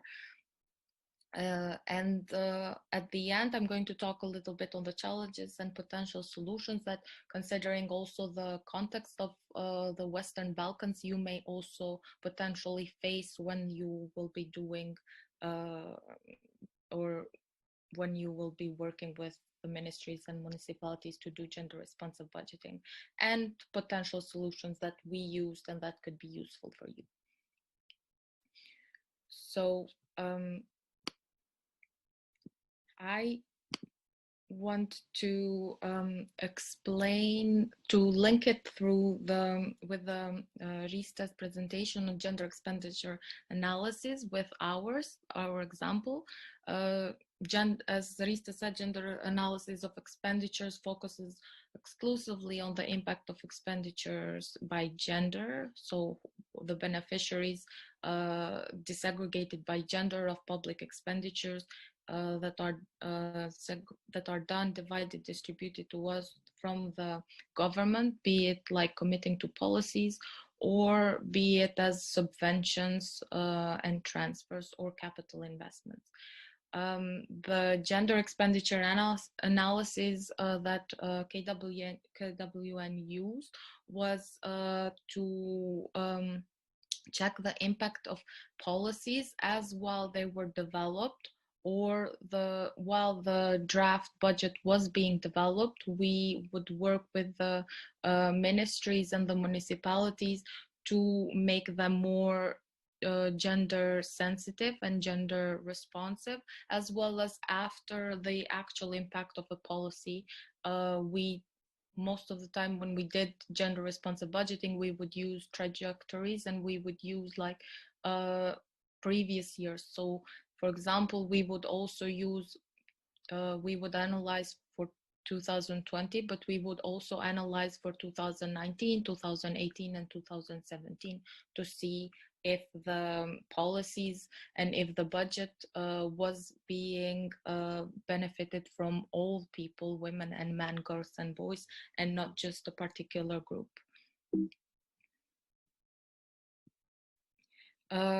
As we have defined it, gender responsive budgeting is a strategy that focuses on integrating a gender perspective in government planning and budgeting. So at all stages of budget planning, execution, monitoring, and evaluation.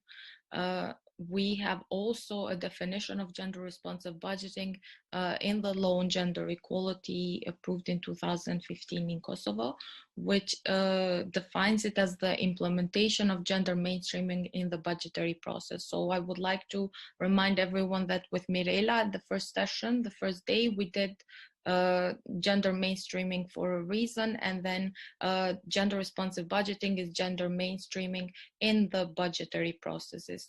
So whatever stages that the budget process includes, like planning, drafting, executing, monitoring, and evaluating it, gender responsive budgeting and gender perspective should be included in all these stages. This means that the valorizations of budget from the viewpoint of gender, in which case we take gender into account at all the levels of the process, and we do this with the aim to promote gender equality for all people in the society. As said, people have especially people that we have to work with while we were doing gender responsive budgeting, people at the municipal or government level, they have some certain misconceptions. One of them is that GRB is for women only. Indeed, there is this phenomenon that whenever people are talking about gender, it is as if this is equals or it's a synonym to women. So gender, it includes, if we're doing gender analysis, we're doing it for all women and men both, and that whatever the outcomes of gender analysis and gender policies are, that's going to be translated into a better life for both women and men also. So gender responsive budgeting is not for women only. And the other misconception is that, okay, it is for both, but then it should require a 50-50% division of the budget. Again, and this maybe will be clearer when we do the practical examples later, that you can have gender responsive budgeting without dividing the budget 50-50 for women and men. It also, whenever you're talking about gender and budget, people tend to think it's going to include more money invested into it. It doesn't include, and then again, this will be more clear when we do the practical examples, it doesn't include additional funding, and especially doesn't include additional budget line for gender equality officers. I am not sure if someone has these at the other countries besides Kosovo, if they have these gender equality officers in the municipalities and the ministries, but we do have them, and people tend to think that it's going to, if you're going to commit to gender responsive budgeting, you're going to have additional budget lines for these officials, which is also another misconception. The practical examples that I was talking about, one is globally from Sweden and one is from Kosovo, which we will have in a bit. So there's also this link that I have attached to the presentation, which we will later share with you by the end of the day. And you can have a look at it. It's very straightforward and very nice way to remember and to visualize GRB whenever you may need it.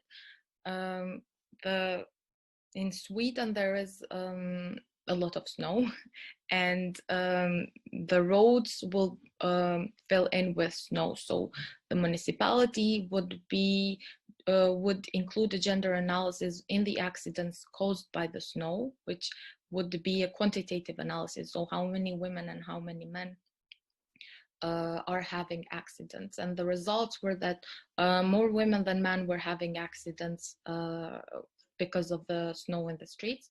So the proportion was 3 women to 1 man.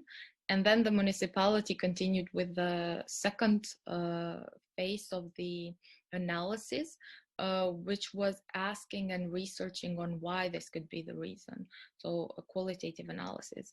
And then they came out with the results that because women are overrepresented among pedestrians and people who use the pavements more, as well as cyclists and people who use public transportation, and men used more vehicles more, this meant that women were having more accidents because the municipality would first clean the streets of vehicles and highways rather than the pavements. Therefore, this has resulted on more accidents for women than for men. If I am being unclear or if something is not clear to anyone, you can freely interrupt me and I can explain better. And then after the gender analysis, quantitative and qualitative part of it, the municipality wanted to address now the gender gaps that resulted after understanding what the problem was. So they decided that 8 centimeters of snow is more harmful, obviously, to pedestrians than to vehicles, and they started to clean the sidewalks, the cycle streets, and the stations first. And then they cleaned the highways that were used by vehicles and automobiles.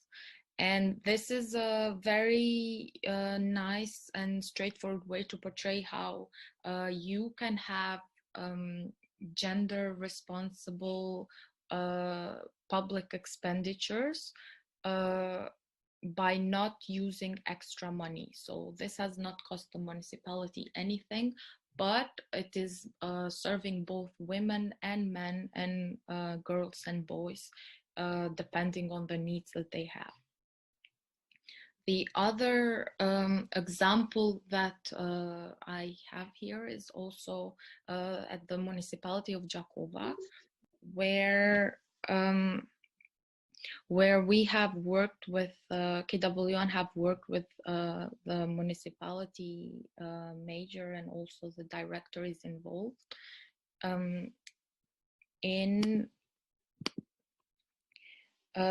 I see someone is writing something, but I am not sure if I should just leave it because I can't see it. But feel free to just talk and interrupt me if anything is unclear. So GBWN has worked with municipality of Jakova in 2015, and the municipality was at the time was planning on capital investment on a road in the city, and then they after okay Sorry. it's fine. Okay, I'm going more slow then. So the municipality of Jakova has had planned at the time a road to build as part of its capital investments, and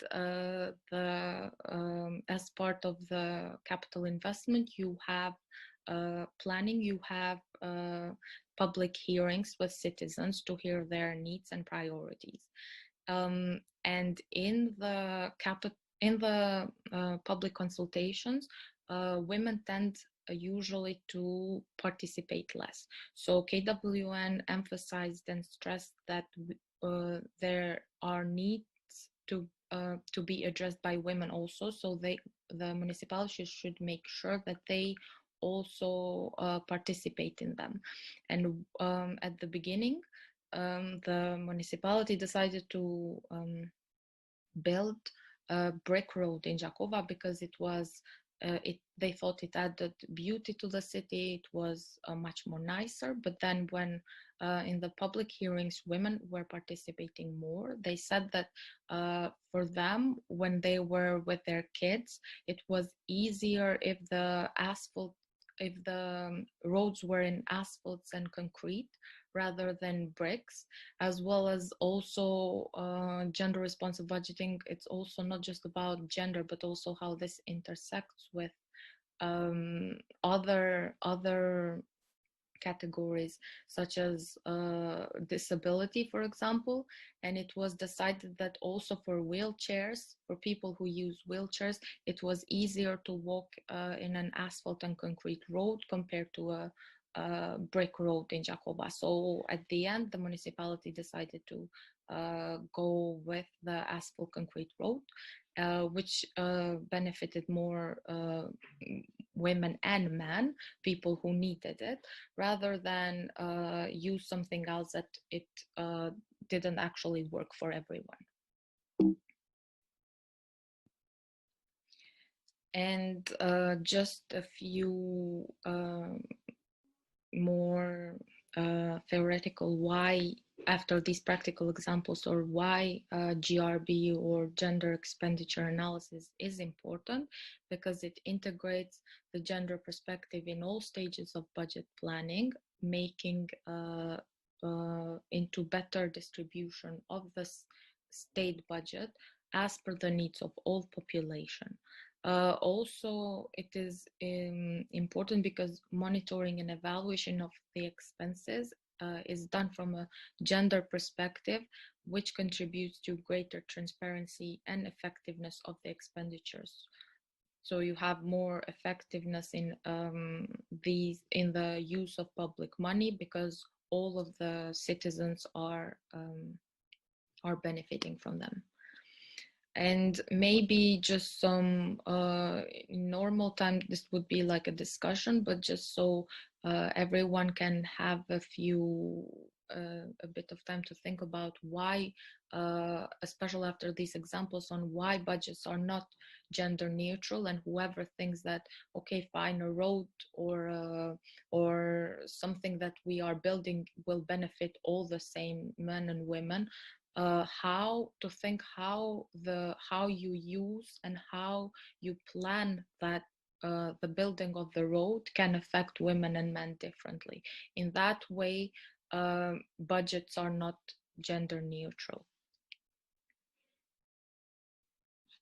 So because of the patriarchal structures of our societies and where we live in, which are especially being maintained by the gender roles and social norms that we as societies, especially in the Western Balkans, it's kind of the same context. Women and men are situated in a different way and are positioned differently. Some of the reasons why budgets are not neutral and why women and men different needs indicate that the implications for these budgets that are being used for them may not be the same, they may not benefit in the same way, is because in Kosovo, I have information for it, only 7.9% of women own property. There are less women in the government.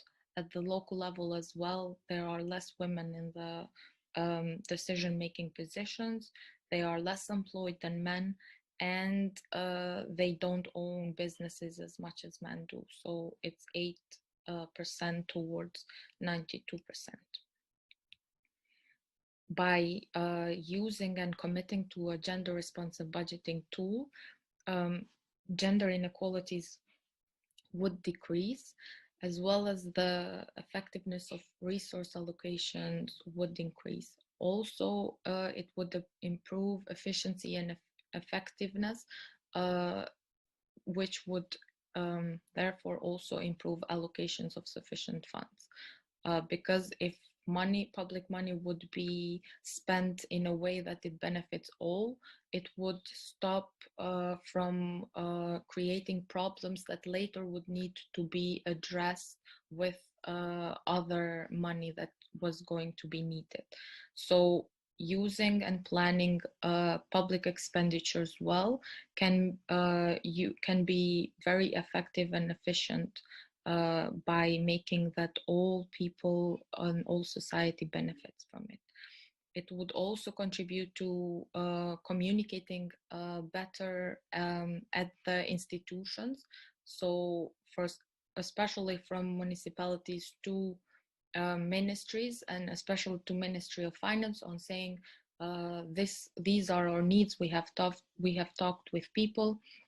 So and we have analysis and we have gender disaggregated data to prove this. So we need this and this amount of money to go on with our programs. Gender responsive budgeting as well improves the equality in societies, as well as it has been said in a lot of research conducted that when society and when a country has gender equality, that also helps on the economic growth and prosperity. I'm just going to go briefly on the legal and institutional framework, considering that this is different for each country, but also to just leave space to everyone to think about what are their own legal and institutional frameworks in their own countries that they could use to talk with people and make them interested into using GRB as a practice. So since 2015, I have mentioned Kosovo has the gender equality law, which obliges all institutions to integrate GRB by stating that institutions are responsible for inclusion of gender responsive budgeting in all areas as a tool to guarantee that the principle of gender equality is respected in collecting, distribution, and allocation of public expenditures. We also, and all of the countries have also EU gender action plan that they could use to make budget organizations and to encourage them to use this tool. In Kosovo, we have also budget circulars, which require gender responsive budgeting from the municipalities and ministries. So whenever the budget circulars are being drafted, it is required from the municipalities and from the ministries to add the tables of gender disaggregated data in these documents. And we also have the medium-term expenditures framework and medium-term budget framework that also could include a gender perspective in its objectives, in its situation analysis, and its policies that it's presenting. The methodology to integrate GRB is included by 3 steps. Step 1 or phase 1 includes the GRB analysis. I would ask everyone to just remind themselves while they look at this theoretical and methodological, to think also on the practical examples that we did, because it would be easy to remember it. So the first step is it includes a GRB analysis, which is quantitative and qualitative. So understanding how many men and women are and what percentages are there benefiting from a certain program or a certain budget line, and then understanding the gender issues and gaps. So if there is any inequalities, why are there such inequalities, the qualitative analysis. And after we understand that the gender inequalities by numbers and we understand why this has happened, we can then go to phase 2 and identify aims to address for these gender issues and gaps in step 1. And this can be done by defining, and we can do this later also with the examples that I have prepared.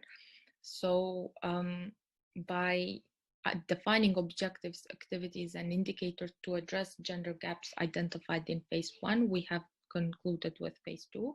And then the phase 3 includes all these information that we have gathered, all the gender analysis, all the data that we have created, to see where we can include them in the budget documents, either in the medium-term expenditure frameworks, either in the budget circular or in the budget document. So anywhere that it fits, these data and these analyses all help to inform the budget planning for the next year.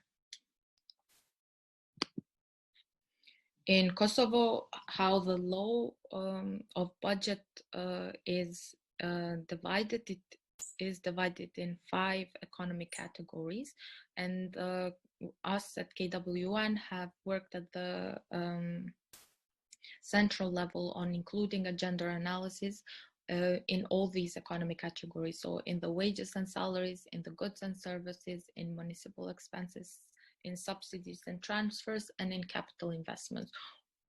We have included gender analysis to understand what the beneficiaries, how many beneficiaries are men and how many beneficiaries are women for all of these economic categories. Now, every countries may not have it like this, but I would suggest to just go and check and look at the format of the law on budget and see if you can include gender analysis into all of these categories, however they are. Some of the, I think Albania has a performance or program oriented budget, so that in that case it's even easier because you can see the programs, and it is much more easier to understand who the beneficiaries of the programs are, rather than how we have it like in this way in economic categories. So it's easier to generate data that way.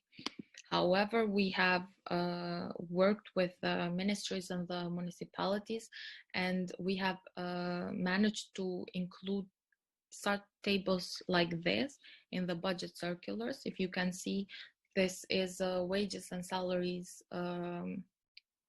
economy category table on the number of staff in each budget organization, you can name it. And then we have how we would include GRB in this budget circular would be for each of these years to include the total number of staff, to segregate women and men, as well as in percentages, as well as to calculate, of course, these data would be provided to you by the ministries and the municipalities. And we would calculate how many how much and what percentage has gone from wages and salaries to women, and how much has gone for men. And then after we have analyzed for these 3 years, we can see on what can be planned for 2021, depending on, this is for planning for 2021, depending on talks with the directors and with talks with the municipalities and ministries, you can indicate if someone from their staff is supposed to retire or go for a maternity leave, and then also if new positions are going to be opened. And in this case, you would start by planning for 2021 to address for the gender equality. Let's say that for here, and we also will have more practical examples later when we can see, let's say that here for 2020 we have less women than men, and then we have talked with the municipalities, and they said that 2 people are going to retire, so we will need 2 people coming up in 2021. In this way, we can make projections, those new people, what level of salary would they have, and see overall what are the gender gaps. So are there overall in the ministry or in the municipality more women or men? If the underrepresented gender is women, then these new positions that are opened should be filled when there are, of course, the same qualifications should be filled with the underrepresented gender. In Kosovo, we also can push this forward because our law also obliges this. So we can hire and promote the underrepresented gender when the qualifications of the applicants are the same. And this way we can make a planning for 2021 in contributing to decreasing gender inequalities and gender gaps. That one was for wages and salaries economic category. The same goes for subventions or services that are usually divided by ministries. Ministry of Agriculture gives a lot of subventions in Kosovo, but also municipalities. All the municipalities, I think, they give subventions or services. And the same logic goes also for this table, like total number of beneficiaries throughout the years. And then you see overall how many women and how many men are benefiting. If there are gender gaps, then you address it in the planned year on budget on 2021. And then that was the first phase. So the first phase was what are the gender gaps and why such gender gaps exist. The second phase would include to identify aims, objectives, activities, and indicators when we have such problem. For example, we have women benefit less subventions than men. An objective that would address this problem would be to increase the percent of women beneficiaries of subventions. This objective would be achieved by activities. What can we do to increase the percent of women beneficiaries of subventions? We could promote subventions to women's groups and organizations. We could spread the information that such information is being provided from the ministry. So apply, or at least know the criteria, know whatever is needed to apply. And indicators will then help us to measure the activities result. So for example, we have percent of women beneficiaries from this year to be increased to next year, and percent of subventions in euros that go for women for this year is this, and next year it should be plus 1% more. Of course, we cannot expect that it's going to be for the first indicator to say that it's going to be 50%, because we know that such changes are very hard to be achieved. So even 1%, 2% next year that it addresses for women's needs more, it's going to be a success. I think we can just try to do an exercise if somebody wants to. It's very easy. If we have in total 100 people at the level of pay 200 to 400, and we have 20 women, how many men and what are the percentages, and is there an equal distribution of the money? If somebody wants to maybe give an answer, or I could continue. but just to make it a little bit more interactive and make sure you haven't fallen asleep. Does anybody want to try?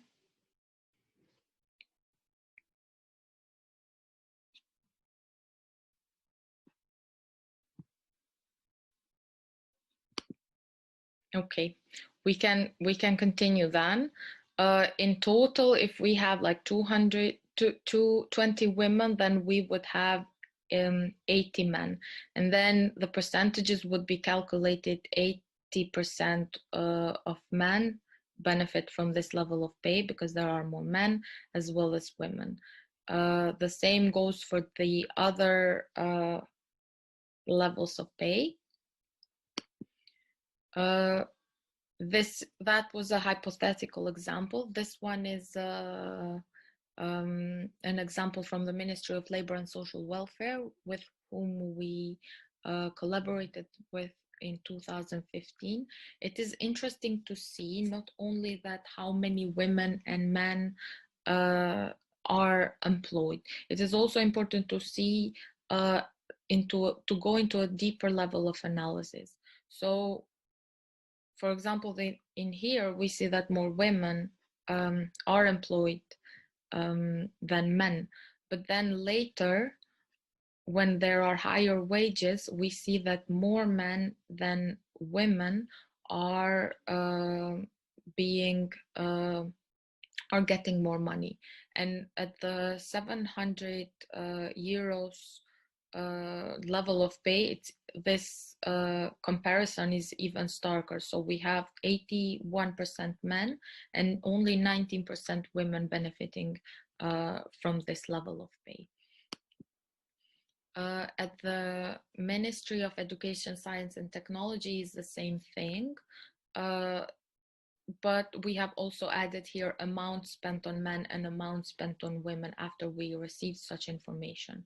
So at all levels of pay here we have an underrepresentation of women at the staff, and therefore also it is to be expected that it's going to be less money for women spent on this. So from wages and salaries, economic activities at the Ministry of Education, Science and Technology, more men are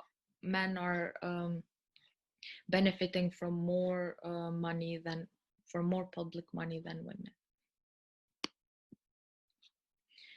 And then the phase one is also includes a qualitative analysis. Why do such gaps exist? Why are less women benefiting from these? If they don't apply, why don't they apply?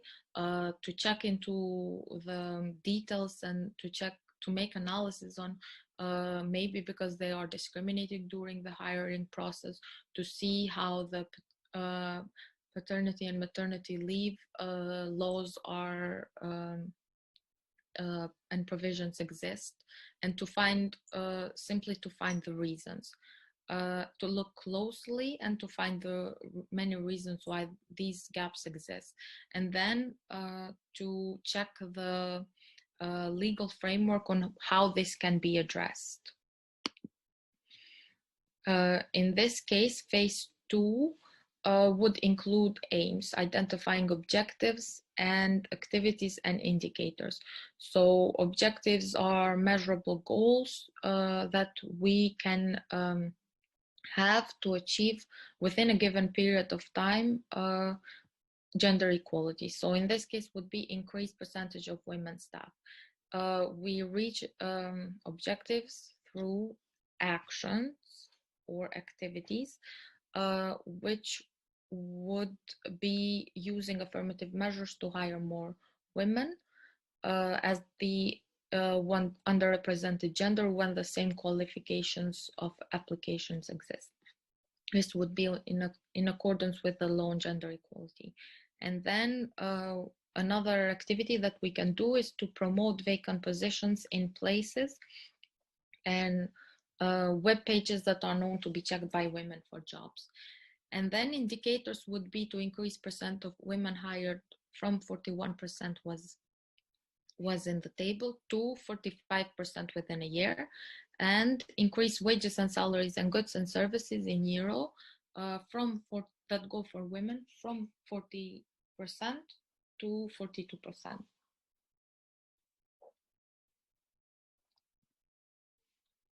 The phase 3 then would be to include the gender perspective in the budget document. So all of this information that we have gathered from the ministries to be included and to inform medium-term expenditure frameworks, its mission, actual situations, activities, indicators, etc., and the budget document. I have reached, and I want to apologize for extending 12 minutes more, but I have reached the last slide. So I would like to talk also about challenges and potential solutions that you could also face while you would be working with gender responsive budgeting. We have the first problem to do it was always that gender disaggregated data was not available. So the most important thing would be to, even if you don't have gender disaggregated data, to start putting some pressure at the municipality and at the ministry level to create these data for future use, and not just data by women and men, but also data that include also these other things that intersect, like age, education level, ethnicity, location, class, etc. And where possible, of course, to use the census or other studies or reports that you can have the data that you need. Also, you could conduct, if you have budgets, of course, to conduct quick surveys with small sample of beneficiaries that you can use as representative for the whole population. Or carry out qualitative research, including focus groups that could give you the information that you want. And usually you should also not get discouraged, because lack of data can be overcome. You can always start even with little data, even there are not many data, and then throughout the analysis new disaggregated data will be generated. The other problem could be a lack of political will to carry out GRB. Of course, you have to check the legal frameworks of all your countries, but in countries that GRB is also included, if not obligatory, at least encouraging, then to approach person in decision-making positions, for example, mayors or ministers, and then explain to them the importance of GRB, and that where applicable, that GRB is not anymore depending on political will, but is an obligation, and to talk with them for the usefulness of GRB, and in fact how good that is for their work. And you could also kindly request the support of them, and then the directories and the departments from those ministries and from those municipalities will then will follow and do these disaggregation of data themselves.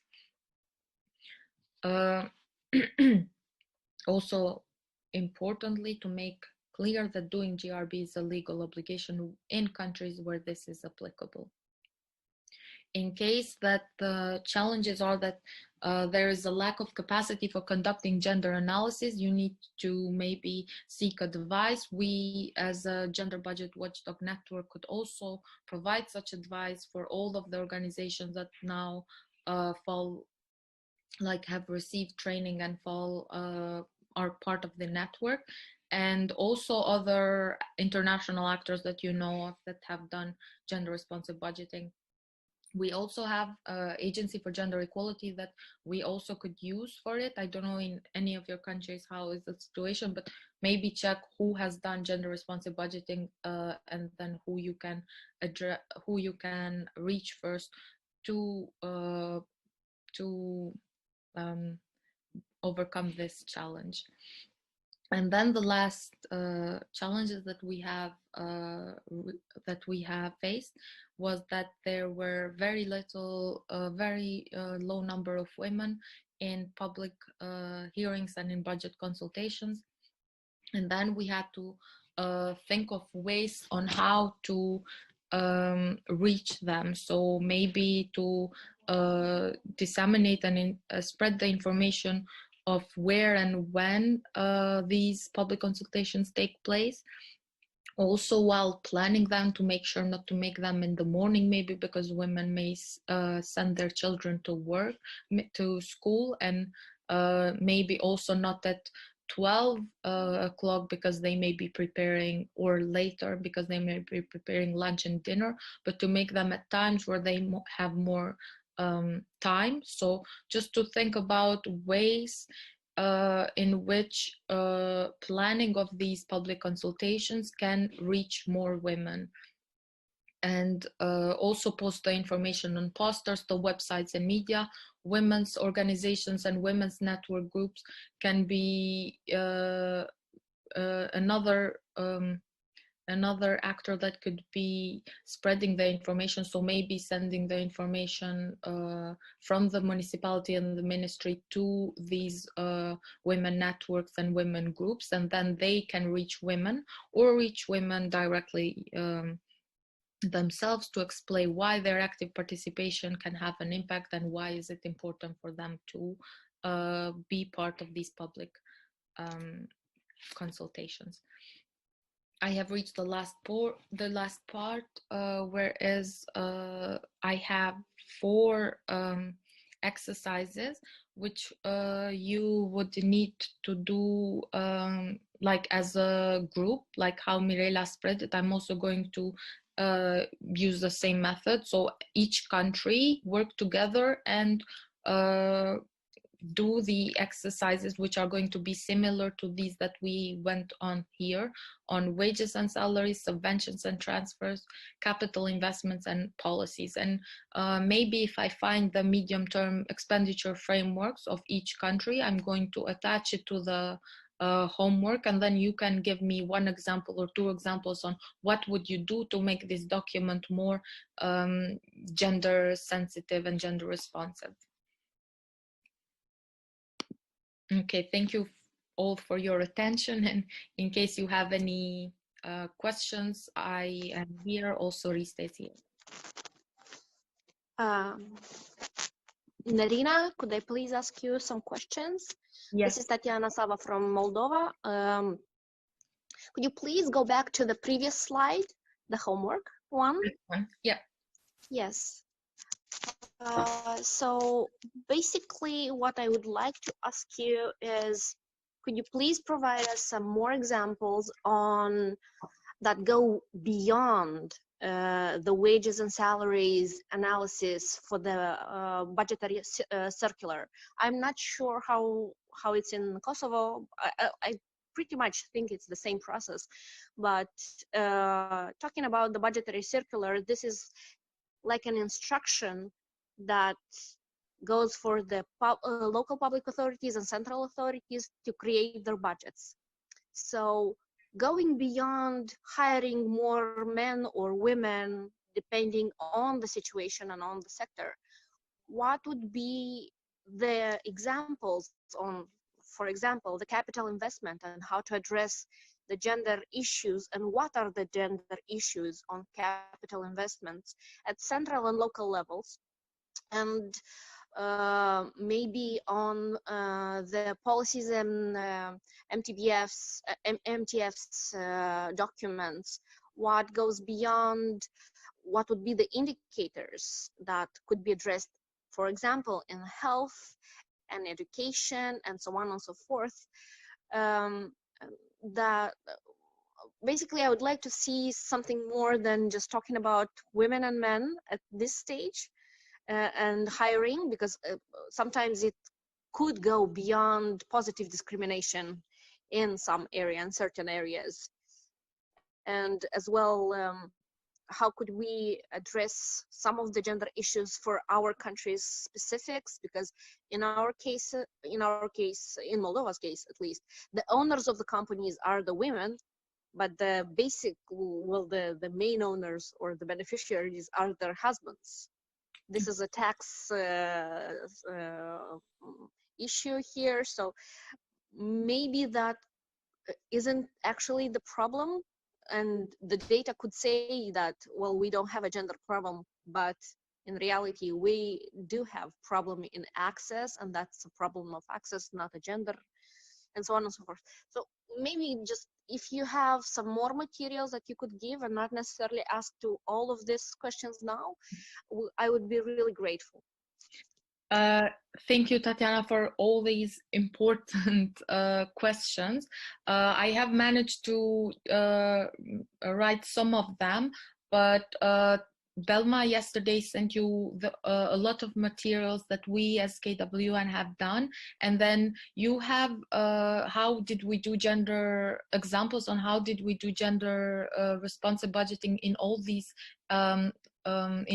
sectors. So we have done and worked with Ministry of Agriculture, Ministry of Trade and Industry, Ministry of Environment. So all of these sectors, you would have more detailed information on how did we do it, and that goes of course beyond the wages and salaries level. I started with wages and salaries because it is much more straightforward, but I touched also upon subventions and transfers, which is kind of the same, it just goes into beneficiaries, and later I'm going to talk about the other problems that you mentioned, because we also encountered that, especially at the Ministry of Agriculture. For the capital investments question, I included the Sweden example and also the road in Jakova example, but there are many other programs that each of our countries are doing, and then we should think about ways with the clear aim on who is the beneficiaries of that capital investment. That's the main question. If you are building a road, first of all, who is going to be employed to build that road? So it goes into a deeper level than just who are the beneficiaries of the road. It goes into that you are actually creating jobs, but in which sectors are you creating those jobs? So gender responsive budgeting is also like when you start with the data, you can go then later into deeper analysis on including also not just beneficiaries, but who is involved in that, and then how does that contribute to the unemployment rate of women, and what are the implications in their economy, and then not just on this side, but that could be different ways on how a program on how a capital investments, precisely because there's a lot of money, how that can be, what the implications on gender equality can be from that, and how that program is being planned. We had the same problem, coming back to the statistics, we have the same problem with at the agriculture subventions that were given. So the Ministry of Agriculture was giving money to people who had land, and the women in Kosovo don't have much land. So the ministry saw that this was a problem for women to win these subventions and be awarded them. So they said that for every woman that applies and that she has land, she's going to have 2 to 5 points extra in the application. And then this contributed to men putting the names, to putting the ownership of the land in their wives' names, and contributing into fake gender equality in numbers. But then this is easily discovered if you talk with the ministry staff and the official staff. And then one of the ways that it could be addressed is to increase penalties and to increase, for example, if investigations are done. So if inspectors go from the ministry or agency that does the implementation of this program, if they see that these women are not actually actual owners of the land, then that family or that man is not included in the applicant in the next year's applicants. So to make sure that the inspections are being done more, this could contribute into the numbers being more real than they are at the moment when these measures are misused. I don't know if I have managed to answer all or some of your questions, but I would also be sending this presentation, and also I can send the Ministry of Agriculture example and all the other examples to you personally later. Then you can check them in more details. I don't know if you have any more questions or if anyone else has more questions.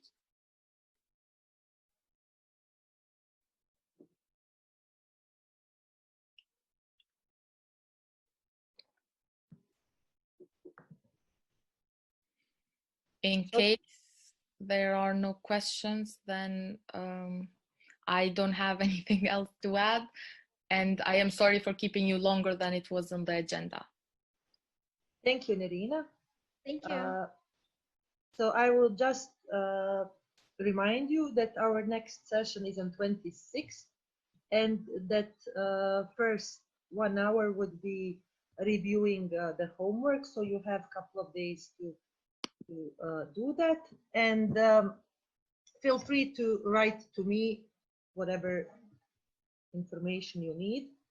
I will be sending all the materials received from the trainers towards you. If you have any comments about the training or something you would like to emphasize, you can do that now. You can do that later.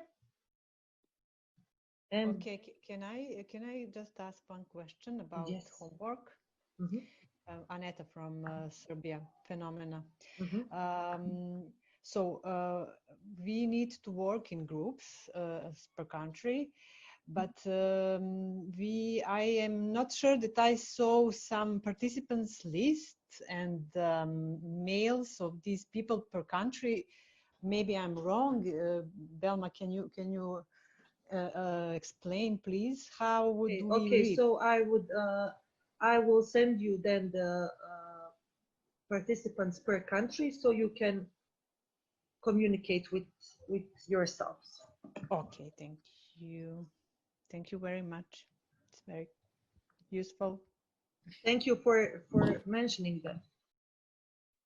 Anyone else?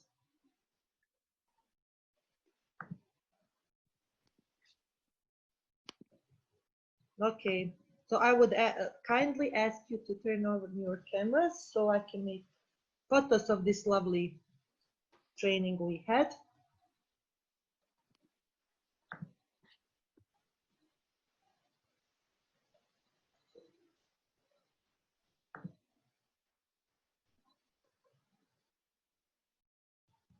Ready?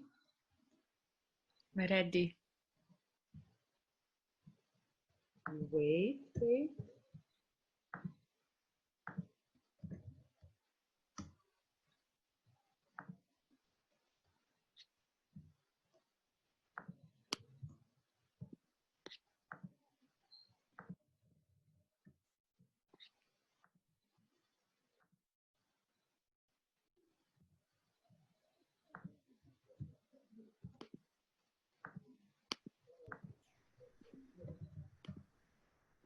Oh, Maria, you are outside. It looks very nice. Okay. Thank you once again, and see you. Have a nice weekend. And for those who are, and happy holidays. Okay. Thank you. See you on 26. Bye. Bye. Bye. See ya. That you are missing, just let me know.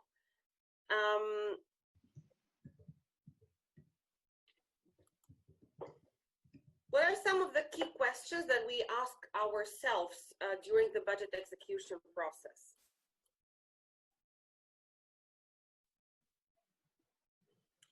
What are the different stages of the budget execution process? Who is responsible for budget execution?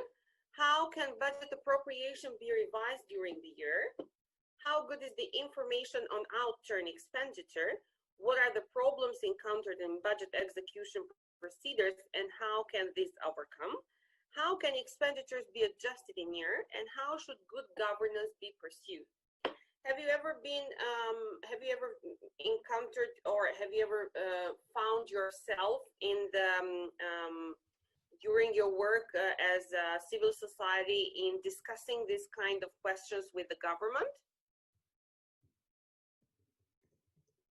Yes, of course. Mm-hmm. Yes, of course. Exactly at what stages, what kind of discussions have you had? Well, it was mainly concerning the procurement process. It was also about the budgetary appropriations during the year and budgetary documents like the reports, the trimestral ones, the in-year reports that they were providing for the civil society.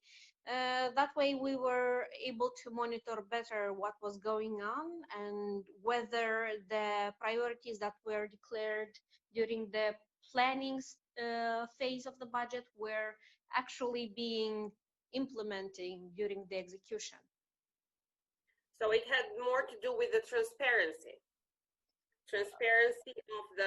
of the documents and of the information given from the government. Yes, and well, mainly that. Did you find it difficult to read the documents provided from the institutions? Not for me, but I'm sure that all the documents are pretty complicated to read, and the level of comprehensiveness of these documents is somehow lacking for the non-trained eye, let's say. Yeah, this is actually one of the biggest difficulties that a civil society or even, normal citizen encounter in reading and understanding budget documents. And I assure you there are a lot of civil servants or government public administration that cannot read or translate very well the budget documents. I'm sorry, I have my son here that is really giving me a hard time. Just 1 second. I have to mute.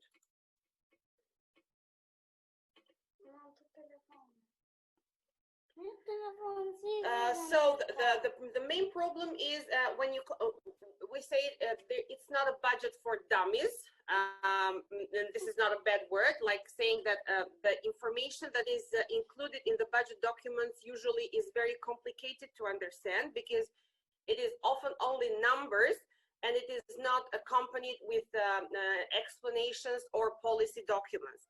As you know, a budget is a policy document and should include not only financial information, but also the policy information that is going to be implemented with those public money. So one of the biggest problems in the budget execution process, and especially regarding the transparency, is that public institutions provide only financial information and not the priorities or the policies that are linked with the numbers.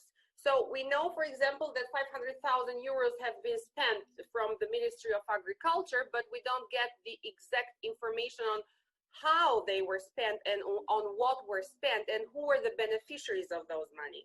So this is one of the key parts of the budget execution documents. What is the authorization stage of the budget execution? As you know, once the budget is approved by the parliament, ministries are authorized to spend the money and consistent with the legal appropriations for each line item. What are some of the positive actions that CSOs can do in this moment? is that CSOs and other interested partners may and should extend their positive pressure to the PMs. Especially cooperation with the independent institutions such as Ombudsperson and Commissioner Against Discrimination or other commissioners that you might have in the country, I have found that has been very successful, because these independent institutions have the power also to request more information from the parliamentarians, or also to address concerns that come from the citizens or from the different CSOs. Another important step is the creating a communication channel with women and men PMs actively involved in the sectors of interest and brief on the concerns. As I heard from your presentations this morning, you had chosen different sectors on where to focus your analysis, and if you want to address these problems to the parliamentarians, the first step maybe would be to identify those women and men PMs within the parliament that are actively involved in such sectors, that can better understand your concerns and that can speak up for these problems in the parliament. Taking part and actively engage in the discussions of the budget in the different parliamentarian commissions. During last year, I have been very much involved with training CSOs here in Albania for positive actions, or positive pressure as we called it, towards the line ministries and the parliament, especially in the before the execution phase of the budget. So it's exactly the authorization stage. It is very interesting how budgets can change, like in a minute, when they are discussed in the parliamentarian commissions, just because one PM asked for a review or for a change in one certain part of the budget. And this is where the CSOs or citizens or other interested partners can come into place to discuss together with the PMs the importance of the set priorities, to discuss the importance of addressing other priorities in the budget. So they shouldn't let Parliament so easily change priorities just because of maybe individual interests.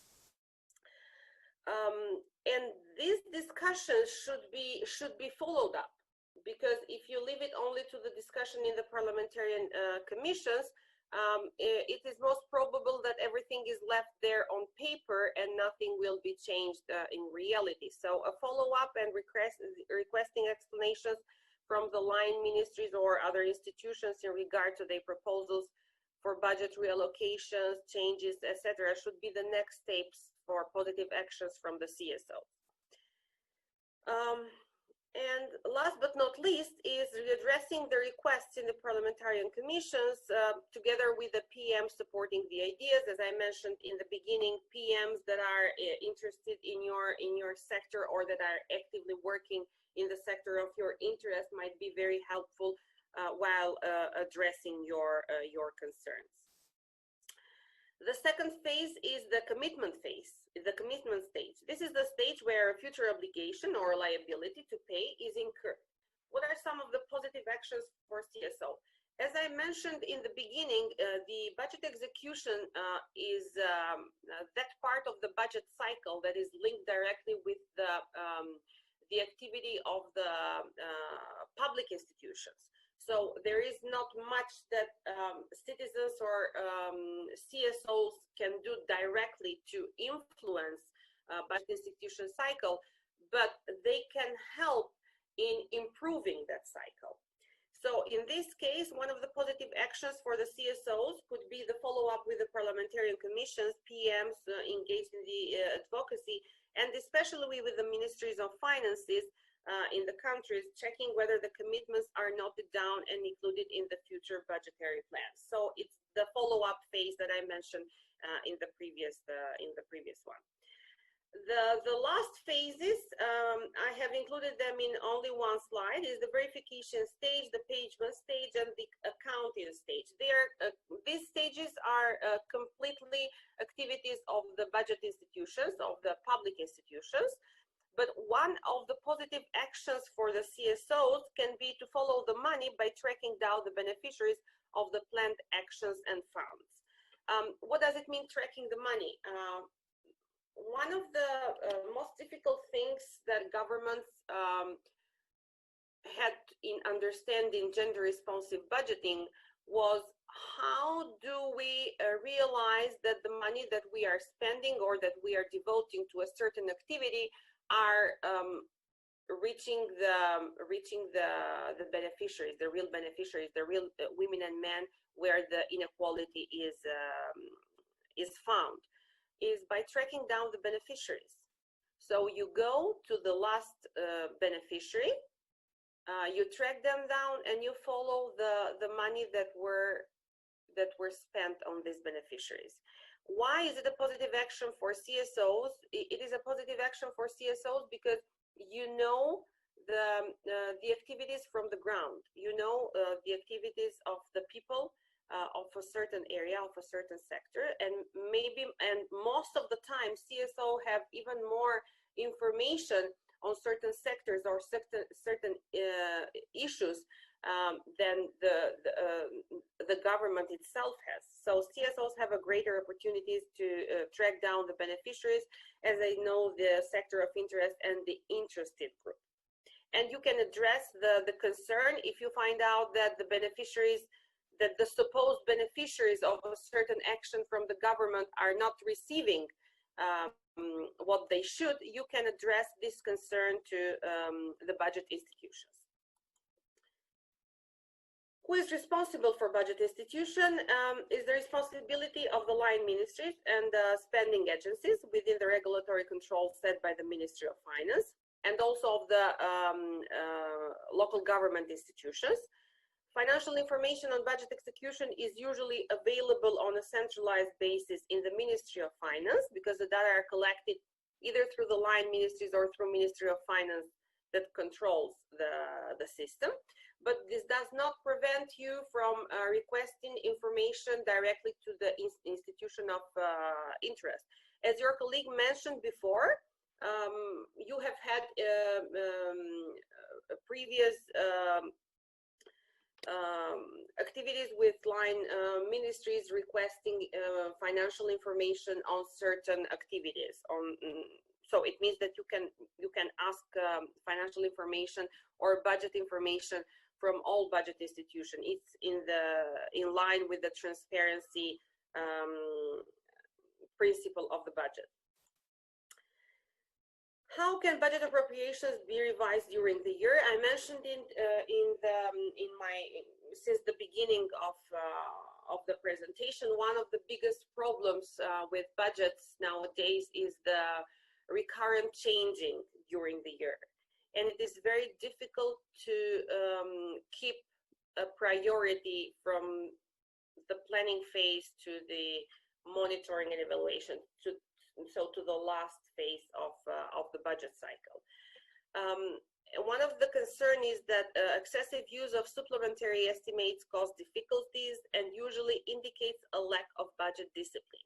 So when you change the budget so often during the year, it means that either you didn't make a good planning of your priorities, of the policies that are going to be implemented, or that you are not seriously committing to advancing those priorities. So what can some positive actions of CSOs be? For example, follow the budget cycle from the planning to the accounting phase and make sure that institutions deliver based on the commitments. Like check with the treasury accounts if publicly available, ask for information from the line ministries or budget institution, or other information from the beneficiaries. So follow the whole cycle, starting from the planning, from the discussions from the policymakers to the accounting phase. If you encounter, which is for sure, you will encounter a lot of difficulties in advancing your concerns to the line ministries or other budget institutions, you can always call upon international and national legal framework on gender equality. Whether a situation of revision of budget appropriation is about to happen, risking seriously to jeopardize the implementation of the gender equality agenda.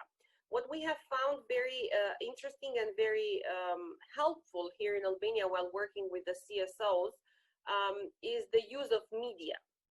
When you use media channels to publicly announce the shift from the commitments, if no reasonable explanations is given from the institution, then you make them accountable and they are forced to look back to their decisions. Maybe they will not change anything, but this will put them in front of their obligations from pursuing the commitments they have previously made. Also, cooperation with independent institutions, as I mentioned in the beginning, ombudsperson, commissioners, different commissioners against discrimination or commissioner on gender equality, etc. These independent institutions can help very well in addressing the concerns on the budget appropriations. How should good governance be pursued? This is one of the objectives of the public institutions in general, and it's a fundamental role for those advising on budgetary matters is to support public sector reforms and policies that promote the efficient use of resources and sustainable economic growth. So this is good governance. Using with efficiency the resources to promote sustainable economic growth is good governance. A well-functioning budgetary system ensures accountability, which means that every action should be transparent. So when you ask for information from a budget institution on the priorities that were set in the budget planning phase, you should have the exact information you are asking for, because it's your right to know where the money of the taxpayers are being devoted to be spent. Every participant is held accountable, so everybody is responsible for their actions. Every action is properly documented and reported, and every action can be subject to independent, professional, and unbiased audit and review. And this last part is very important, especially when it comes to civil society, because civil society is thought to be like the best auditor of the government actions. So you are the ones that can better than anybody else audit the actions of the government, because you know the people from the ground, you have the information from the people, and you know the real concerns and the real needs of the people.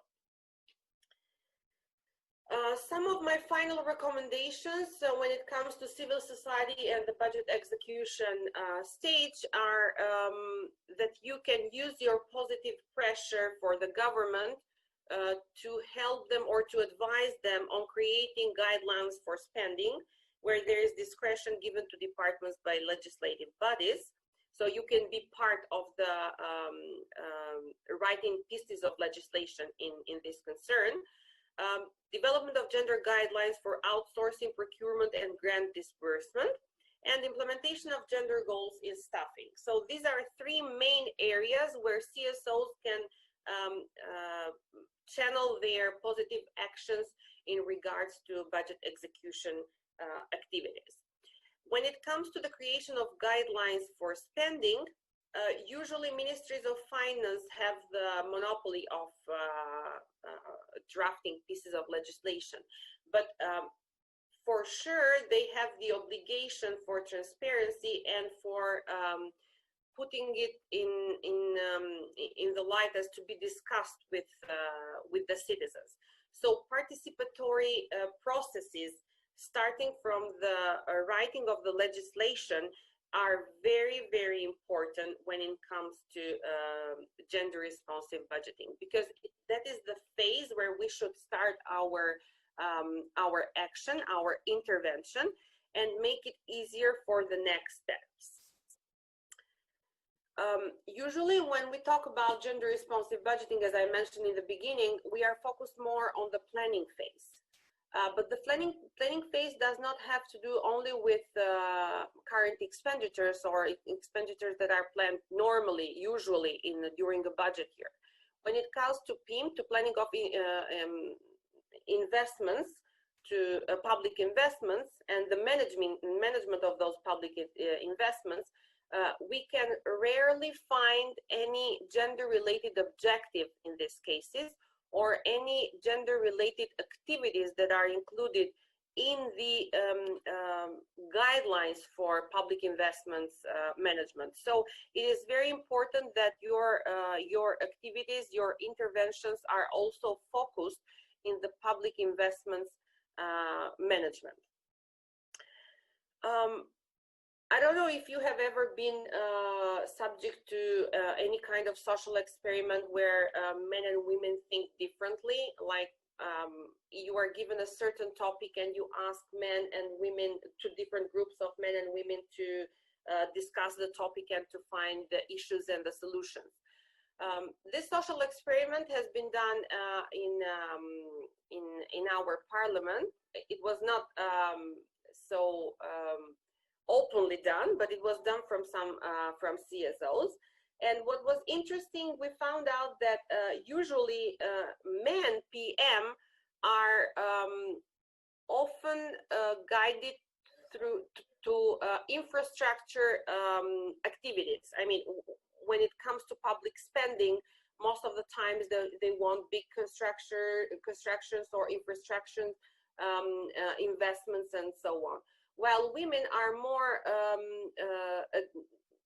towards health issues, social sector, culture, and so on. By this example, I wanted to give you the hint that when you have decision makers, only men, for sure there will be some kind of gender blind decisions. But if you have the quota, the representation of women in these decision-making bodies, at least you can hope for discussions that are gender-related. So the implementation of gender goals in the staffing of the institution, of the government institution, is something that you should also include in your interventions. Some of the colleagues, I don't remember very well, maybe the Kosovo team, mentioned that they were dealing with the labor market, I think. Is it? Kosovo team, is it here? Yes. Yeah. Were you dealing with the labor market, I think? Okay. As far as I remember, you mentioned that also the calls for different jobs were designed such that they were including only men. Is it? Did I get it right? Yes, yes. Yeah. So this is one of the biggest problems that you encounter, especially in sorry? Job advertisement. Yeah, the job advertisements. It's the writing is very important. So when you write, for example, that you are looking for a policeman and not for a police person, it means that you are from the start discriminating women from applying for this job. This is not a justification for having a staff only of men or only of women, but with this I wanted to say that the wording and the way these job advertisements are written are very important. So you should also pay very much attention in this kind of things. So this was the first presentation, and I tried to keep it very short. If you have any questions on this regard, let's take it now and then go with public procurement. So we can, in the second part, we can only do the exercises. Do you have any concerns, any questions on this part?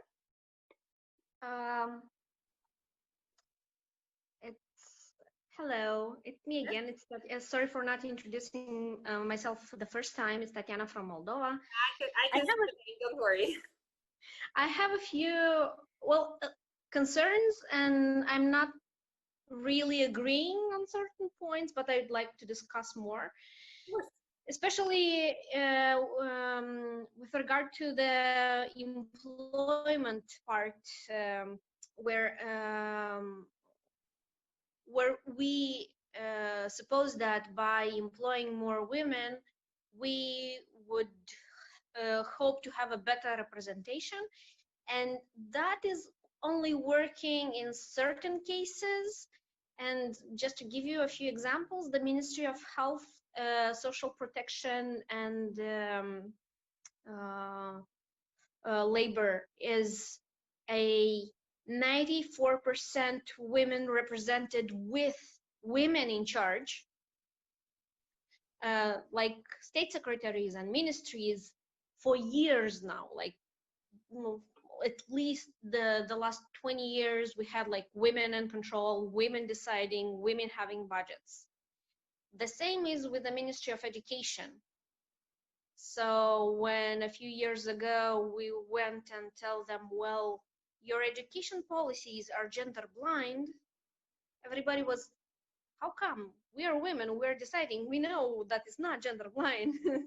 So it's also the same case with the Ministry of Finance, 78%, and we had women and men in charge over the years as ministries and state secretaries, but usually the state secretaries were all women if the Ministry of Finance was a man. So it's having, even in I do think that having this quota included at the parliamentary level and in the legislatory bodies for all levels is really important, because then you kind of actually have to do that. But having women in or aiming for having this 50% women, 50% men, it's going to, first of all, build a culture of positive discrimination, sometimes, at least for the first years. And the second, not all employers are going to look always for the best equipped person to do his job. So maybe in this regard, maybe ask from the employers to give more incentives, and not incentives because men usually would want to have that, but to have the same rights as women in with regard to taking care of the children and having these leaves of absence, health, and so on and so forth, instead of the woman that is in that couple. So maybe not aiming for the employment part, but aiming to give equal opportunities to everybody and promote access to that further. I don't know, it scratches my ears when I'm telling, or when I'm hearing that, well, equal employment is not going to solve the problem. That's what I'm trying to say. Yeah, well, at least in Moldova it doesn't. You started a whole discussion on gender equality that should start now and end next year. You mentioned in the beginning that Ministry of Health and Social Protection is made 94% of women, you said. Is it? I lost Tatiana, maybe I'm not online. Do you hear me? Yes, it is like you said before, yeah. Yeah, so you said that it is 94% women. With interruptions. So with this, you admitted the gender inequality that is in the Ministry of Health and Social Protection. When we talk about gender, most of the times people think it's only women problem, but it's not a women problem. It's both genders. It's women and men. That's why we do gender analysis in sectors to find out if, first of all, if there is any certain inequality, and where does the inequality stand? Does it stand for women or does it stand for men? And for sure, I do agree with you when you say quota is not solving the problem, because also the quality of the participation of the quota should be as such as to address the real concerns of people. But let me give you an example. You know that most of the ICT companies, businesses hire usually men. And they say, there is no way I can hire more women because there are no women in the ICT sectors. So it brings our analysis back to to a lower level when it comes to education. There are fewer women in the ICT sector because there are fewer girls following ICT studies. So before making the assumption that men are better than women in ICT sector, for example, we should see the ratio behind it. It is because women, girls are following less and less ICT studies or sciences in general. And there are different reasons for doing it. I'm not saying there are discriminatory policies in admitting girl students, but maybe a far gender analysis in this case should be important. But I surely agree with you that quota usually does not always fix the gender equality problems. It also needs quality of representation. So this is for sure. But when I mentioned in my last slide, when I said for the staffing, it's one of the reasons is because usually when you see the public institutions, as you said, it's not 94% it's women. Usually it's all women working in the lowest level of administration, while the decision makers most of the time, or the ones that take decisions, because it's not always the one that has the authority that makes the decisions, but the ones that take the decisions are always men. So this is something that has to be changed. At least the voice of women has to be heard, or discussions made from women and men all together has to be done. Is Tatiana? Thank you very much. Tatiana, are you here? Yes, I am. I was saying thank you very much. Well, I agree totally on that, and thank you for structuring the thought. Yeah, no, I told you in the beginning. So this is like a huge discussion we can start now and next year, and we have a lot of gender experts here that can help us in this. But this is my main thought when it comes to quota and when it comes to women representation. A couple of years ago, I was in Moldova and I was training line ministries in Moldova on gender responsive budgeting. And I had like a room full of, it was like 30 or 40 people and only one man.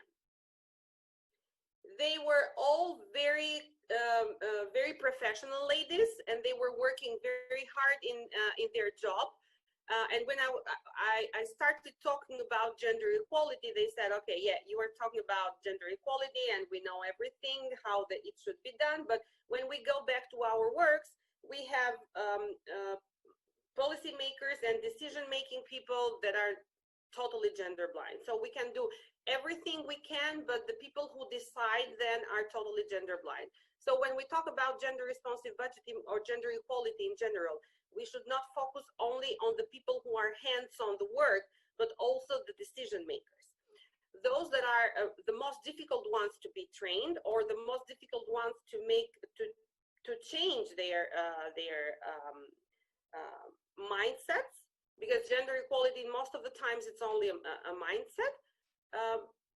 And yeah, I totally agree with you that it's not only quota. Anybody else? Yeah. Да, jaz bi sakala jedno vprašanje, da postavim. Da, jaz bi sakala jedno vprašanje, da postavim.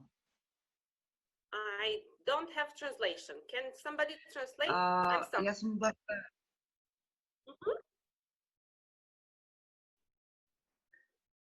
Blerina? Yes, I Дали can. можам In да го order for поставам you, прашањето? to hear the translation. Чуемо све окей. Okay, you choose the language from the interpretation down. So I've chosen English. okay, if it's not English, because Japanese. it's really silly. It's Macedonian. Japanese. No, it's Japanese. Zoom doesn't have our languages as an option, so you choose or English or Japanese. Okay. No.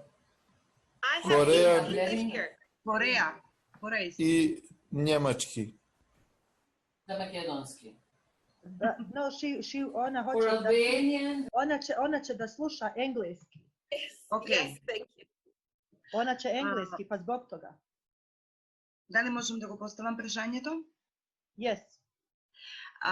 Би сакала да ја прашам госпоја Блерина конкретно со едно прашање поврзано со подготовката на буџетите. Какво е нејзиното размислување за алатката граѓански буџет, која низ годините на работа ја чувствуваме како потреба ние граѓанските организации кои што доаѓаме од внатрешноста на Македонија.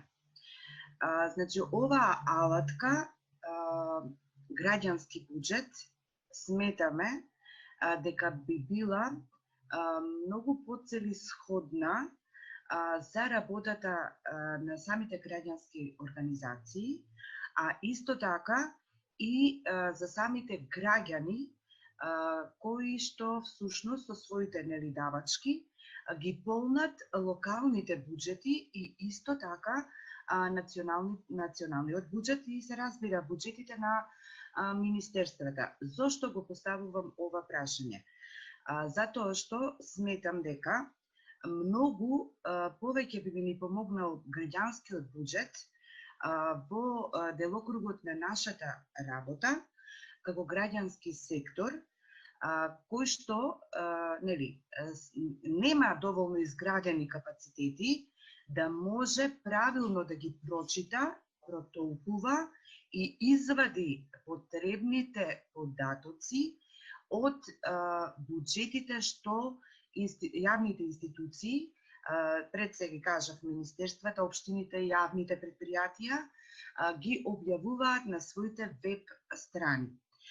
Како искуство, само 2 реченици, 3.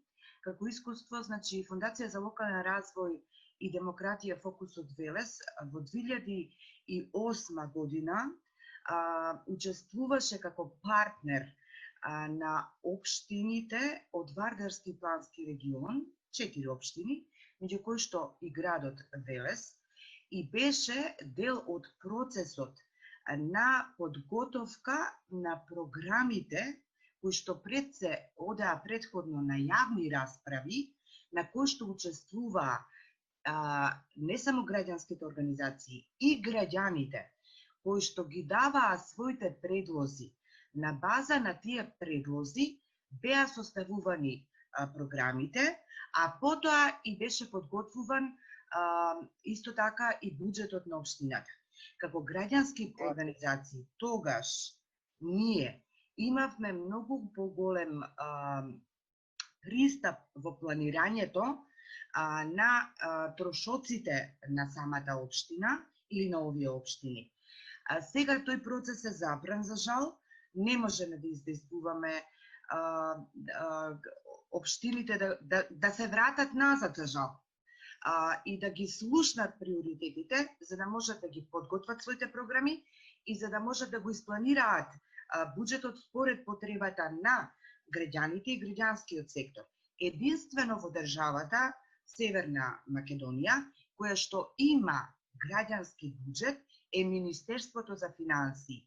Тој ни олеснува, например, нашата работа, кога во делот на транспарентност и отчетноста гледаме како се трошат народните пари или парите на даночните обврзници. Но таа практика ја нема во останатите министерства и исто така ја нема ниту во општините и во јавните предпријатија. Би сакала да го слушнам вашето размислување.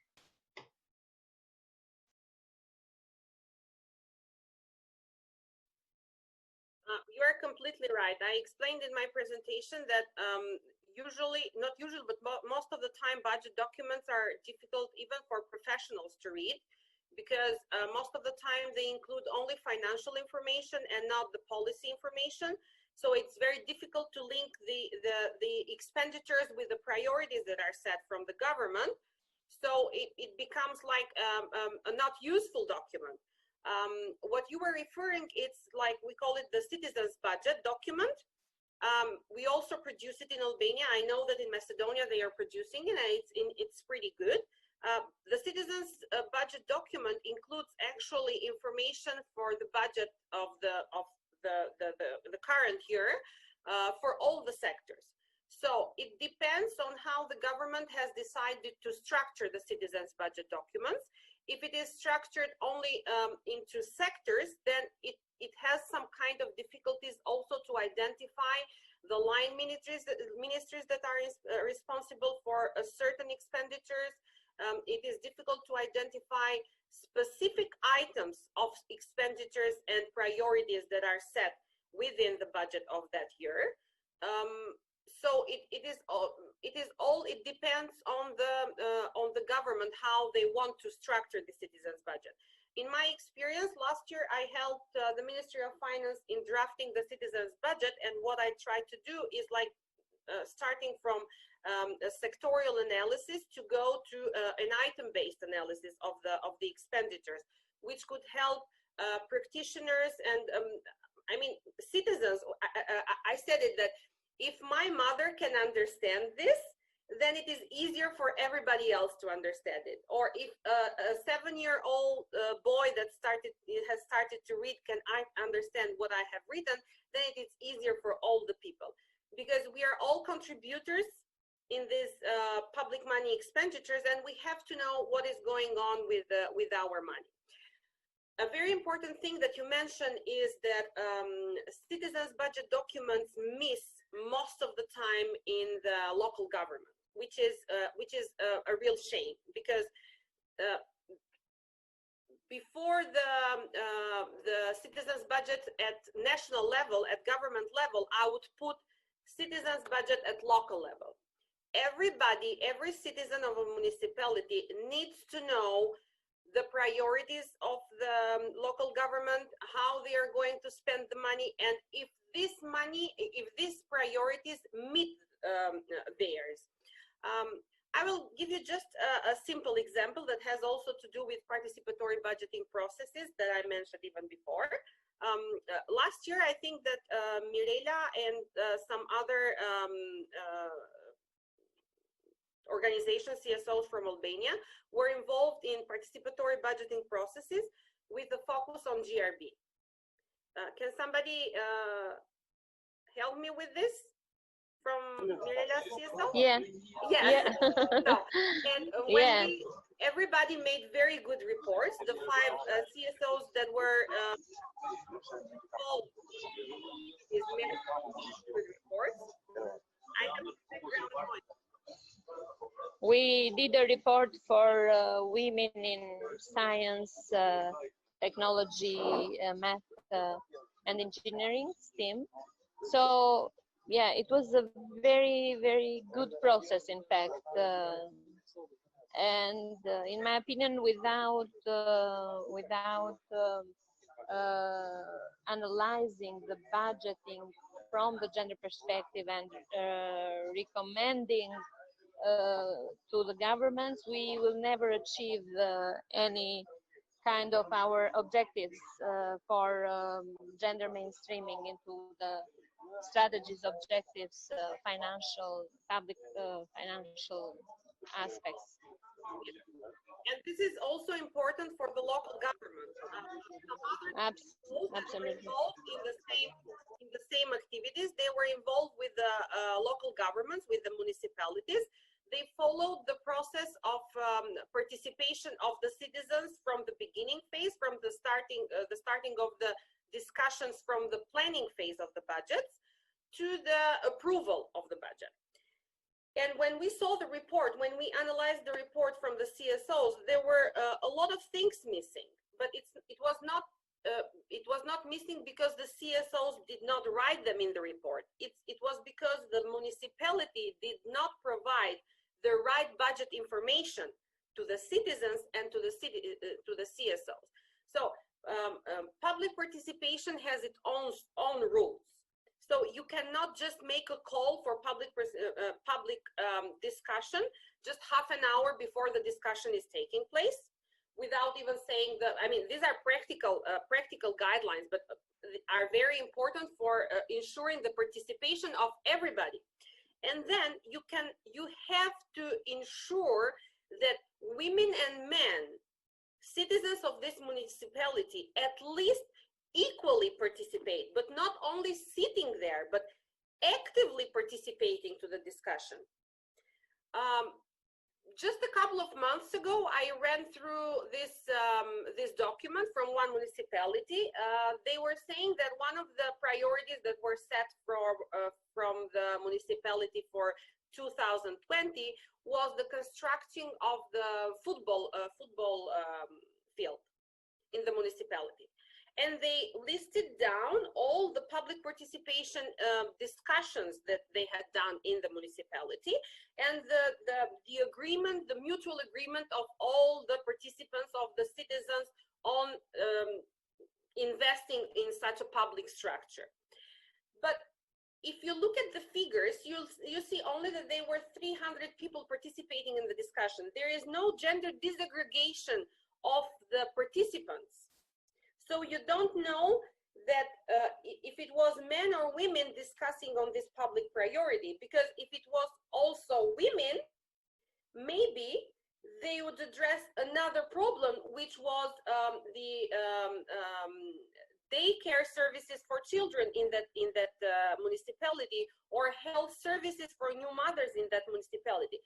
And these were all problems that were encountered later on, once the budget was approved and once this public structure has started reconstructing. So by this, I want to say that information coming from municipalities on budgets should not only be given at last, when you have no way of discussing or even trying to change it, but should be given from the beginning, before setting the priorities. So the municipality should come to the citizens and say, for this year, we have this much money. And we have thought that according to the actual situation of our municipality, we have set 1, 2, 3, 4, 5 priorities. How do you stand with these priorities? Are these priorities meeting your needs? Is there anything you want to change? But these discussions should include women and men at least equally in actively participating in the discussions. And this is where public participation processes can be said that are effective. I don't know if I answered your question, but yeah, open budgets or citizens' budget at local level for municipalities are something that are not done, at least in the region. In my opinion, I don't have any information that municipalities do citizens' budget documents apart from the central government. And usually the citizens' budget from the central government are sector-based and not line ministry-based or budget program-based. It is very difficult to track down the priorities and the expenditure.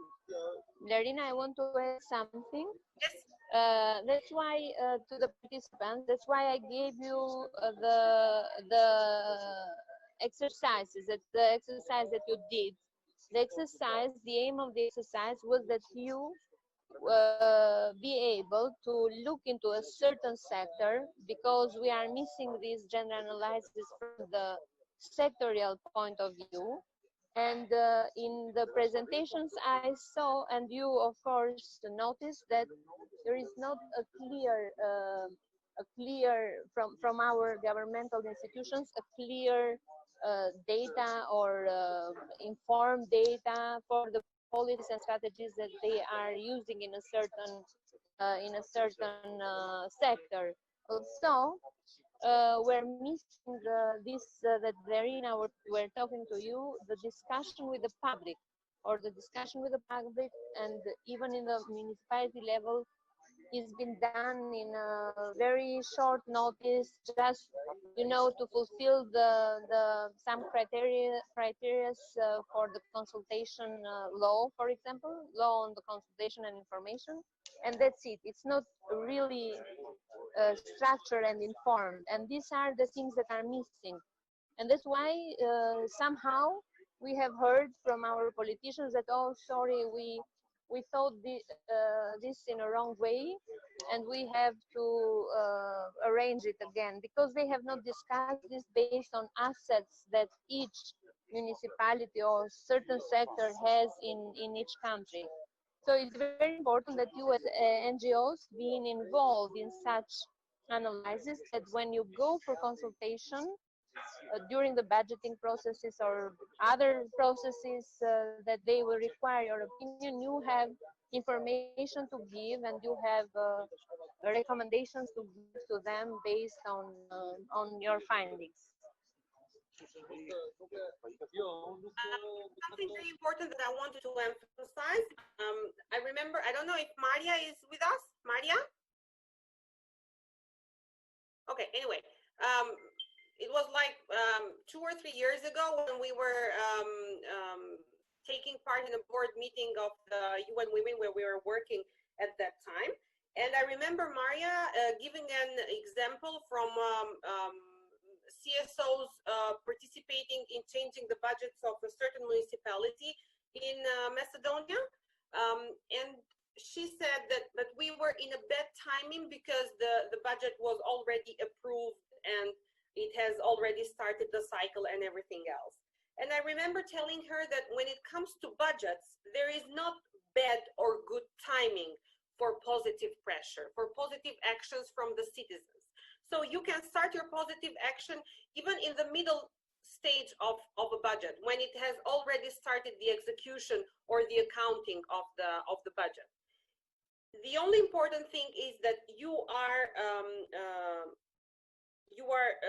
doing your positive pressure constantly, so that the government knows and realizes that there is a real issue and that there are real people behind that issue.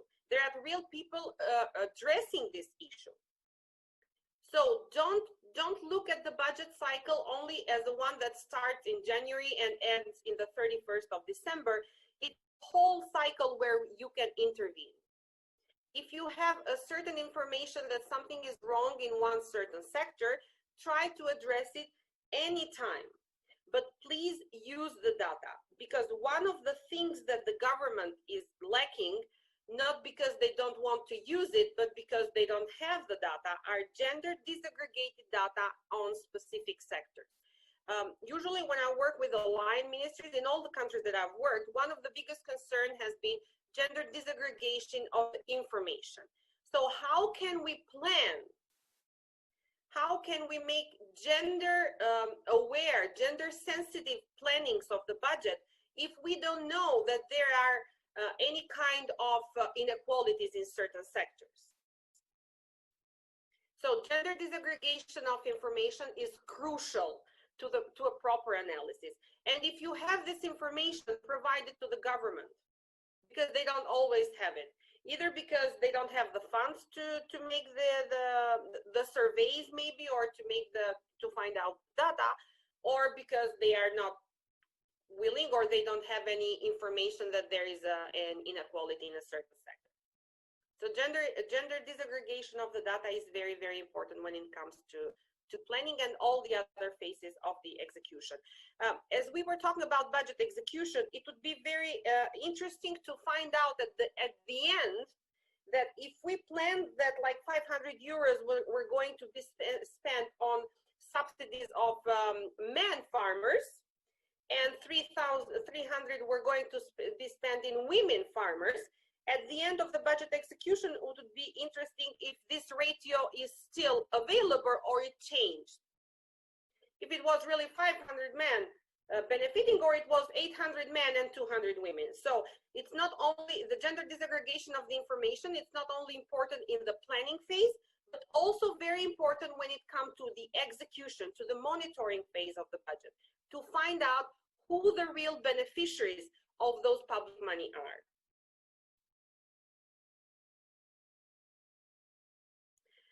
So that is all from me for budget execution. If you don't have any other questions, I would prefer to go with the next presentation on public procurement, but because it is very linked with what we said right now, and we can use the second half to discuss about the exercises, and maybe you can start working on them, and then if you cannot finish them on time, you can send it to Maria or Belma or Mirela, whoever is going to deal with the exercises.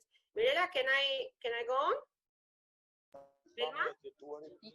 Just to check, because by the agenda we were supposed to have a break in 11:30, so I just want to see will we have the break because you're starting earlier?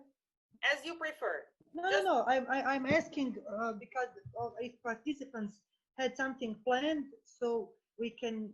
I mean, for me, everything works. I'm here all the time. So, do you want me to go on? Participants. Moldova is okay with going on without breaks. Okay. Albania, okay. You go ahead, Lerina. Yes, I'm going. So, gender procurement.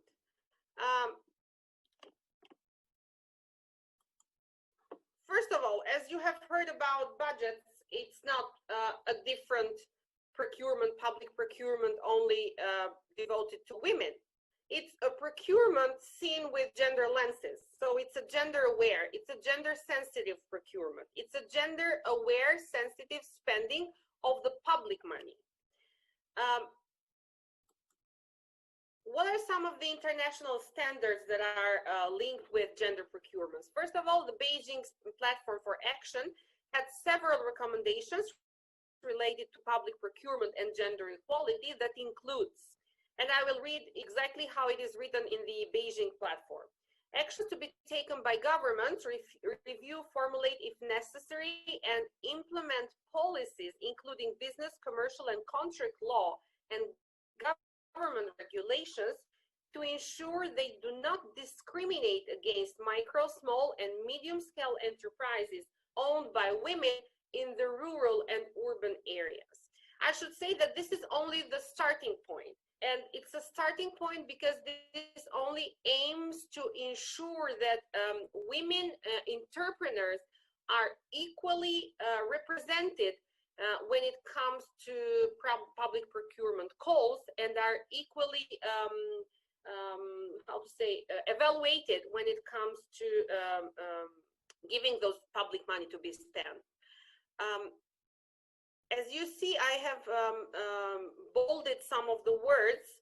It starts with commercial and contract law and government regulations. So every kind of intervention on gender equality should, of course, start from the ground.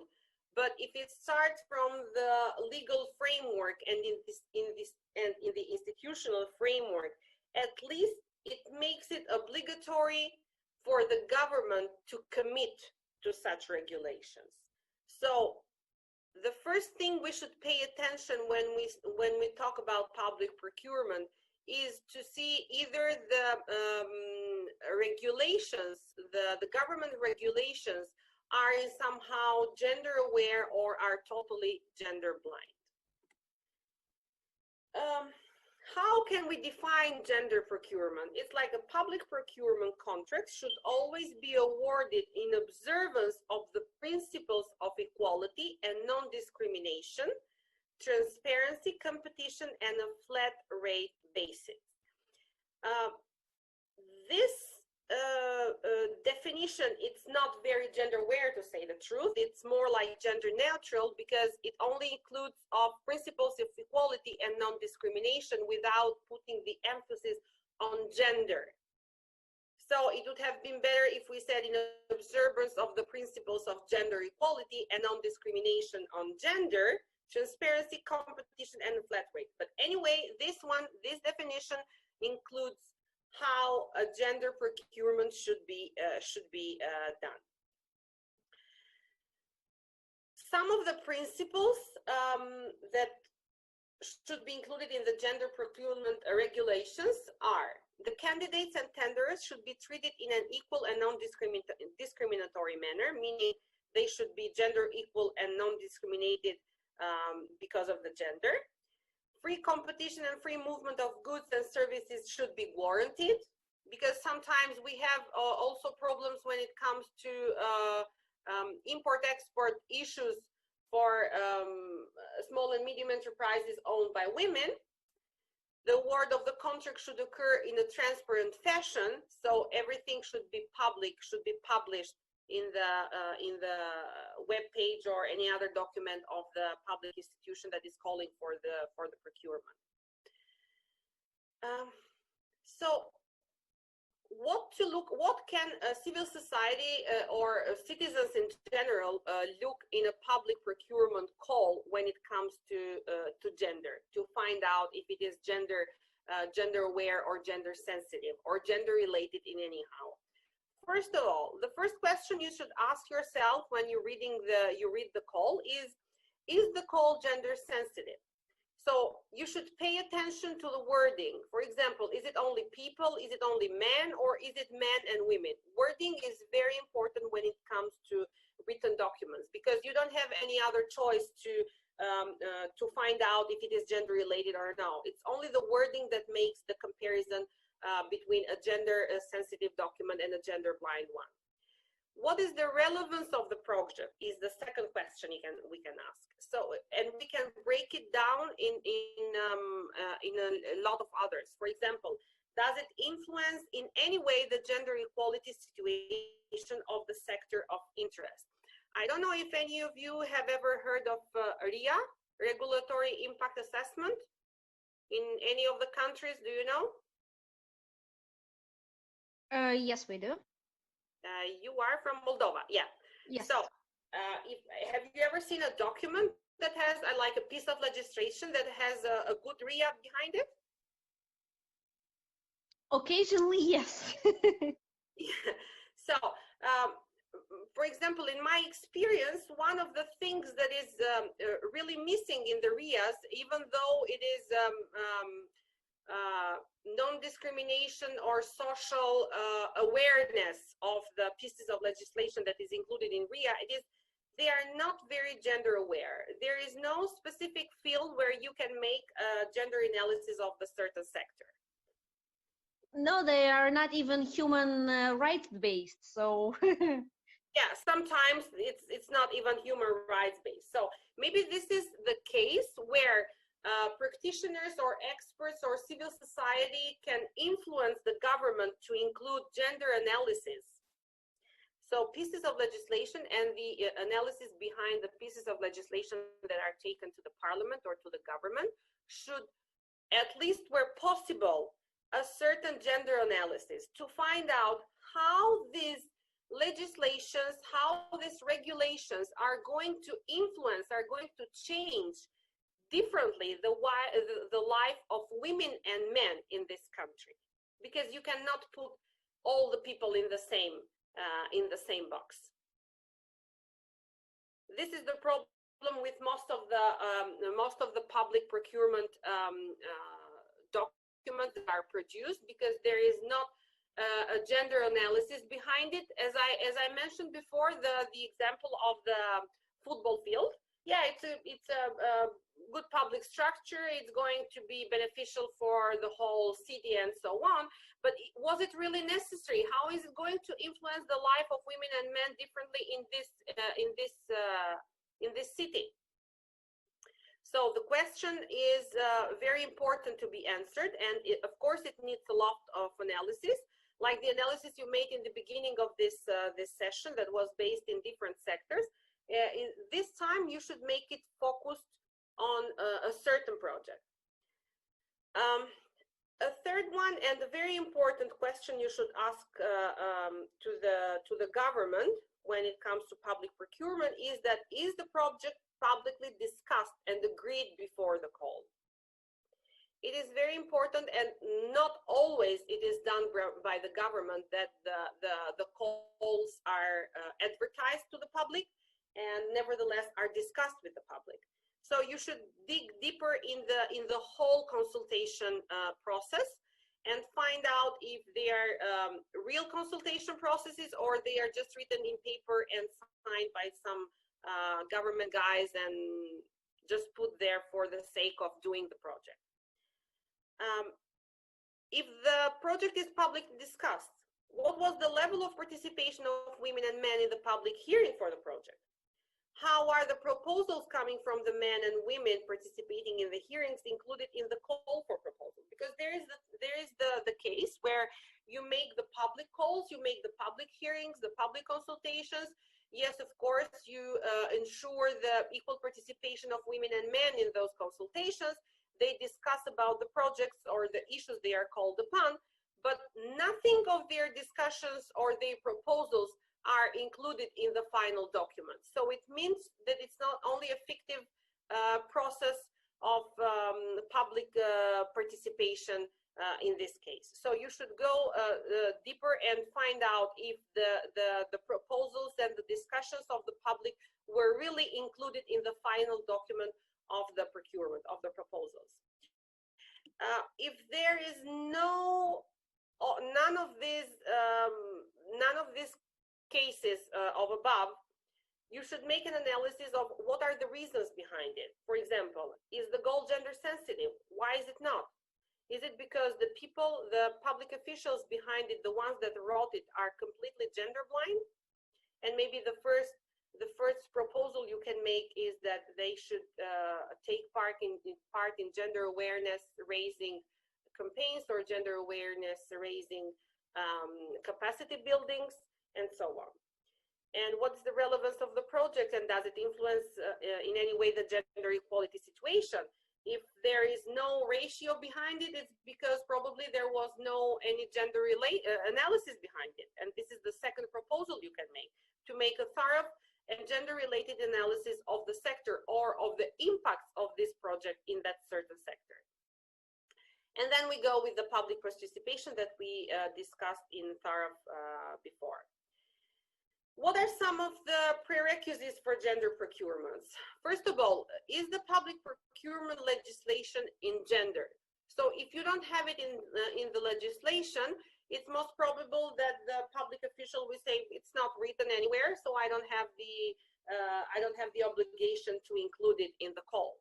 But this does not mean that they can be prevented from putting it. If there are gender-aware officials, if there are gender-sensitive officials doing this job, for sure they can make a gender-aware public proposal call. And if the legislation is gendered, at what level? For example, is the guideline for the proposal, for the evaluation, the implementation, the auditing of or the monitoring of the public procurement engendering? What is the level of engenderment? It can be in the proposal, but it's not included in the evaluation, audit, or monitoring, or it can be in any of the other phases and it's not included in the proposal.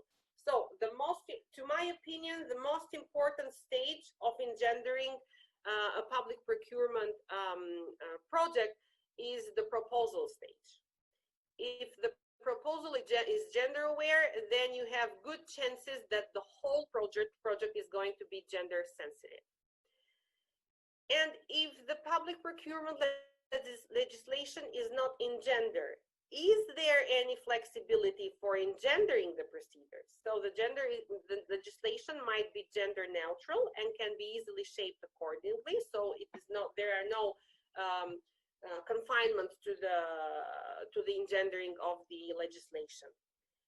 What is the level of gender awareness of public officials dealing with public procurement? Did they ever get gender equality training?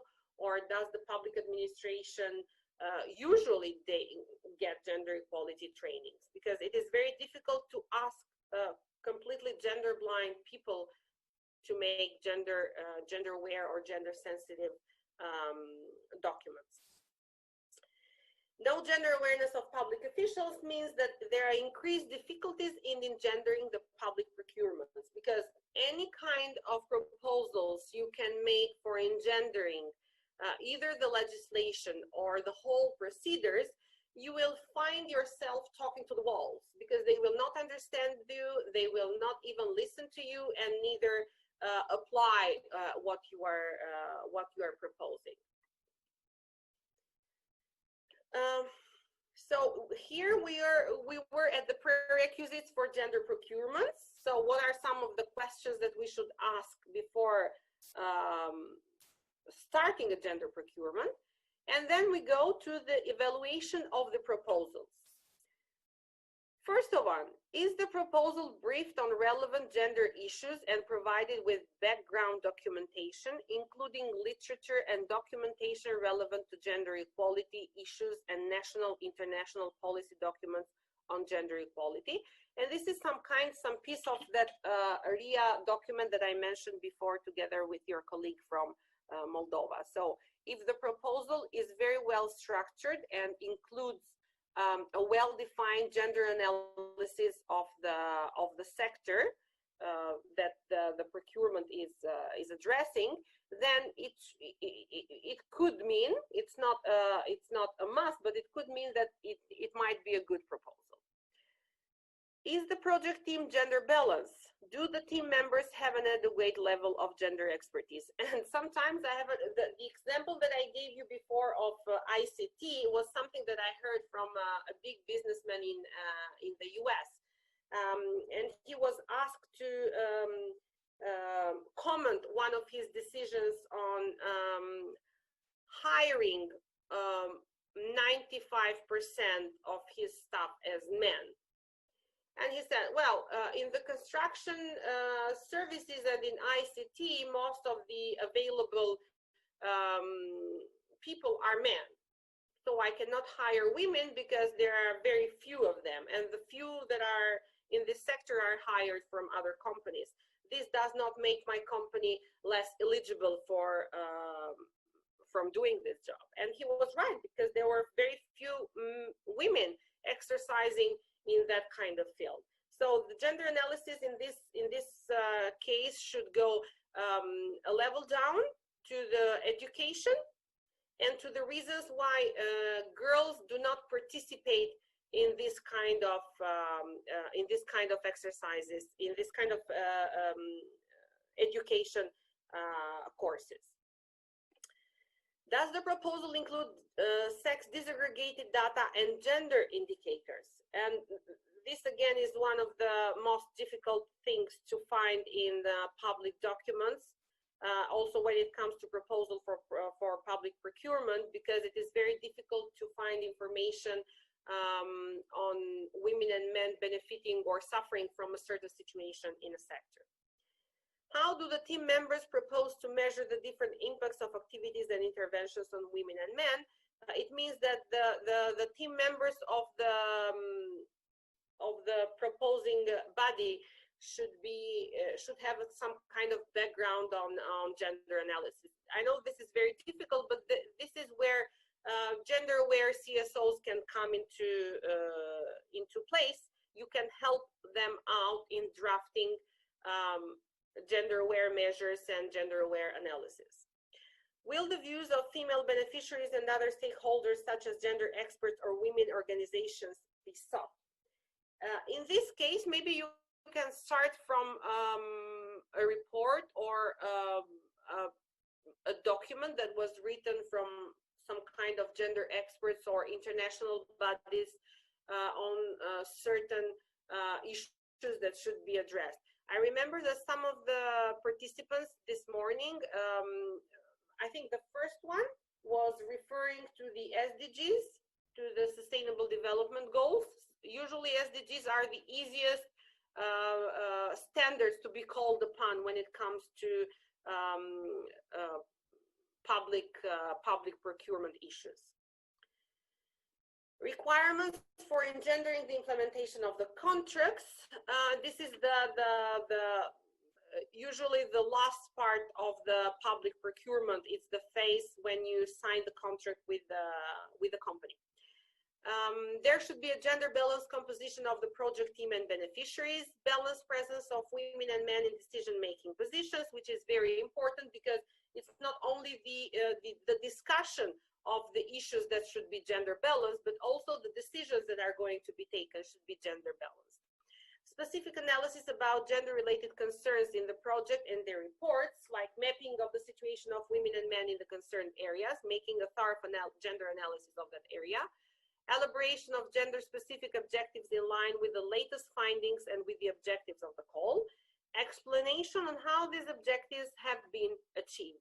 So it should be like a mini evaluation process of each of the areas of interest of the project. Use of sex disaggregated data and gender indicators, which we said it is crucial. The application of user-centered or participatory methodologies which take into account the gender dimension by directly involving a fair share of women in the process.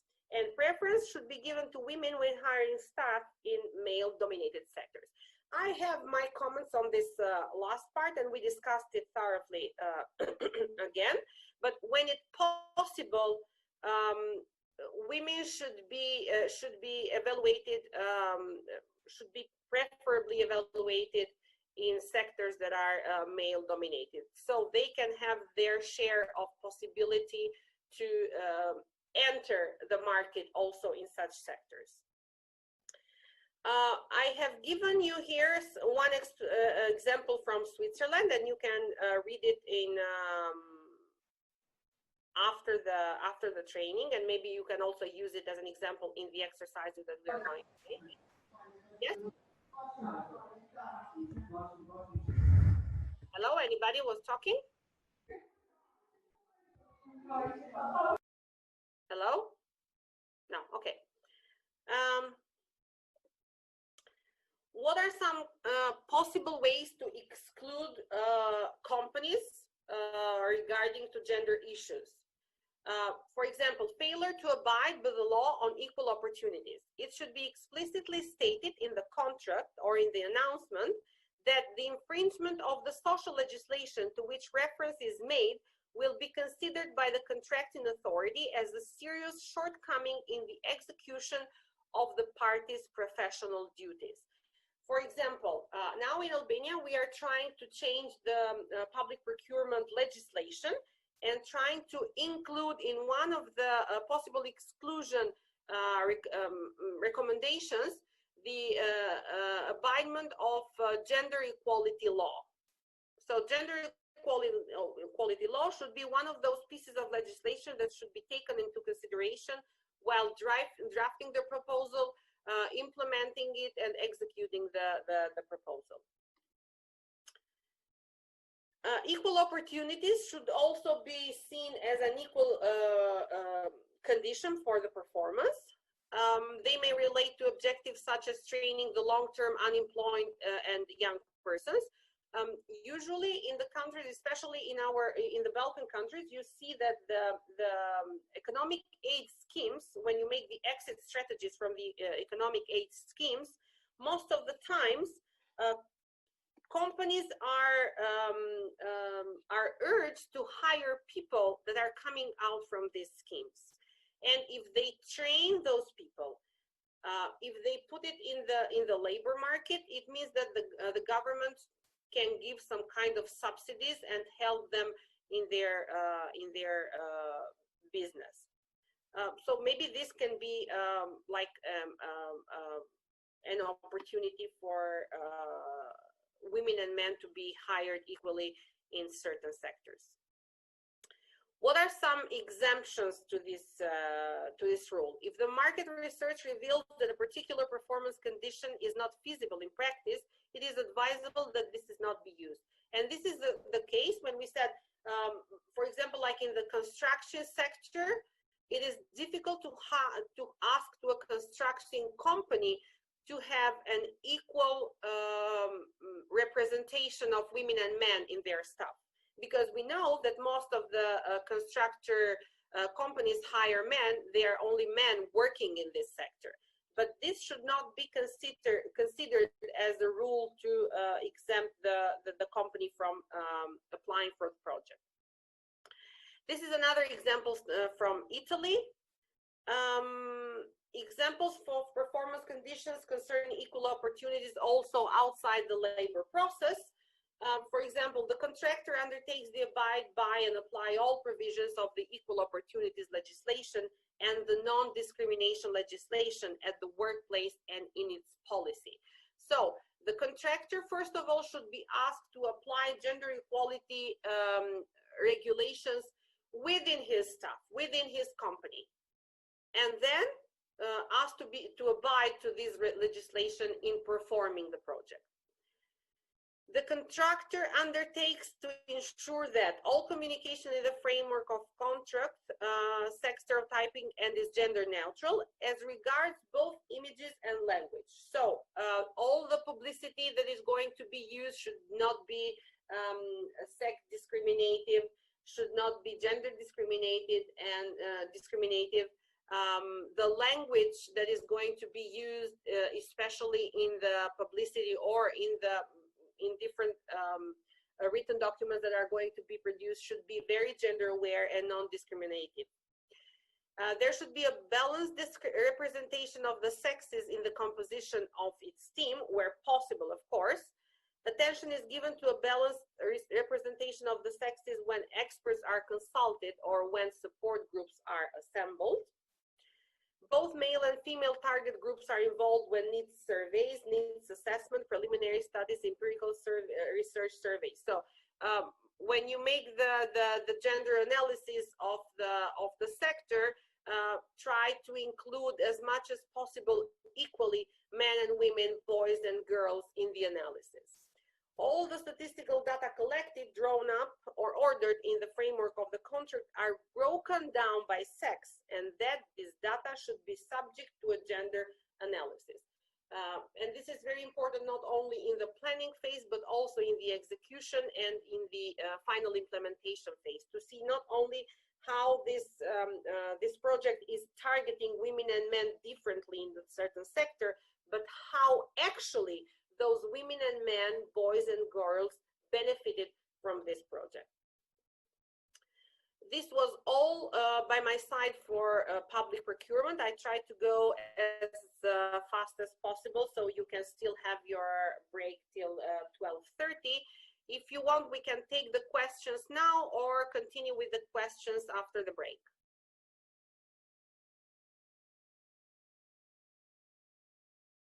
Vilma? For me, it works whatever participants want. For me, everything is great. And you are so efficient, Blerina. Oh, thank you. Experience. So any questions now?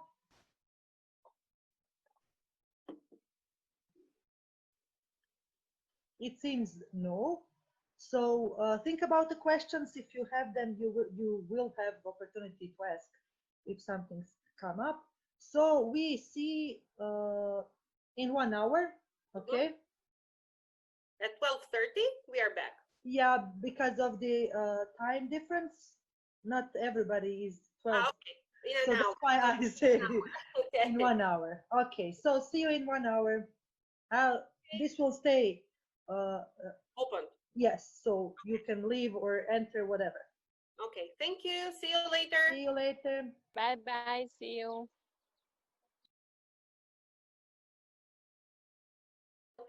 And CSOs, citizens have done a great job in addressing gender inequalities where maybe government did not have the right data, or maybe where the government did not see it as a problem.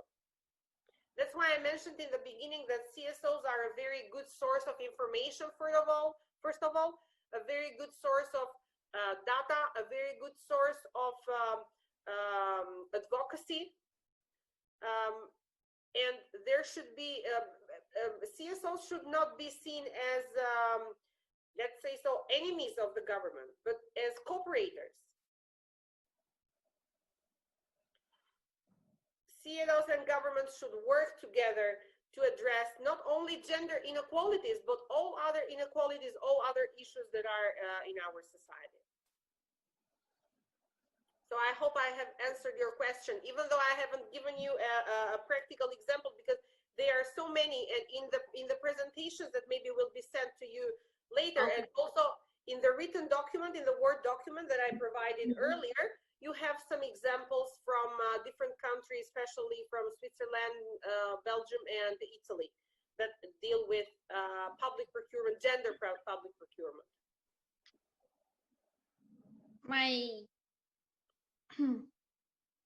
Your concern, what is your concern? My concern is, well, all these examples are great, but it's like in that joke, how do you eat an elephant? Piece by piece. And so these examples are somehow a representation of eating the elephant piece by piece, and it's only a piece at a certain stage, and somehow it doesn't, I haven't seen an example that has integrated as a whole that concept for every for every aspect of public finance, management and everything, and so on and so forth. So I'm not a gender specialist, but I know my money. So whenever I'm thinking about money, I'm thinking of how every decision could on the way reflect all that, well, the gender lenses, the human rights lenses, and so on and so forth. And it's a bit complicated. And what I understood is, and please correct me if I'm wrong, it's better to start small, at least with something, and build upon that specific practice for a certain stage of the budgetary process, in our case more in the planning phase, than to try to do it for all the process in general, with all the lacks that we have. Well, the data that we don't have, the capacity that will take years to build, and so on and so forth. So at least for Moldova, my answer would be that there are certain actions that could be embedded and to attract a lot more attention to the planning phase, and then go from there. And but tell them, well, you know, there are these cases and you could do that on the way, and let's build an action plan for the next 5 years and see where are we going from here to there, and what are the specific actions.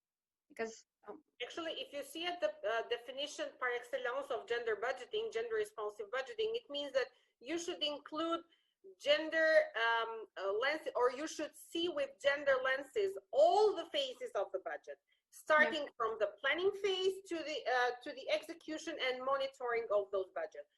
But I totally agree with you. You should start step by step. As I mentioned before, the context of implementations are different for every country, because budget structures, budget systems, cultural systems, legislation systems are very different from each other, but the GRB principles are always the same. And they are very flexible. It's only up to you how you want to implement them. And I hope that with the exercises that I have prepared for you, you will have try to have a better picture on how you can do it in practice. The work of civil society differs a little bit from that of the government, because the civil society are should be seen like the bad guys, let's say so, make like the opposition to what the government is preparing. But when I said that you should help the government with information, I was more than sincere in saying this, because during my experience, I've seen that governments usually lack of important information, which leads to not wrong decisions, but maybe not very proper decisions when it comes to gender equality, because they don't have the proper data. As you are CSOs working in the fields, and you know that in a certain sector, there is a certain inequality, and you have the data gathering from the fields because of running, or different surveys that you are running with people and so on, you should provide them to the administration. So when you go to the local municipality and you say, okay, I think that we should review budget for this year, and they say, why? Well, because according to our information on the surveys that we make to the people, there are certain inequalities that are not addressed in this and that sector. So it's not rocket science. It's just trying to, I always say, only if you have, I take the example of a family. You are a family of 4, you have a daughter and a son, but you have limited finances, as most of the families during these times have. And you are trying to address every need of those children. Who are you going to let without bread? The daughter or the son? Who is going to school? The daughter or the son? So it's like making priorities, and we are all daughters and sons of this society. We should benefit all together the same, even if we have only €1. Maybe not divided in half, but give everybody the opportunity to benefit equally from that euro that we have. So this is the main concept of gender responsive budgeting. I hope I answered your concern. Thank you. Yes. Okay. Do we have any other questions, or we shall go on with the exercises? I'm sorry, I would like just to say, I was trying to raise my hand. My name is Maria Petronijević from Serbia, just to add to the comment of the colleague from Moldova. We have a step-by-step guide for gender responsive budgeting produced back in 2013, but it's in Serbian, unfortunately only in Serbian. So maybe we can try, if you reach us out, we can maybe try to use Google Translator just to give you a form of all steps or something like that, so that maybe this structure can support you in clarifying the exact steps and the time needed and the actors needed and all other things, because I completely understand your concerns and your question. This is why I like these step-by-step guides for the concepts that are new to me. So I can send you my email through the chat, and then you can reach out later after the training. Thank you, Maria. I would be really grateful for that. And as I say, in Google we trust. So anyway, we will translate it via Google Translate. And if I will have any questions, I will reach out to you. Thank you very much. I appreciate it. Yes, no problem. Let's see what we can do. Yeah, this is the beauty of networking, especially in such big numbers, so we can share information with each other. I believe that in the previous days, when you had the GRB tools, they were explained to you also step by step how you can include gender element in every step of the budget cycle. And in the presentations that that probably will be sent to you from me, you also have the steps that you can follow for each of the stages for the budget execution and also for public procurement. So you can link them together with budget planning also.